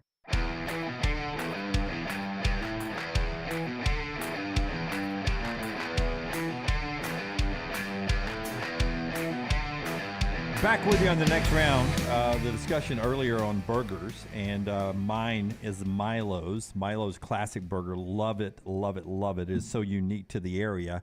And as if the Milo's Classic Burger wasn't enough, if you download the Milo's app after your first purchase, you can get the original cheeseburger for free. Stuff your face, earn free stuff, and download the Milo's app today and start earning rewards. Brownie, what was Nick Saban talking about on the teleconference today? A couple of interesting topics. Obviously, I was not on it, but from reading some of the people that cover Alabama, it seems like a few people took a couple of different routes to try to get him to say he's changing quarterback. But he refused to say that. He does talk about how there's always competition at quarterback. If Guys is from Charlie Potter, who covers Alabama. If guys want security in their position, they need to play well. Everybody on our team knows that. We'll constantly evaluate that position as we do every other position. So anytime he was asked about quarterback, basically talked about the fact that it's always evaluated. Every position's evaluated. So he stopped short of saying, guys, quit asking me about it. Jalen's our starter. But he also stopped short of saying, we're going to look at some other guys against South Florida. So it's somewhere in the middle. Also ask about people talking about the dynasty being over, which I find interesting. For Michael Casagrande that covers the SEC for AL.com, my standard comes from within me, not some external motivation that comes from someplace else. I haven't even heard or read any of those things because I don't really pay attention to it. So if you want to hit Saban with the dynasty is over, he ain't paying attention to it. Move on. So nothing on quarterback really. It looked like your standard SEC teleconference. Did he say the future is now? I did not. I haven't seen it. I didn't get to hear it, but I haven't seen it in any of the people that are documenting what he said. The future is, in fact, now, though, Lance. Should I make a tattoo bet that if Alabama wins the national championship after this loss, I get the future is now tattooed on my arm? No, I'm almost willing to make that bet, depending on what you give up on the other side. No. Can you show me, was this true, and tell me the story behind it? You sent it to me last night, Forrester. Did they eat gator last night at the football complex? Folks got a whole lot of gator in here. That's at the Alabama, you can tell by the soda machine over there, and the hydrating machine. Yeah, I don't have much context there, but that's from Jalen Key, his Instagram. It shows how out of touch Nick Saban is. He thinks they're playing Florida, Jim. He doesn't know it's South Florida. It's time for the man to retire. Yeah, they should be eating a bowl, right? I mean, steaks. You have steaks. Well, I would imagine B.J. Armstrong. I would imagine they ate the steaks last week playing Texas. I guess so, but I didn't know they did themed meals every week. There's different way you can do it, though. You know. Yeah. I mean, somebody over there says you can do brisket. Yeah, steak sandwich. Yeah. I mean, there you go, folks. Folks got a whole lot of gator in here. By the way, it doesn't look appetizing. I don't really like it when I can see the head of what I'm eating. So you don't eat whole catfish? I don't. Never like that? No, never. Yeah. I never want the whole fish. You're a catfish fillet guy. Well, I've seen gator prepared that way. Our friends at the Pants Store, Alabama and Auburn game day polos, hats, and quarter zips. They do not have the themed meals at Pants Store, but they got everything you can wear to the pregame tailgate and inside the stadium. That includes famous polo brands like Gentile, Cutter and Buck, Antigua, Elephant Head, and Taylor and Mick. Ladies, look no further than the Pants Store for your game day needs. They have the skirts, the rompers, the clear bags, and the booties. Find any of your game day needs at pantstore.com, pantstore.com. Our 6 locations, Auburn, Crestline, Hoover, Huntsville, Leeds, and, of course, in Tuscaloosa. All right, one documentary that's out before LT gives us trash. It is coming to Netflix September the 13th, and it is called Wrestlers. Netflix September 13th. Now, before you jump off of this and say I may not be interested in this, first of all, it involves the Ohio Valley Wrestling. It's sort of a minor league of wrestling that could feed into the WWE. Okay, you've got my attention. And it's from the people that brought you Last Chance U. Interesting. All right. So it'll be done like that. And it comes with a caveat, according to Matt Jones of Kentucky Sports Radio, that all the participants are not allowed to see any of the video before it is edited and showed on Netflix until it's posted. So there's no, there's been a lot of talk of the recent documentaries of Johnny Football and of the Florida Swamp Kings that maybe the people that were part of the documentary had some say-so on what made it into the documentary. Creative control. These guys have got no control over it at all. Last Chance U will edit it up, send it out, and that'll be the first time they'll see the video shot in their interviews. Did you mention Travis Kelce? Because somebody told me Kelce had his Netflix was released last night. Is that not true? I don't know. I knew he was doing one. I know. I got buzzed on the golf course from our content queen Taylor Corn and said, "You got to cut a video real quick. Give me your reaction to Travis Kelce dating Taylor Swift." And so I gave her a quick 30 seconds. Is that on the rumor? That's heavy rumors. Yeah, that's the buzz in the industry. They've been spending time together. That's right. Boy, I don't know how. Look, I mean, she might be a lot for people. How in the hell she put up with him? With Travis Kelce? Yeah. I'm a big Taylor Swift fan, but I thought Travis is out of her league.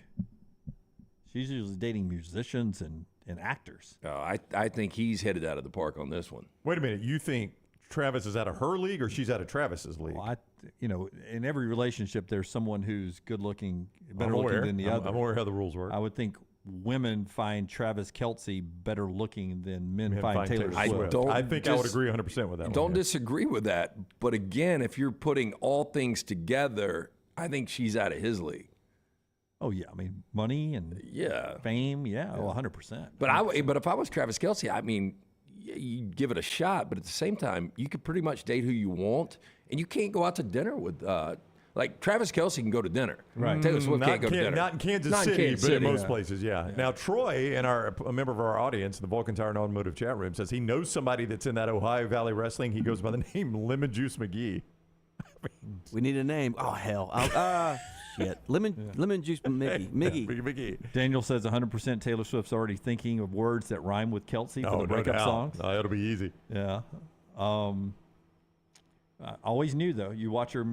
She's a big fan of a tight end. Let's hit it, Rockstar. Mortgage rate. Oh, gosh. We can't turn the we can't turn the clock back. I know it's after midnight. We can't turn the clock back and turn it back into the mid-'80s and put on a Whitey Herzog team. LT's Trash is presented by Mortgage Right. Mortgages done the right way.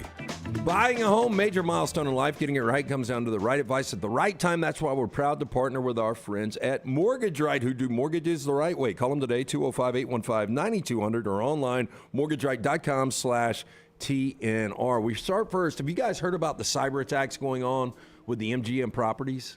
I have not, no. What's happening here? It's a crazy story. So a couple of nights ago, one of my buddies is in Vegas, and he's like, every casino around here, all the MGM properties are completely shut down. They're under cyber attack. Is that why the lines were so long to check in? I saw that on TikTok, and I couldn't figure out what the story was. No. Yeah. I mean, I don't know. I'm talking long lines just to check in. I'm just saying, MGM. Yeah, at the moment, MGM Resorts International, 19 casino hotels are dealing with the cyber attack right now. On Sunday, cyber attack forced the Las Vegas-based company to take down some of their systems.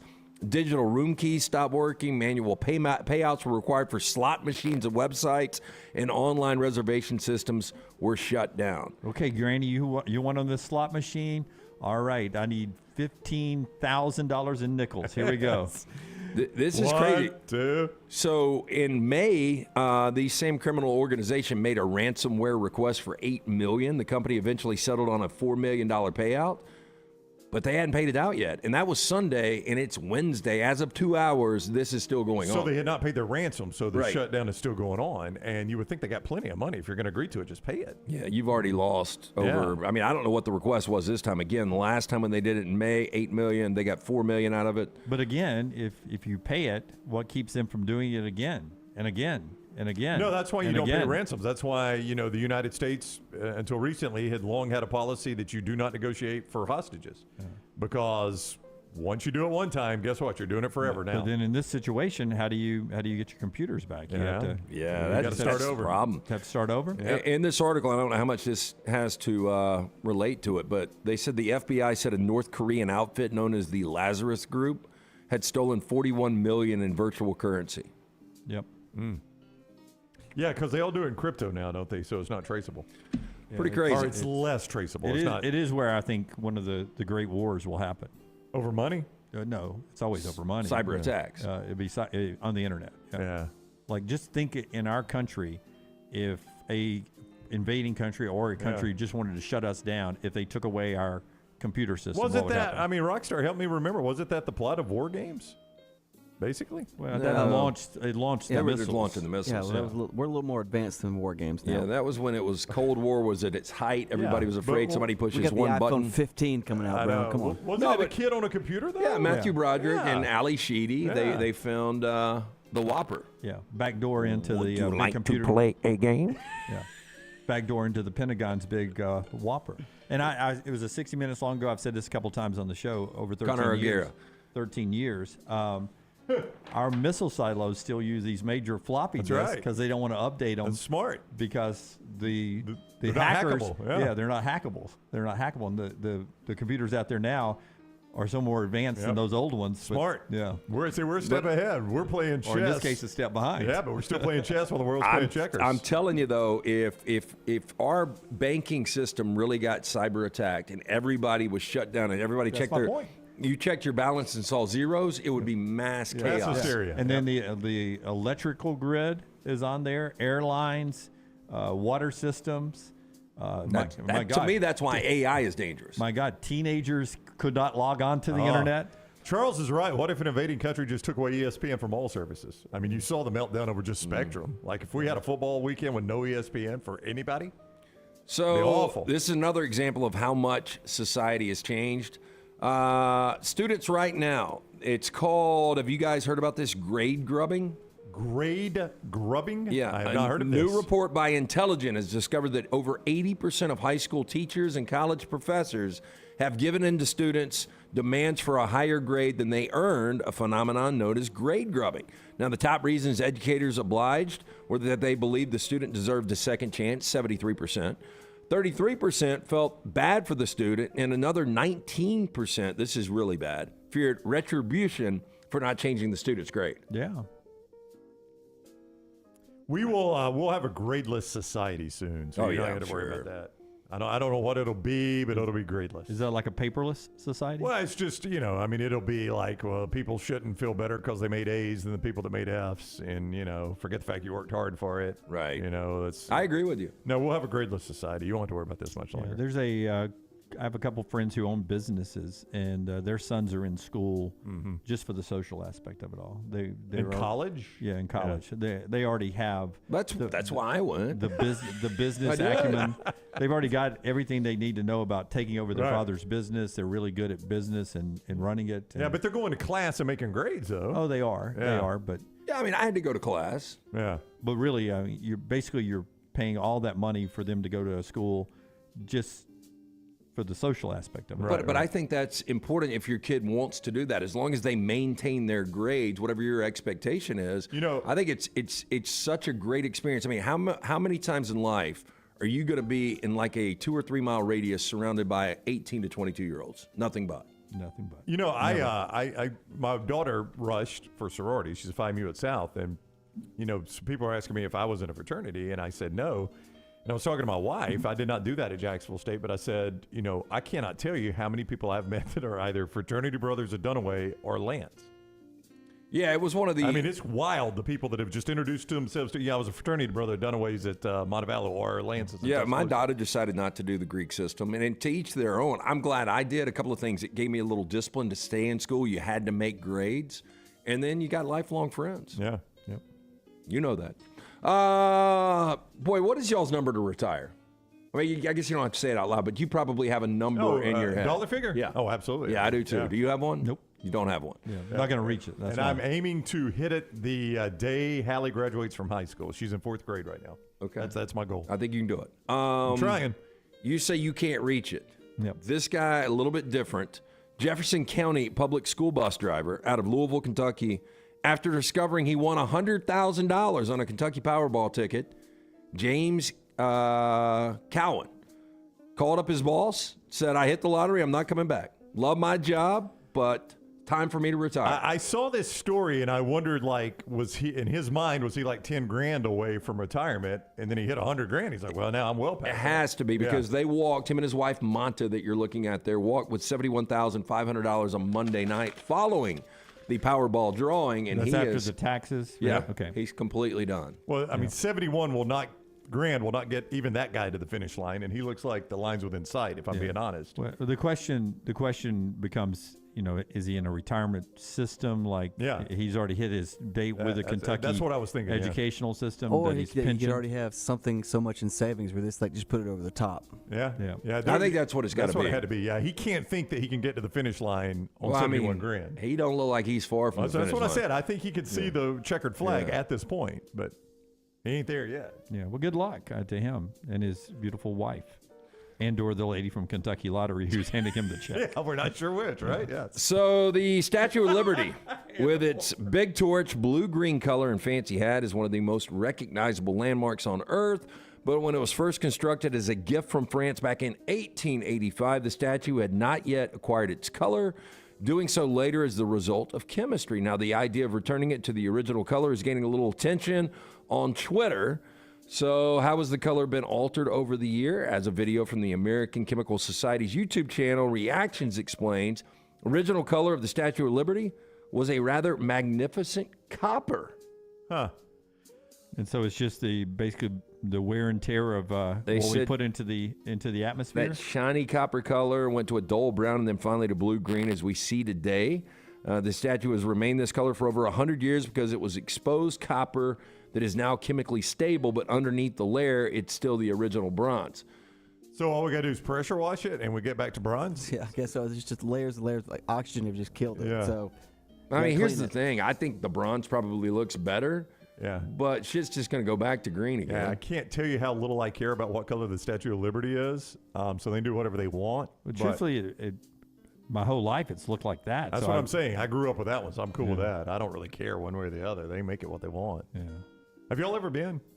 I've been on a boat past it a couple of times. I drive by Liberty Park all the time. Well, I know I've seen the fake one in Birmingham. But I have never gotten off on, Ellis Island? Yeah. To I've check never it out? gotten off on the island, but whatever ferry that you was take it the tour on. underwhelming to you, Dunaway? Is it on the list? No, I mean, it's not underwhelming. I do think that, in any futuristic Armageddon movies that it gets Planet taken out of a the lot. Apes, Planet of the Apes, it's in the sand or vines have grown over it. That was a great scene, though. Yeah, it was. And, it brings him to his knees and, oh, my freedom, democracy. It's a statue, and it stands for a lot for me. But if you take that statue down, you're not going to take my country down. There's one in Tuscaloosa they better not take down. It comes to life in Ghostbusters 2. I don't know if you've ever seen that. Yeah. They walk right down the street. I guarantee you, though, if this happens to that the statue he's referencing in Tuscaloosa, they'll power wash that. Yeah, pressure wash it. I would tell you, if they just put a big thing around it and pour just a big cup around it, and pour bleach, some Coca-Cola in there. Yeah, I think let the it boil it Coca-Cola. off. Get some CLR on that thing. I've cleaned a few pennies with that before. Hey, speaking of the what was the last thing we did? Hi, Billy Mays here at the Statue of Liberty. No, we were talking about grades. I got out here on this screen door, but watch what I'm going to do. We're talking about the college experience and grades. I had a English professor, and she, when we would come in, most people wearing hats, early 8 o'clock class, she made all the guys take their hats off, but girls got to keep their hats on. Yeah, that's proper etiquette is that women can wear hats inside and guys are not supposed to. That's old school. It's old school. I thought it was bullshit. Anyway, Did you we've tell got her as much? I didn't. I wasn't as outspoken. You wanted the grade. Yeah, and I wanted the grade. Office worker who was sick of wearing a suit and tie in the sweltering weather has deemed his workplace sexist after being banned from wearing shorts. Now, the fed-up employee took to Reddit to voice his frustrations, arguing that he should be able to wear shorts in hot weather if female coworkers can wear dresses or skirts. Yeah. There's one old boy in Congress now that just shows up in shorts and a button-down. He's like, screw this whole suit thing. I'm just going to wear whatever I want. I mean, do you guys agree with this? With what? That you should be able to wear shorts if somebody's wearing a skirt. Yeah, I think it's the same principle. Well, I mean, it's just one of those things. If you walk into a law firm and one of the lawyers has shorts on, is that something that's going to... Yeah, see, I do, and I've said this before, and I never wore shorts until we started doing this venture. That is true. Yeah. I think shorts are very lazy, but we're kind of lazy. I don't know what makes them lazy. They're comfortable, and it just doesn't look businesslike. Okay, so I wouldn't call that lazy. If I don't know what the doctor has on under his scrubs. Chances are nothing. Yeah. But if I walk in and you've got to have a major surgery and your guy's got Clay Travis's flip-flops on and a pair of shorts, Are you going to not going to feel great. You're going to trust that guy to cut you open? Me either. Yeah, and I think I'm just so conditioned to seeing girls wearing dresses and skirts. Yeah. But like a guy, as Rocky pointed out, if you walked into a business office, we're different. This is more like a startup. It's a good, comfortable atmosphere, which I enjoy. Yeah, but we used to work in big corporate, and I remember one time they had one of those radio consultants come in, or no, it was somebody that worked for our company when we were at Cumulus, and he came in, and his recommendation was, I think everybody needs to be wearing pants. I don't like seeing the shorts around. And I was like, did you like seeing the ratings we just put up? Yeah. No, radio a little bit different. The ratings aren't going to change if I'm in shorts or pants. I would never call on a first-time client wearing shorts. I would have to have a relationship with that client. Oh, yeah, but I'm not doing that up here, Finally, YouGov, the market research and data company, recently published a poll asking men what sorts of action would make them uncomfortable. This is interesting. They posted the findings in a comparison to similar answers given by women. Users on Twitter shared their thoughts about the state of the male psyche and their own experiences. Let's see how many of these I've done. Brown, have you ever put sunscreen on Dunaway's back? I've never put sunscreen on Dunaway's back. That is a no. That's not good. That would make me very uncomfortable, though. I'm trying to think if I've ever done it for a friend, but I think I have. I have shared a bed with a male friend. That was when I was younger, obviously as a kid. Being naked in a men's change room, yes. I've done that. That doesn't bother me one bit. Yeah. That bothers you? No, it doesn't. I mean, where else are you going to be naked? It's like an art gallery. I just did review. Yeah. Crying in front of a male friend. Done it. I'm not going to do that. Saying I love you to a male relative. I've said I love you to male friends. In fact, I love every one of you up here. I hope you guys have a great life. Going to a gay bar. Done it. Really? Yes. Which one? Well, have you been to the Quest? I don't. Maybe I don't. Was think it here so. in town? I actually when I used to be a server, like late night, a lot of the girls would want to go to the Quest and dance because they weren't bothered by other guys, and so it was actually. Male friends back. Pretty good place to go. Yeah. Sharing a bed with a male friend. Yes. Wearing pink. Yes. I've worn pink. Yeah. I love wearing pink. Yeah. Most of these women. I haven't done the sunscreen on a male friend's back. Yeah, I'm not going to do that. You can get sunburned. I'll spray it on you, but I ain't going to rub it in. Saying I love you for a time was a little tough to a male relative like young Reed or Cameron or Shane, or even my old man before he passed. But the older I get, I like to say I love you a lot more. Yeah.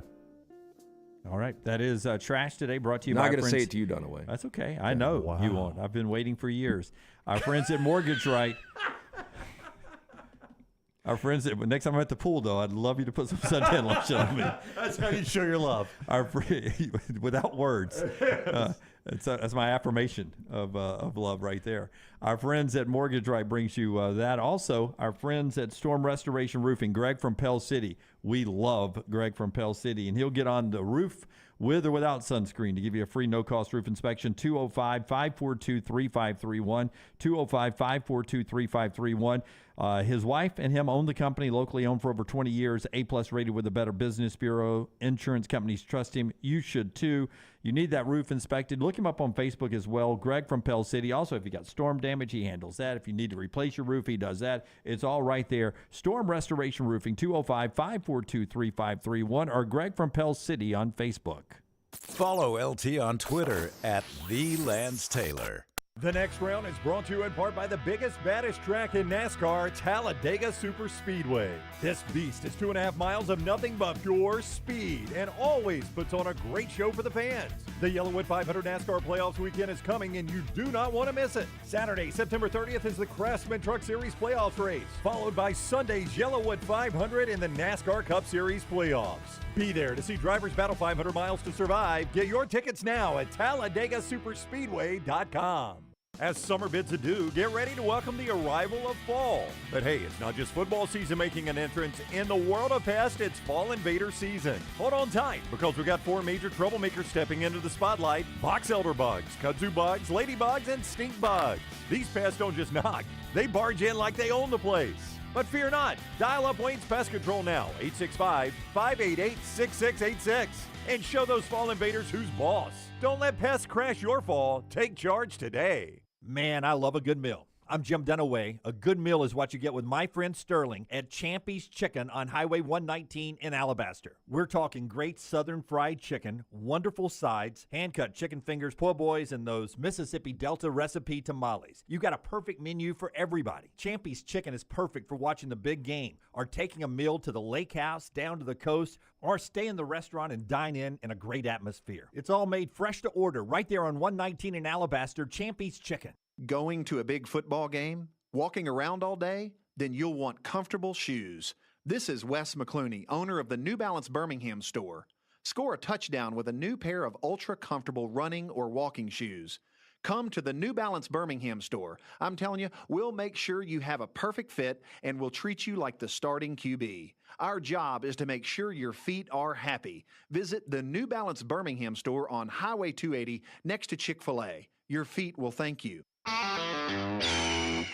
This is for the men who never settle, the ones who miss the fairway all day and still pull out the big stick, the type of guys who will always prefer to be behind the grill than in front of the camera, and the men who never let their friends forget about a high school nickname. This is the Lodge mentality. This is Twin Peaks. Who wants to settle for a single TV? With more TVs, bigger screens, plus our fabulous scenic views, there's more to watch at Twin Peaks. It's time to get out and enjoy the summer of 2023. Ocean City, Maryland, and your hotel family at Residence Inn by Marriott Ocean City is ready to welcome you. Kayak from our Bayside Beach, swim in the Atlantic, dine at our Bayview Bar and Grill, span the 2.5-mile-long Ocean City Boardwalk, and a lot more. See all this plus irresistible summer deals and packages online at residenceinoc.com. Check us out on Instagram and Facebook. Do something different this summer. Residence Inn by Marriott Ocean City, Maryland.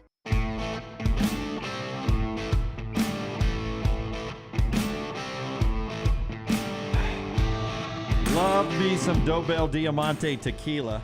Maestro Dobel Diamante, asked for by name, made with 100% pure agave. It is the exceptional tequila in a unique category. Crystal clear in taste and look as well. It is aged, you see, in these wood barrels that come from the Balkan region of Eastern Europe. And they've got this thing down to perfection. Ask for it. You will not be disappointed. If you're looking for the best in tequila, it is Maestro Dobel Diamante tequila.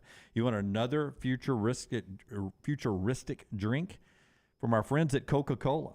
They announced this yesterday. We do not have it in the cooler yet. This is the Y3000. Zero sugar Y3000 from our friends at Coca-Cola. 0-calorie cola. And there you see it. Futuristic flavored. Interesting. What it tastes like, I don't know yet. The future, Jim. Yep. The future is now. It says co-created with artificial intelligence.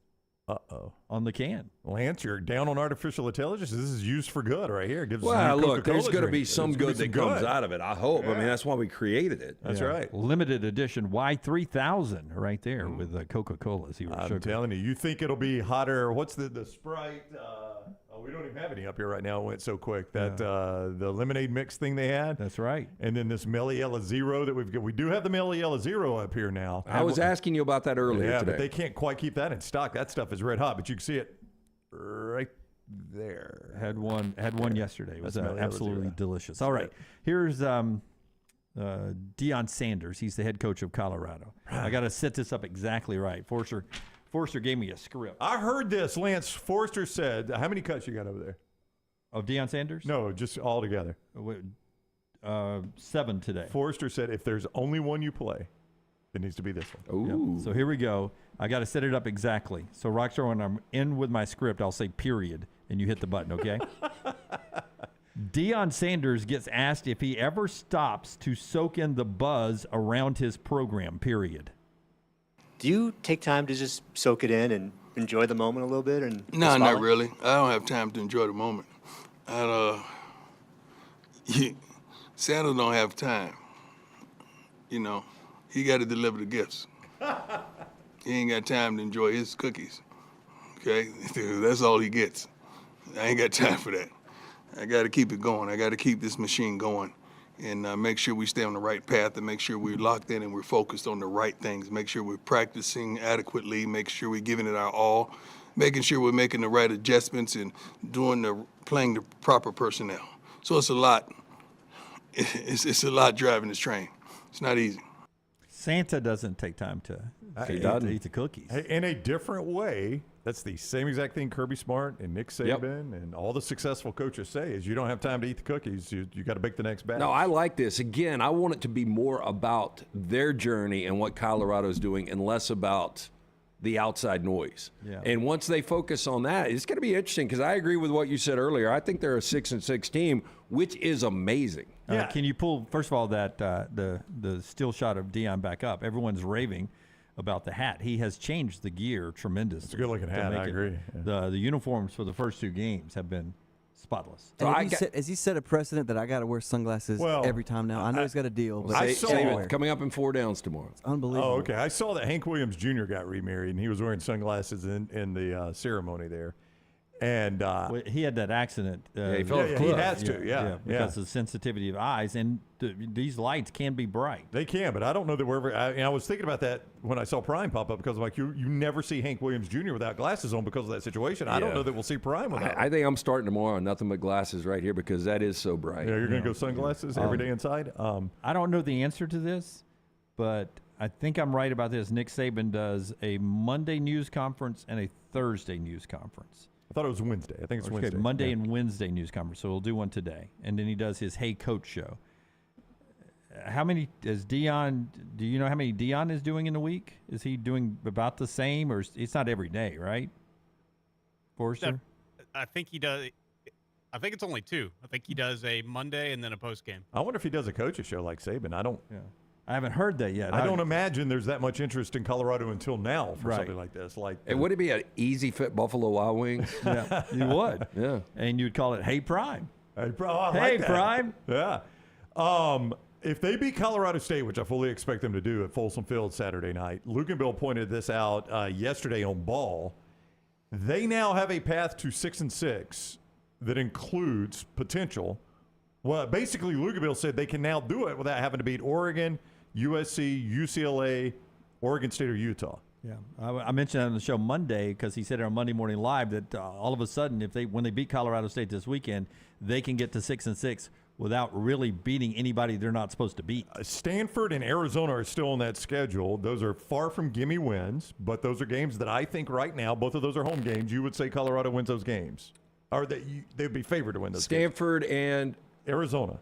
Arizona's tough. Jaden Delars is a good quarterback. That'd be a great game. Yeah, I think it'd be a really good game. A really fun game. But yeah, very Stanford winnable. 100%. Yeah, that's something. Right now, I think that game would be Colorado 2 or 3. Yeah, but right around now. But so Dunaway now, all you got to do is find one more win to get bowl eligible, which would be an amazing story if he gets that program bowl eligible in year 1. It would be an unbelievable story, I think. Coach of the year. One more thing after I tell you, our friends at Champy's Chicken, open for lunch now. They bring you this hour. We appreciate Sterling and his crew so much. Mississippi Delta recipe tamales, cooked to order fried chicken, hand-cut chicken fingers. Perfect for your tailgate this weekend, champyschicken.com. We'll leave you with a little baseball nugget because the Braves could clinch the National League East tonight with a win. Not only does Matt Olson have 51 home runs, his next one will break Andrew Jones's record. They now have the most home runs as a team in National League history, 281 home runs. The record is held by the Minnesota Twins in Major League Baseball with 307 home runs in 2019. I don't remember that at all. I really don't either. Do, yeah. When you said that, I thought you were going to tell me it was one of the Baggy Dome teams with Kent Herbeck and Kirby Puckett and all that bunch. Yeah. If you'd held a pitchfork to my backside, I would have said it would have been something from the 20s with the Bronx Bombers. Who were their big hitters that year? Oh.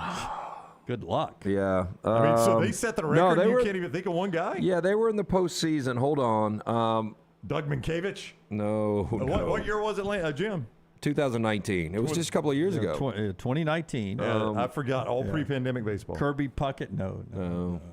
Been dead a long time. Hebner? All right, here you go. I'm going to just do this based on, I'm going to sort it by home runs. I'll give you their big hitters here. Mitch Garver was their catcher. Yeah, catcher. Where the hell is he now? Miguel Sano is their third baseman. Eddie Rosario was this whole team. Juice, and I never heard of any of these guys. Sure, he goes Ryan Nelson Buxton? Cruz. Was Nelson Cruz was on that team. Yeah, he hit 56 of them. Oh, no, wait a minute. He hit 41 of them. Max Kepler. Oh, yeah, I knew Max. Byron Buxton, Eddie Rosario, Miguel Sano, Jorge Polanco. God, I mean, this sounds like you're making names up. Yeah. That's not a real baseball team. That's like we didn't pay the rights fee for EA Sports I Home know. Run Derby. We had to make up names. Their lowest starter, you don't see this very often on a team that's that many homers. Their lowest starter was their third baseman. Miguel Sano only had 19. Only 19. I mean, that's a wild. I couldn't name one player off that team, and they're the all-time leader. Yep. In a single season. 281 for the Braves now. They're trying to chase down 307 for the Twins. Yellow Hammered 75 says Juiced Ball era. It was Juiced Ball era. Eddie Rosario with the Braves now. That sounds like make up a name for a baseball player. Eddie Rosario. Yeah. So Rosario. All right, final minute of the show where I remind you right now that don't go anywhere. A special free look into what we're doing over on Disrupt the Media. Go follow that on YouTube. This is part of Roll Tide Pods, what you're about to get here. Roll Tide Pods. Follow that as well. Like and subscribe. You'll get all the Alabama content from Disrupt the Media. This is our friend Mick Gillespie and national championship winning quarterback Jake Coker. They do a show a few times a week called Elephant in the Room. And you'll get yesterday's Elephant in the Room coming up here in about 20 seconds. We're back with you at 9 a.m. Central tomorrow morning, and tomorrow night we're at 10 Roof for Bud Light Game Night. Until next time, God bless you and God bless America. Now enjoy Elephant in the Room.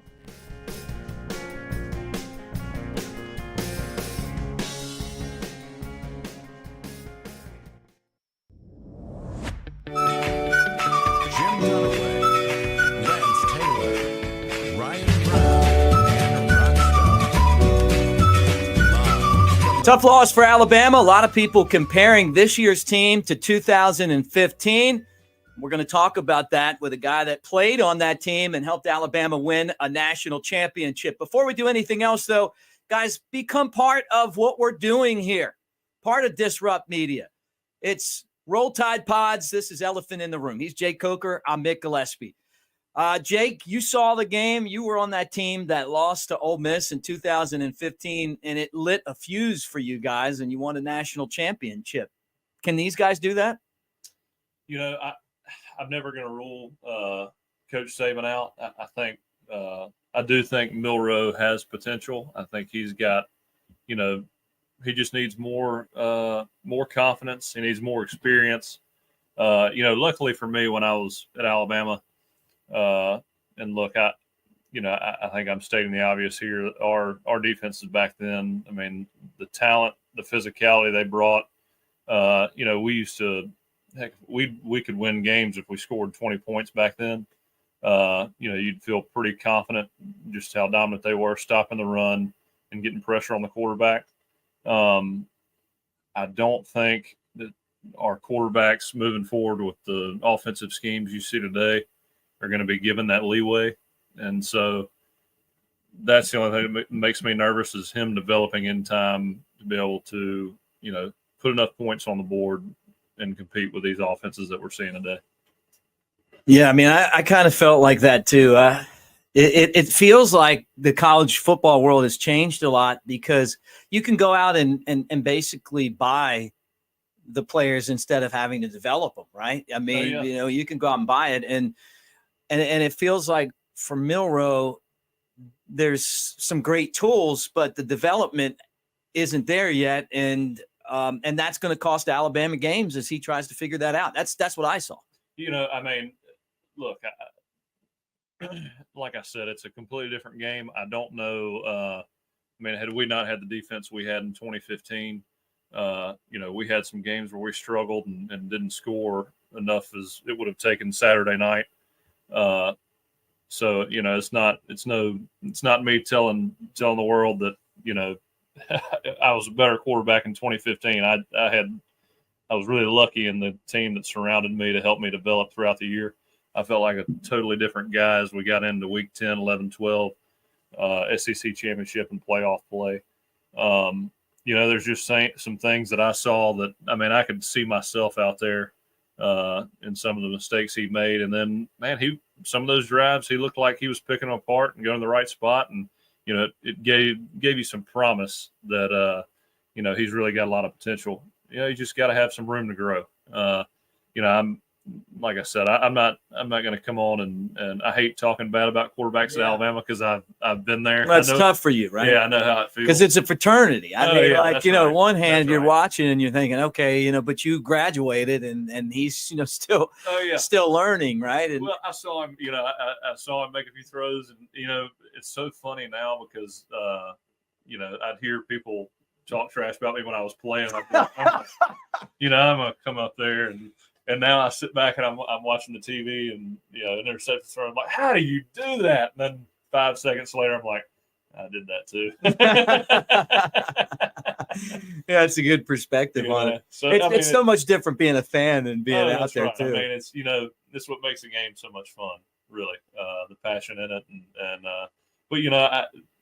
but like I said, he had a lot of good plays.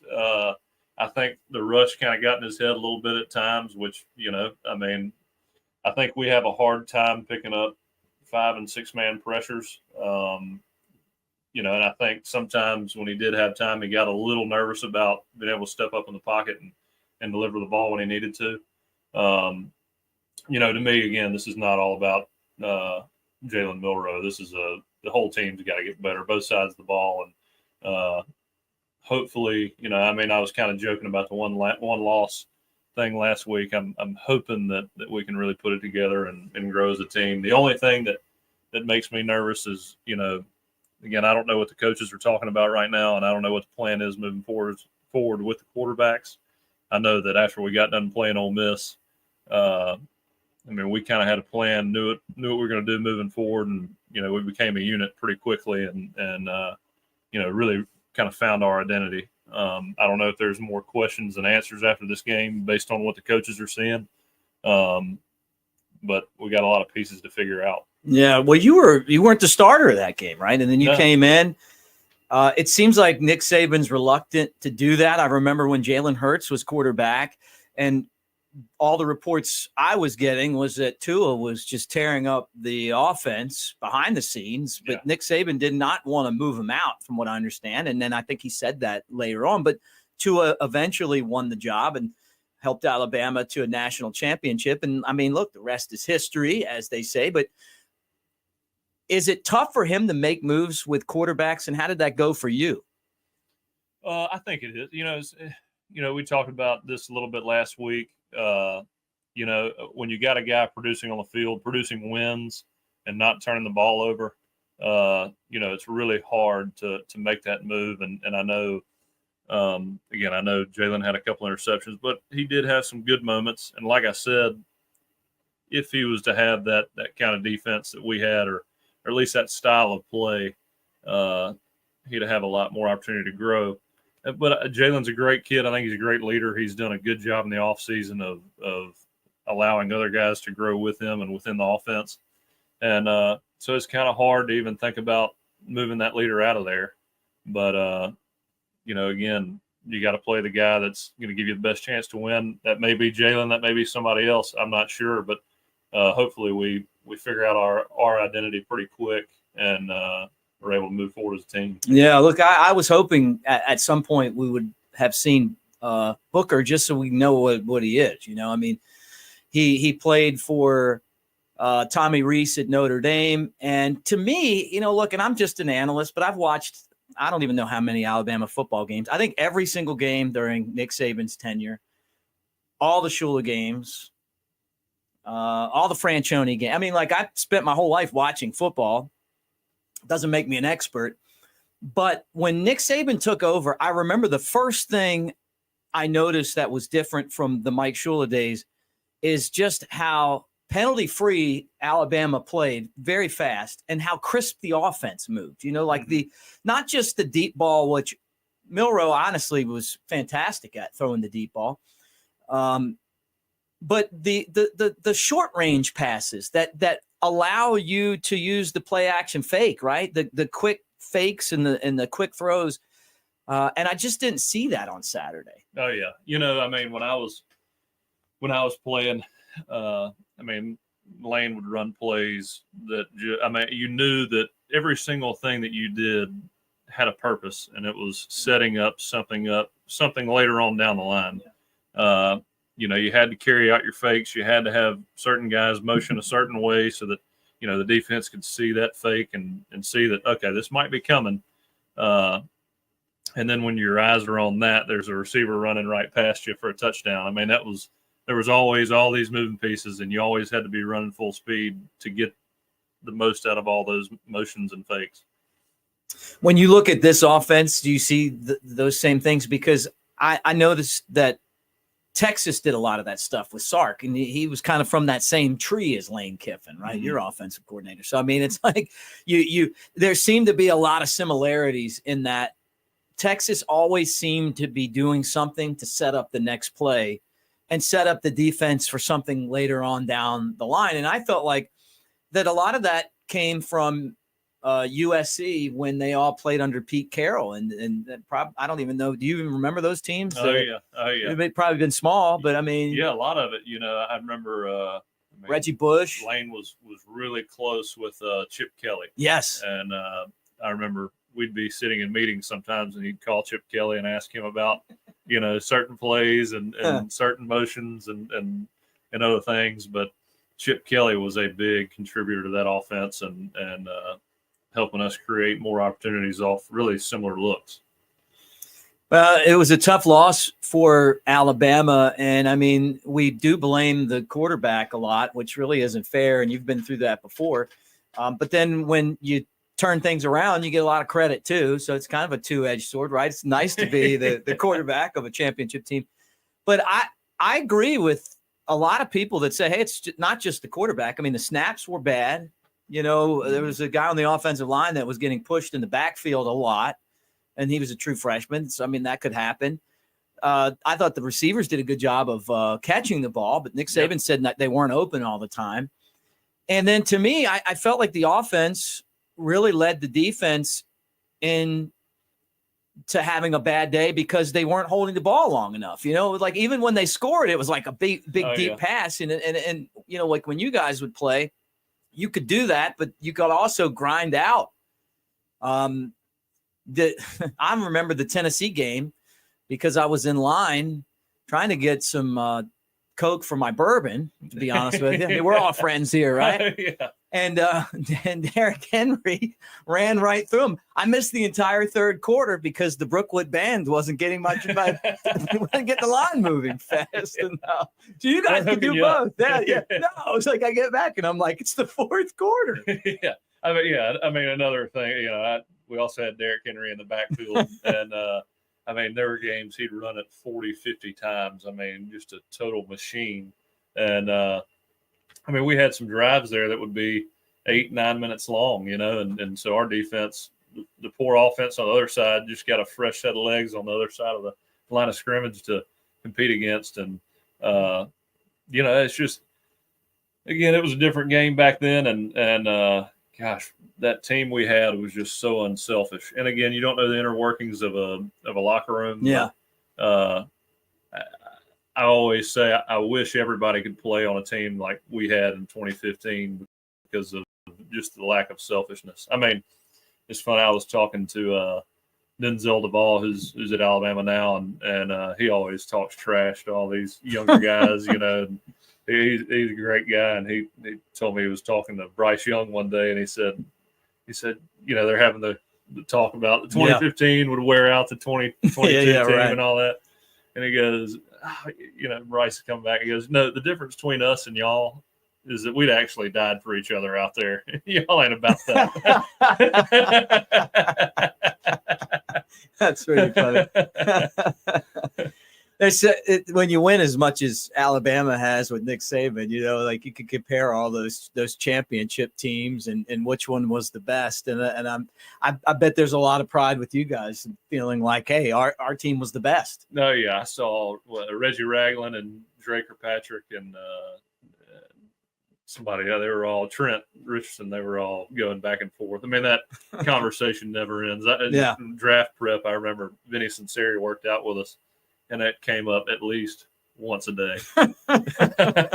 It's a good problem to have when you talk about which national championship team would beat the other. Yeah, no doubt. Well, if this team's going to win a national championship, some things are going to have to change, and they're going to have to change fast because they go to South Florida. No, Southern. What is it? South Florida? USF. Got it right. Yeah, USF. This Saturday, kind of a weird matchup against the team, at their home stadium, but it was a 2-for-1 deal. I like it. Look, you recruit a lot in Florida, but that's a game that they should be able to just go out there and take care of business. And then they come back and they play your guy, Lane Kiffin, and Ole Miss. That's going to be a tough game. This is one of those years where I think Lane's finally got all his pieces in place. They look pretty good this weekend. Like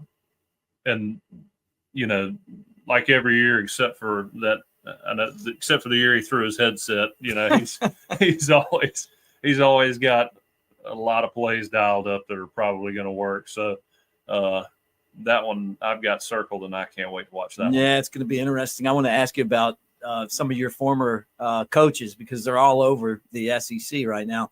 But I want to remind you guys, as you hang out with us, this is Elephant in the Room, and we really like hanging out with you. And so make sure that you're part of Roll Tide Pods and you like and subscribe so you know when our show goes live. We're going to do it twice a week through football season. And it's brought to you by Lance's Lock. And if you need some help at MyBookie, check out Lance's Lock. He'll help you with the picks that you need to make some straight cash from MyBookie. Have a better weekend than I did because I didn't ask Lance or Lance's Lock for any help. And I lost every game that I I was surprised by Texas A&M losing like that. Yeah, I was too. And I thought that Tulane would straight up beat Ole Miss. Now, their starting quarterback was out, the guy that got them to the Cotton Bowl last year. But you know what, Lane? I mean, shouldn't have bet against him. And then the Alabama game. So it was 0 for 3. Next week, I'm going with Lance's Lock. Good. Going in the 0 for 3 column. It's been a bad start for me. The college football has just changed so much. Yeah, the transfer portal and the NIL has really changed everything. There's not going to be anymore. To me, I don't think there will be teams that are just going to go out and slap people around every year. There's going to be too many athletes spread across the country. I mean, you think about it, well, mainly because of the depth. I mean, you're not going to have 3 deep at Alabama that are all 5 stars, that are going to get drafted and actually going to stay for 5 years. You're not starting within year 2. They're probably not going to stick around. Yeah. And I wonder if Nick Saban's style is going to keep working. I mean, kids don't like to be yelled at anymore. I mean, A.J. McCarron got spanked on the sideline, and I mean, like, he handled it well, but I mean, like, I don't see Nick Saban as fiery either. I think I misread him this year. He was I was expecting some broken headsets. Saturday. No, then none of that. What does that tell us? I think he does have confidence in this team. I think he's just waiting. He knows we got a long way to go with the youth on our team. We got to get through those first 6 games before I think we start hitting our groove and figure things out. Yeah. And again, I think some of that may come into play. He's really trying to boost these guys' confidence and make them realize, hey, we can contend, but you got to believe in yourself. Yeah. Well, look, I mean, I'm going to give you the list of things that I think that they're going to have to do to contend. Okay. They're going to have to snap the ball cleanly. And you know that. Yeah. Milroe's getting a lot of blame, that including me. I thought he looked, after seeing Matthew McConaughey on the sideline continuously, dazed and confused in the pocket a little bit, right?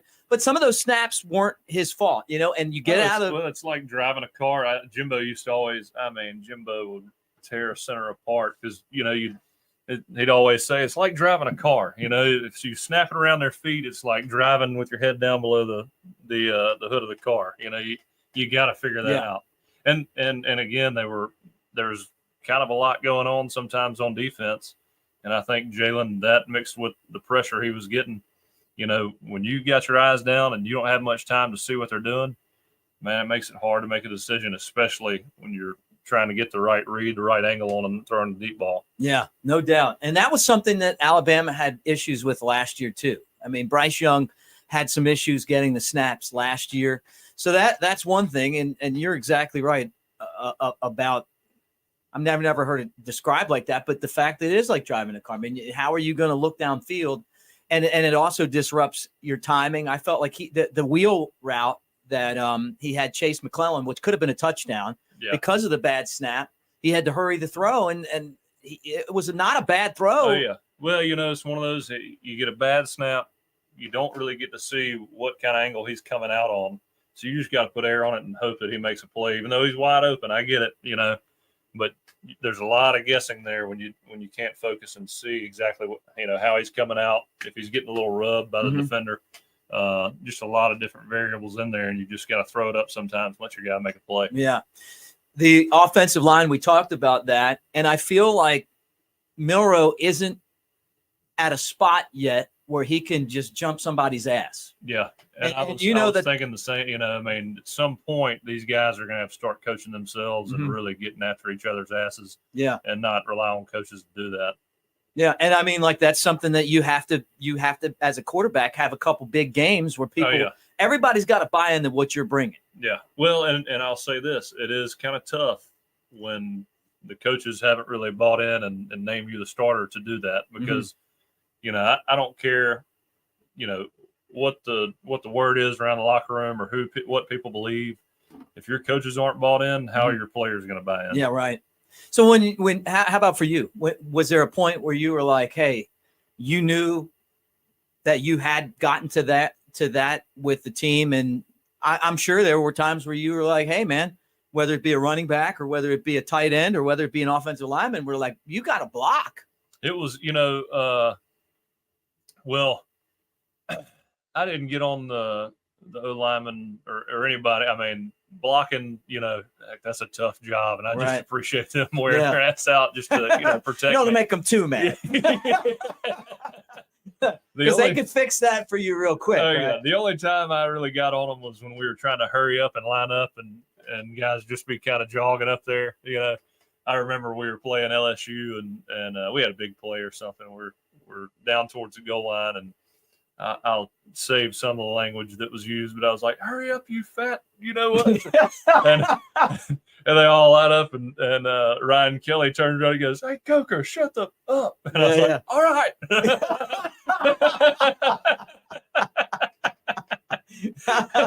It turned out great. I think we scored the next play. So yeah. Right. But they all got up to the line quick after that. So, yeah. That's no fun, though. Oh, yeah. But that's when you get to that point with guys on these teams, any sport, that you got something special. Oh, yeah. When everybody's policing themselves and you can, you're all competing together and you got the same goal and you can kind of get after each other's ass pretty good. Mm-hmm. And it's just kind of whatever. We're just here to win. That's when you got something pretty special. Yeah. I noticed after Alabama lost to LSU last year, Bryce Young, whose personality is, he's just so smart, and you can tell he's not a big talker. He's a thinker, right? Oh, yeah. But then there came that point where you just saw him taking the leadership, like where it was hey, you know what? I've got to do this.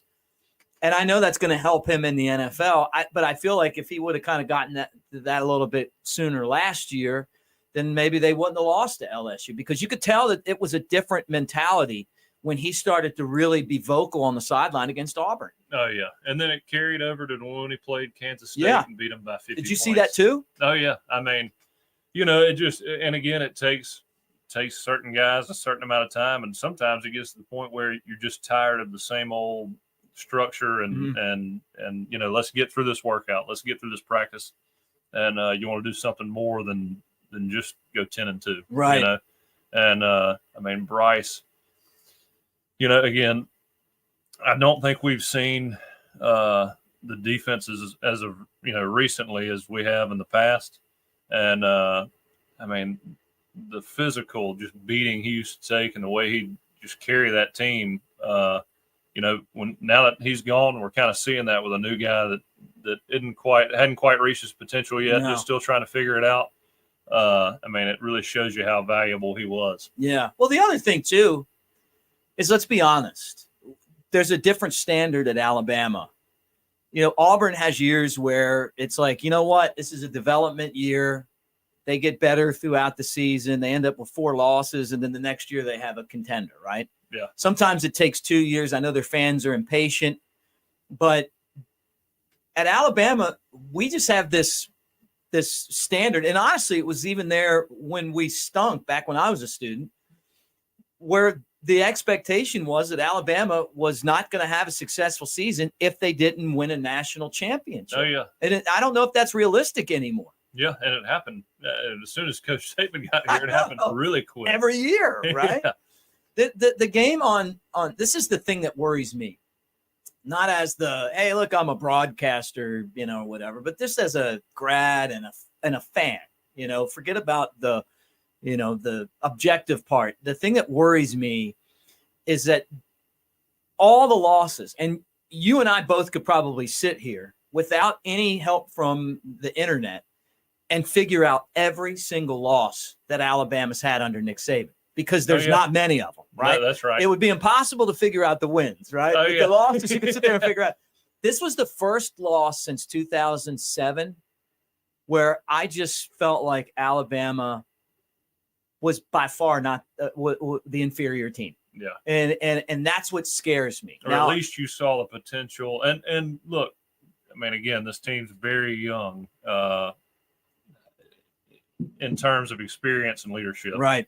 I always think, you know, the first 6 games of the season are always really hard to determine how good a team is, because, again, if you'd have seen us play when I was there, I mean, even, you know, my first or both years at Alabama, but the first half of the season, you really wouldn't have thought much of us. I mean, and then leaders started to develop. We had plenty of leaders on defense. Offensively, we had 9 new starters, really trying to figure it out and figure out how to play with each other. And I think it's similar this year. They have not had enough time to really figure it out in the lights. You can practice as much as you want to, but until you feel, you know, the weight of each play and the weight of each turnover and understand, you know, the importance of taking care of the ball and knowing how those turnovers can affect you, man, it's pretty tough to get a good feel for how good a team is. Yeah, and that was kind of going back to where I was saying before, the snaps, the offensive line, but the turnovers. Yeah. You know, and I've had debates with people. Okay, well, 2 touchdowns got called back because of penalties, right? Well, penalties and turnovers, to me, if you're on the wrong end of those, it's never going to be good for your football team. The 2 touchdowns that were called back were also on plays that, you know, they weren't designed to go that way. One should have been an interception. It was a tip ball. Had the same thing happen to me on the KA flag football team in Alabama. I caught the touchdown. So I was like, hey, I've done that. And then they took it back. I didn't mind counting. Anyway, back in the day, you know, that's like my extent of football. One of my father-in-law's buddies always tells me, goes, you may want an effing national championship, but you never beat the SAE. Yeah. They beat us too. Boy, one year we lost to them in the championship. So you bring back bad memories. It's like a really close game. Right. Somebody's watching out there and be like, man, I remember Mick on this. But you know, the penalties are something that they had an issue with last year. They're back again. And the turnovers really weren't something that they dealt with a whole lot last year because Bryce Young took care of the football. But those 2 things, coupled with the snaps and the offensive line, to me, were the 4 biggest problems that they had. And those are big problems. Yeah. I mean, you know, and here's the deal. The interceptions were definitely big. But at the same time, I remember running concepts like that. I mean, you know, when he's standing there, we got an 8-man protection. You got a play action fake from under center. Your eyes aren't on the defense very much. Right. I know right before that play happened, the safety rolled down, and I think he ended up coming. And I'm sure his first thought was, I know they had a post backside, and the other safety, I mean, I'm sure his thought was he's going in the middle of the field, and I'm not going to be able to throw this post. So he's timing up that, I think it was a deep curl. He's timing that up, and he's got to get it out. And he's getting his eyes around, seeing where he is, locating him. I think I got a safety up high. I'm just going to throw this thing. And it was obvious he didn't see him. And Yeah. I think there was some just confusion on his end on what defense they were playing, and probably some logical thoughts. But it's one of those mistakes that I know I've made. It's easy. I'm sure everybody's like, man, how did you not see that guy? But when you got a deep play action fake and you get your eyes around and you're trying to hit a guy on time, because if you're late, it could be a pick by the corner. You just don't have a lot of time to locate that safety sometimes when he does stuff like that. Right. How did you learn how to read defenses at that level? Because I remember you playing, and I saw you looking guys off. I mean, you would set them up to hit O.J. Howard wide open, like I can still see it now. Like, there was always that moment in the game where O.J. Howard would have his wide open catch for a touchdown. Well, those two are almost like, you get the ball and you fake a play action pass, and then you're peeking at your first read, and then you're like, oh shit, there he is. It's like, oh my God, just make sure you throw it where you can catch it. I can still see him running in that national championship game. Like, I did not see this last week. That's right. How do you guys learn how to do that, though? I mean, we didn't look. Our quarterback for the KA team was good, but I don't know if he's going like 3 reads down for a throw. I think it's just rep after rep. And I think when you get older and you played in a lot more games, again, I got one season in and felt like a different guy at the end. Mm-hmm. But when you learn how to kind of get your schedule as far as looking at film and understanding what to look at, and realize you don't need to see, you got certain indicators and you can focus on that, and rather than just getting caught up looking at all these moving parts, it makes it a lot easier to kind of dial in and figure out exactly who to go to based on just a few key indicators that you get. Right. But got to learn under Jimbo, got to learn under Lane, and to the best in the business. And and I had Randy Sanders at Florida State, who had spent a lot of time around the SEC. Coach Peyton Manning at Tennessee. I know. Yeah. He was, to me, he was like a mentor and just an unbelievable coach on top of that. And so, I built a really good foundation at Florida State. Didn't really get to play in that system too much game time, but kind of built a foundation moving into Alabama and then understanding what we're trying to do under Lane. Do you think you're the guy that started the transfer portal? I'm just kidding, but you know what I mean? Like, when you transferred, that it wasn't like it is now. Oh, It's a big deal. I remember when you transferred, everybody was like, oh, yes. Oh, yeah. We were excited. It's so funny. I'll talk to some people who don't really realize I transferred from Florida State to Alabama, and they'll be like, this transfer portal, these soft young guys, they just transfer as soon as they can't play. And I'm just like, scratching my head. Like, I transferred. Oh, by the way. That's right. Yeah. But, I grew, like we talked about before, I grew up a huge Alabama fan. Grew up, watching Zal, Tyler Watts, all those guys. And it was a dream of mine. So to be able to come back to Alabama, there was nowhere else I was going. Nah, look, Jake, you made the right decision, Jake. Come on. That's right. I'm with you. I like Florida State, but honestly, I tell people this all the time, going to the University of Alabama is one of the best things I've ever been a part of. I love it. Oh, yeah. Well, I loved every minute of it. Man. Just the tradition. It's just the campus. It's the biggest thing in town. It's a cultural thing. People, and the thing about it, too, is, I've spent a lifetime in baseball, Yeah. and the Alabama people just like take care of you, you know what I'm saying? Like, you run into somebody that's an Alabama person in the business, and then all of a sudden, the minute you meet them, they're your best friend, and it's genuine. Well, everybody, and it's, in that stadium, everybody's got great memories. And, when Dixieland, the light comes on, Sweet Home Alabama during warm-ups, you're just like, oh, man, there's nothing better than this. Yeah, no, I just loved everything about it. Like the parties, the script, right. I bartended. I did the most at it. College radio, lacrosse team. Just didn't go to many classes. No, that was, I still talk about that. I learned about bartending. I learned more about life than I did in my class. Oh, I'm sure. Stuff that I use, in my day-to-day workings is the thing that I got out of it was I'd say the number one thing I got out of college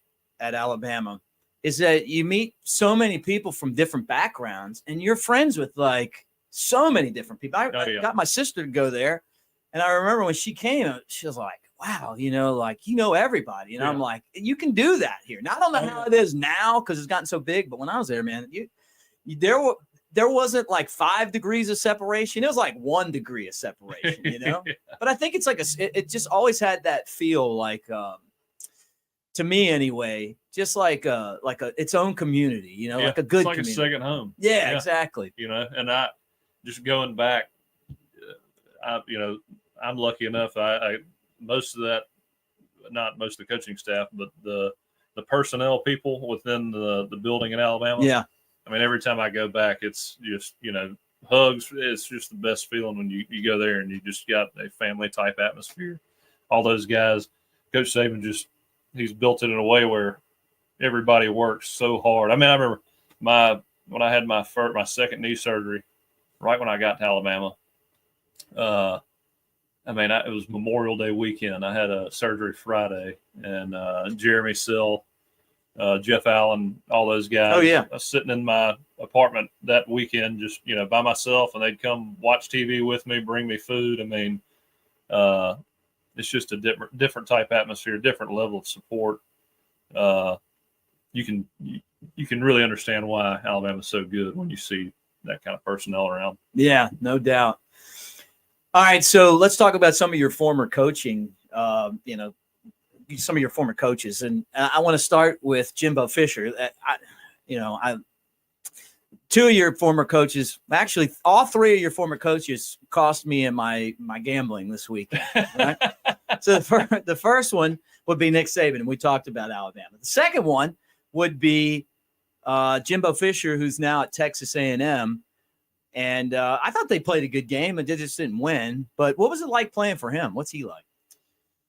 Oh man, you talk about players getting yelled at.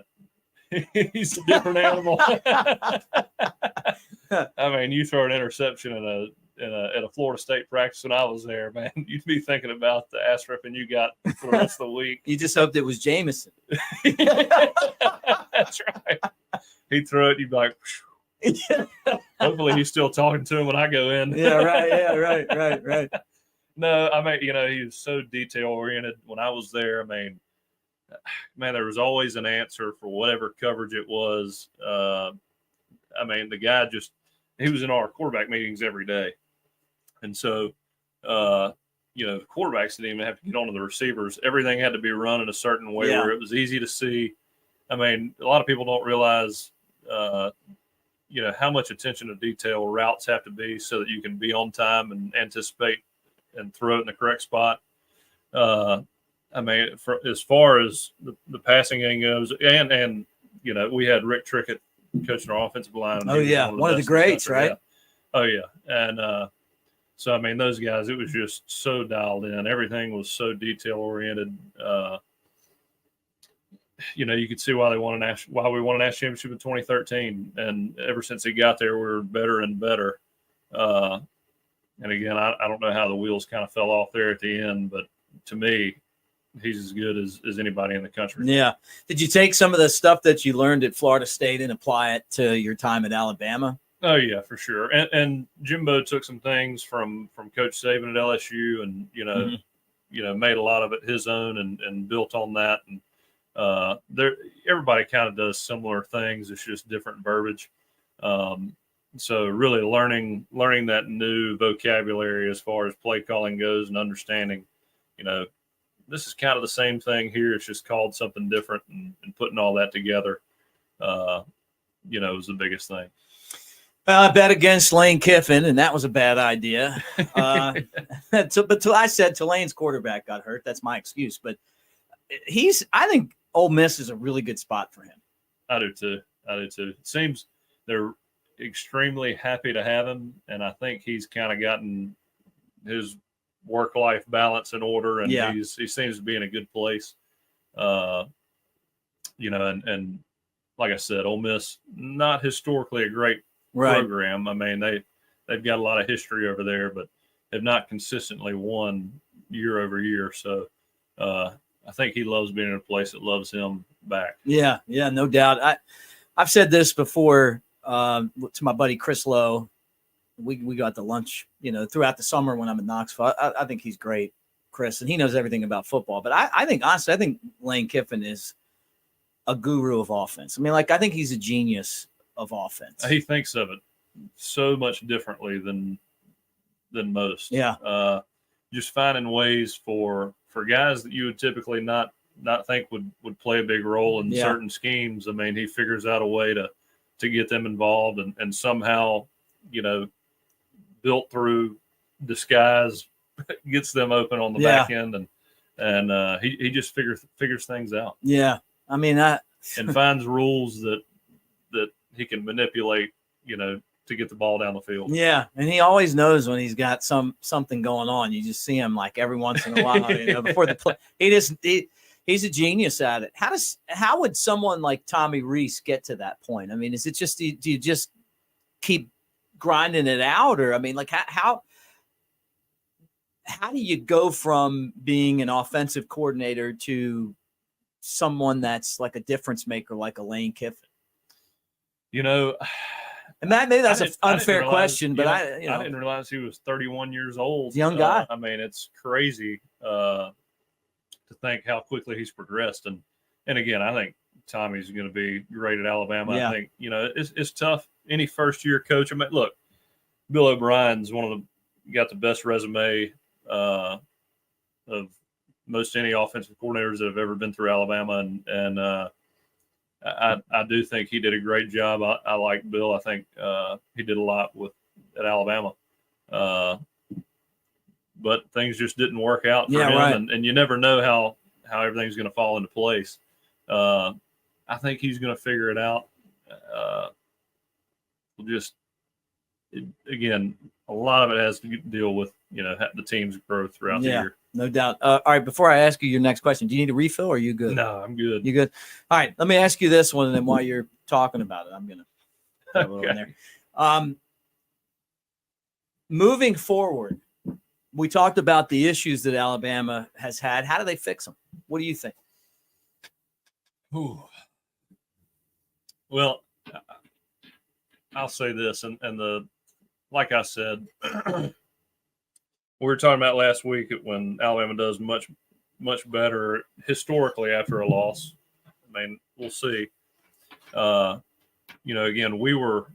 I was named the starter right after that Ole Miss game. Right. And everybody kind of jumped on the same page, figured it out.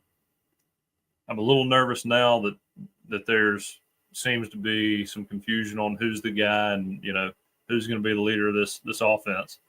I'd like to see, some unification on that front and then just build from there around one quarterback, have one game plan and build that around one quarterback and just try to move forward. And again, I the defense, I think those guys played their hearts out. They had to defend a lot and there were a lot of bad positions. Yeah. So I again, like to see where that plays out, but as far as offensively, I want to see one guy moving forward and figure it around that one guy. Yeah, well, we'll find out a lot on Saturday, against South Florida, like what direction things are going right now. Coach Saban said, hey, I thought about making a move, but it gets to the point where it'd be unfair to make a move. You get late in the game. I mean, you're going to put somebody in the fourth quarter, I mean, wouldn't that be something you do in the first half? Worked out with Tua. Yeah, worked out with Tua. Yeah.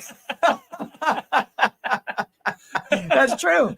Yeah, that's true. That's true. How do you watch the NFL on Sunday and watch all those guys? I watch a little bit. I do. I like watching Tua and I like watching Jalen. I love Mac. So I like watching the former Alabama guys. Yeah. I mean, what Jalen's done, my gosh, his mental toughness and just his mental ability surpasses just about anybody I've ever seen. Oh, yeah. Did you get to know any of those guys? I knew Jalen a little bit. He came in, I knew him a little bit. He came in January, right before we played the national championship. So he sat in on a few meetings and right. Seemed like a great guy. Yeah. But I don't really know him. Right. I've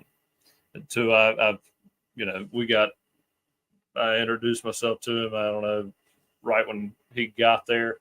I was coming through the tunnel at the spring game his freshman year. He graduated early, and I saw him throw an over route. It was like, I mean, he stepped up in the pocket and anticipated and got the ball out over a backer, and I was like, my God, who is that kid? Yeah. And they told me, that's Tua. That's the guy from Hawaii. And I was like, man, that guy's going to be a stud. Yeah. And then Mac just, geez, I always said he was the safest pick in the draft his year coming out. Oh, yeah. I mean, that guy just sees things. And again, he anticipates and doesn't quite have the athleticism that Jalen has, obviously, but man, his ability mentally is what sets him apart from everybody else. Yeah, no doubt. Well, and accuracy. Yeah. I pull for all those guys. I mean, I'm a Ravens fan, because I'm from there, but I pull for all of them. Like, it's, if they're on and I'm watching and they're not playing the Ravens, I'm pulling for them. Yeah. But a lot of it has to do with fantasy football too. Like, do you have a fantasy football team? I'm afraid if I do fantasy football, I'll just be like hooked on it on Sundays and won't be able to do anything else. I just get to. No, I am. My wife's like, you hate fantasy football. It's not that I hate it. It's just that it's so intense. I did it in high school one time. On Sundays, I was so consumed by it. I was like, I got to do something else. You're smart. You're smart. You're definitely smart. All right. Any final thoughts before we wrap it up? This is episode 2 that we just did. Yeah, I would say, again, I know everybody's quick to jump on Jalen. And, he had a couple mistakes that cost Alabama, much like everybody else out there, but it sticks out more because you're the quarterback.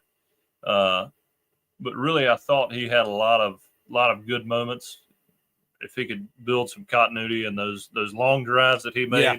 I know Coach Saban was talking about possibly putting somebody else in until he got those drives going. I mean, some of those drives, he looked really good. Mm-hmm. And again, when you first come in there, hadn't played many games, it's hard to see everything. Everything's moving fast. You're looking at the big picture instead of what you're supposed to be looking at. Sometimes you get caught up in it. I remember the Ole Miss game. I had a look we had been working on all week. It's like 3rd and 11. It was like quarters, and you had Calvin Ridley on a post inside, and the safety had outside leverage. And I still kick myself thinking about it to this day. Like, why didn't you throw that? He was wide open, cut right in front of that safety. And for some reason in my head, I was like, it's 3rd and 11. I got to hit Richard Mullaney right past the sticks. It'll be an easy throw. Didn't throw that post, threw an incompletion on 3rd down, and it probably would have been a touchdown. And I'm sure Lane's still like, that dumbass. And I am too. But, there's things you just, as a younger guy, especially first few starts in there, sometimes your reads, you get a little caught up in the moment and make bad decisions. And I've been there. I think Jalen's got a lot of potential. I just hope he can put it together, pretty quickly. And again, he looked put together every now and then. I mean, for the most part during that game, there's some little things that he could improve on that I think could make a difference in the game. No doubt. Look, it's not his fault that they made all the penalties. He contributed to the turnovers, but the snaps weren't his fault, so there's a lot of things, right, that can change fast. I just hope that we see that moment that, like again, you guys had against Ole Miss, even though you didn't win, you just saw it. Yeah. It was there, and it was like, hey. Yeah, I mean, that was one of those games we felt, I think everybody, if we had one more quarter, right, just one more quarter, you could tell we had them just against the ropes. Had we not had a 2-minute drive and tried to throw that interception on the double move, had we not gotten that position, I think we'd have drove down the field and scored. But, I think just a few key mistakes Saturday is what cost us the game. Could have gotten away with some of the minor stuff. But this team's got a lot of potential. I'm not counting them out yet. Okay. I think we got a good chance to make the playoff. But we got to make a run. Yeah. And then look, next year, and I would say this too, for those people that say that the dynasty's over, next year, 12 teams get it. Yeah, that's so right. So just remember that. Okay. Yeah. It's a different animal next year. Like, And the other thing that I want to say to take up for Nick Saban is kudos for playing a tough team. Oh, yeah. Like, look at Georgia's schedule. Oh, yeah. I mean, and we all like Kirby, but that schedule is paper soft. I mean, come on, man. At least Alabama's out there playing Texas. I mean, and I know they're going to be like, well, we were going to play Oklahoma, but, look who you added to the schedule. You guys aren't playing anybody all year. This is a legitimate schedule. And then next year, Georgia, you're going to be forced to play a tough schedule. When does Georgia play top 25 team? Yeah, like Tennessee, like way down 5? the road. Yeah, I don't even know, way down the road, so. And that'll be it. And then they'll be in the playoff. And, and Alabama's had some years like that too. I'm not going to say they haven't, but not lately. And this was this is part of a great home schedule this year. Oh yeah. No, it's going to be an exciting year now. And like I said, it will be tough. If we don't show up for a game or two, we're in trouble. Yeah. But like I said, we're still Alabama, still got a shot. I'm still I like your optimism, Jake. I'll drink to that. I'll drink. I'm drinking a hit. I can't count my boys out. Don't do it, man. Don't do it. I'm not counting them out but either. We do need some leadership, some ownership, some guys that are willing to put everything they got out on the line and staying off the dang, FaceTime after the game, dancing and all that. Just I mean, come on, guy. Yeah. I was yelling at the TV a couple of times. Like, come on, man. You got a first down. I don't need all this. That's right. Get back in the huddle. Yeah, you threw a touchdown, but guess what? You're not on the magazine cover. Go look at an iPad. That's right. That's right.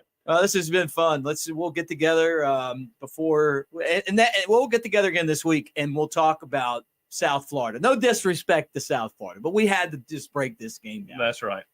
It's been eating us up. Oh yeah. Everybody that's watching. But I'm ready to forget about it. So yeah, ready to move on. Well, guys, thanks for hanging out with us on Roll Tide Pods. Elephant in the Room, Jay Coker. I'm Mick Gillespie. Comment. We'll check out your comments. Make sure you like and subscribe to the channel. Be a part of what we got going on and what everyone's got going on. A lot of great shows on here. It's really fun to be part of the Next Round crew. I love watching their show. I know you do too. And it's just like, we just want our show to be the one that they're like, hey man, these guys are really killing it for us right now. We're competitive, Jake. We're competitive. Right. So you guys like and subscribe, and Roll Tide. We'll talk to you again real soon.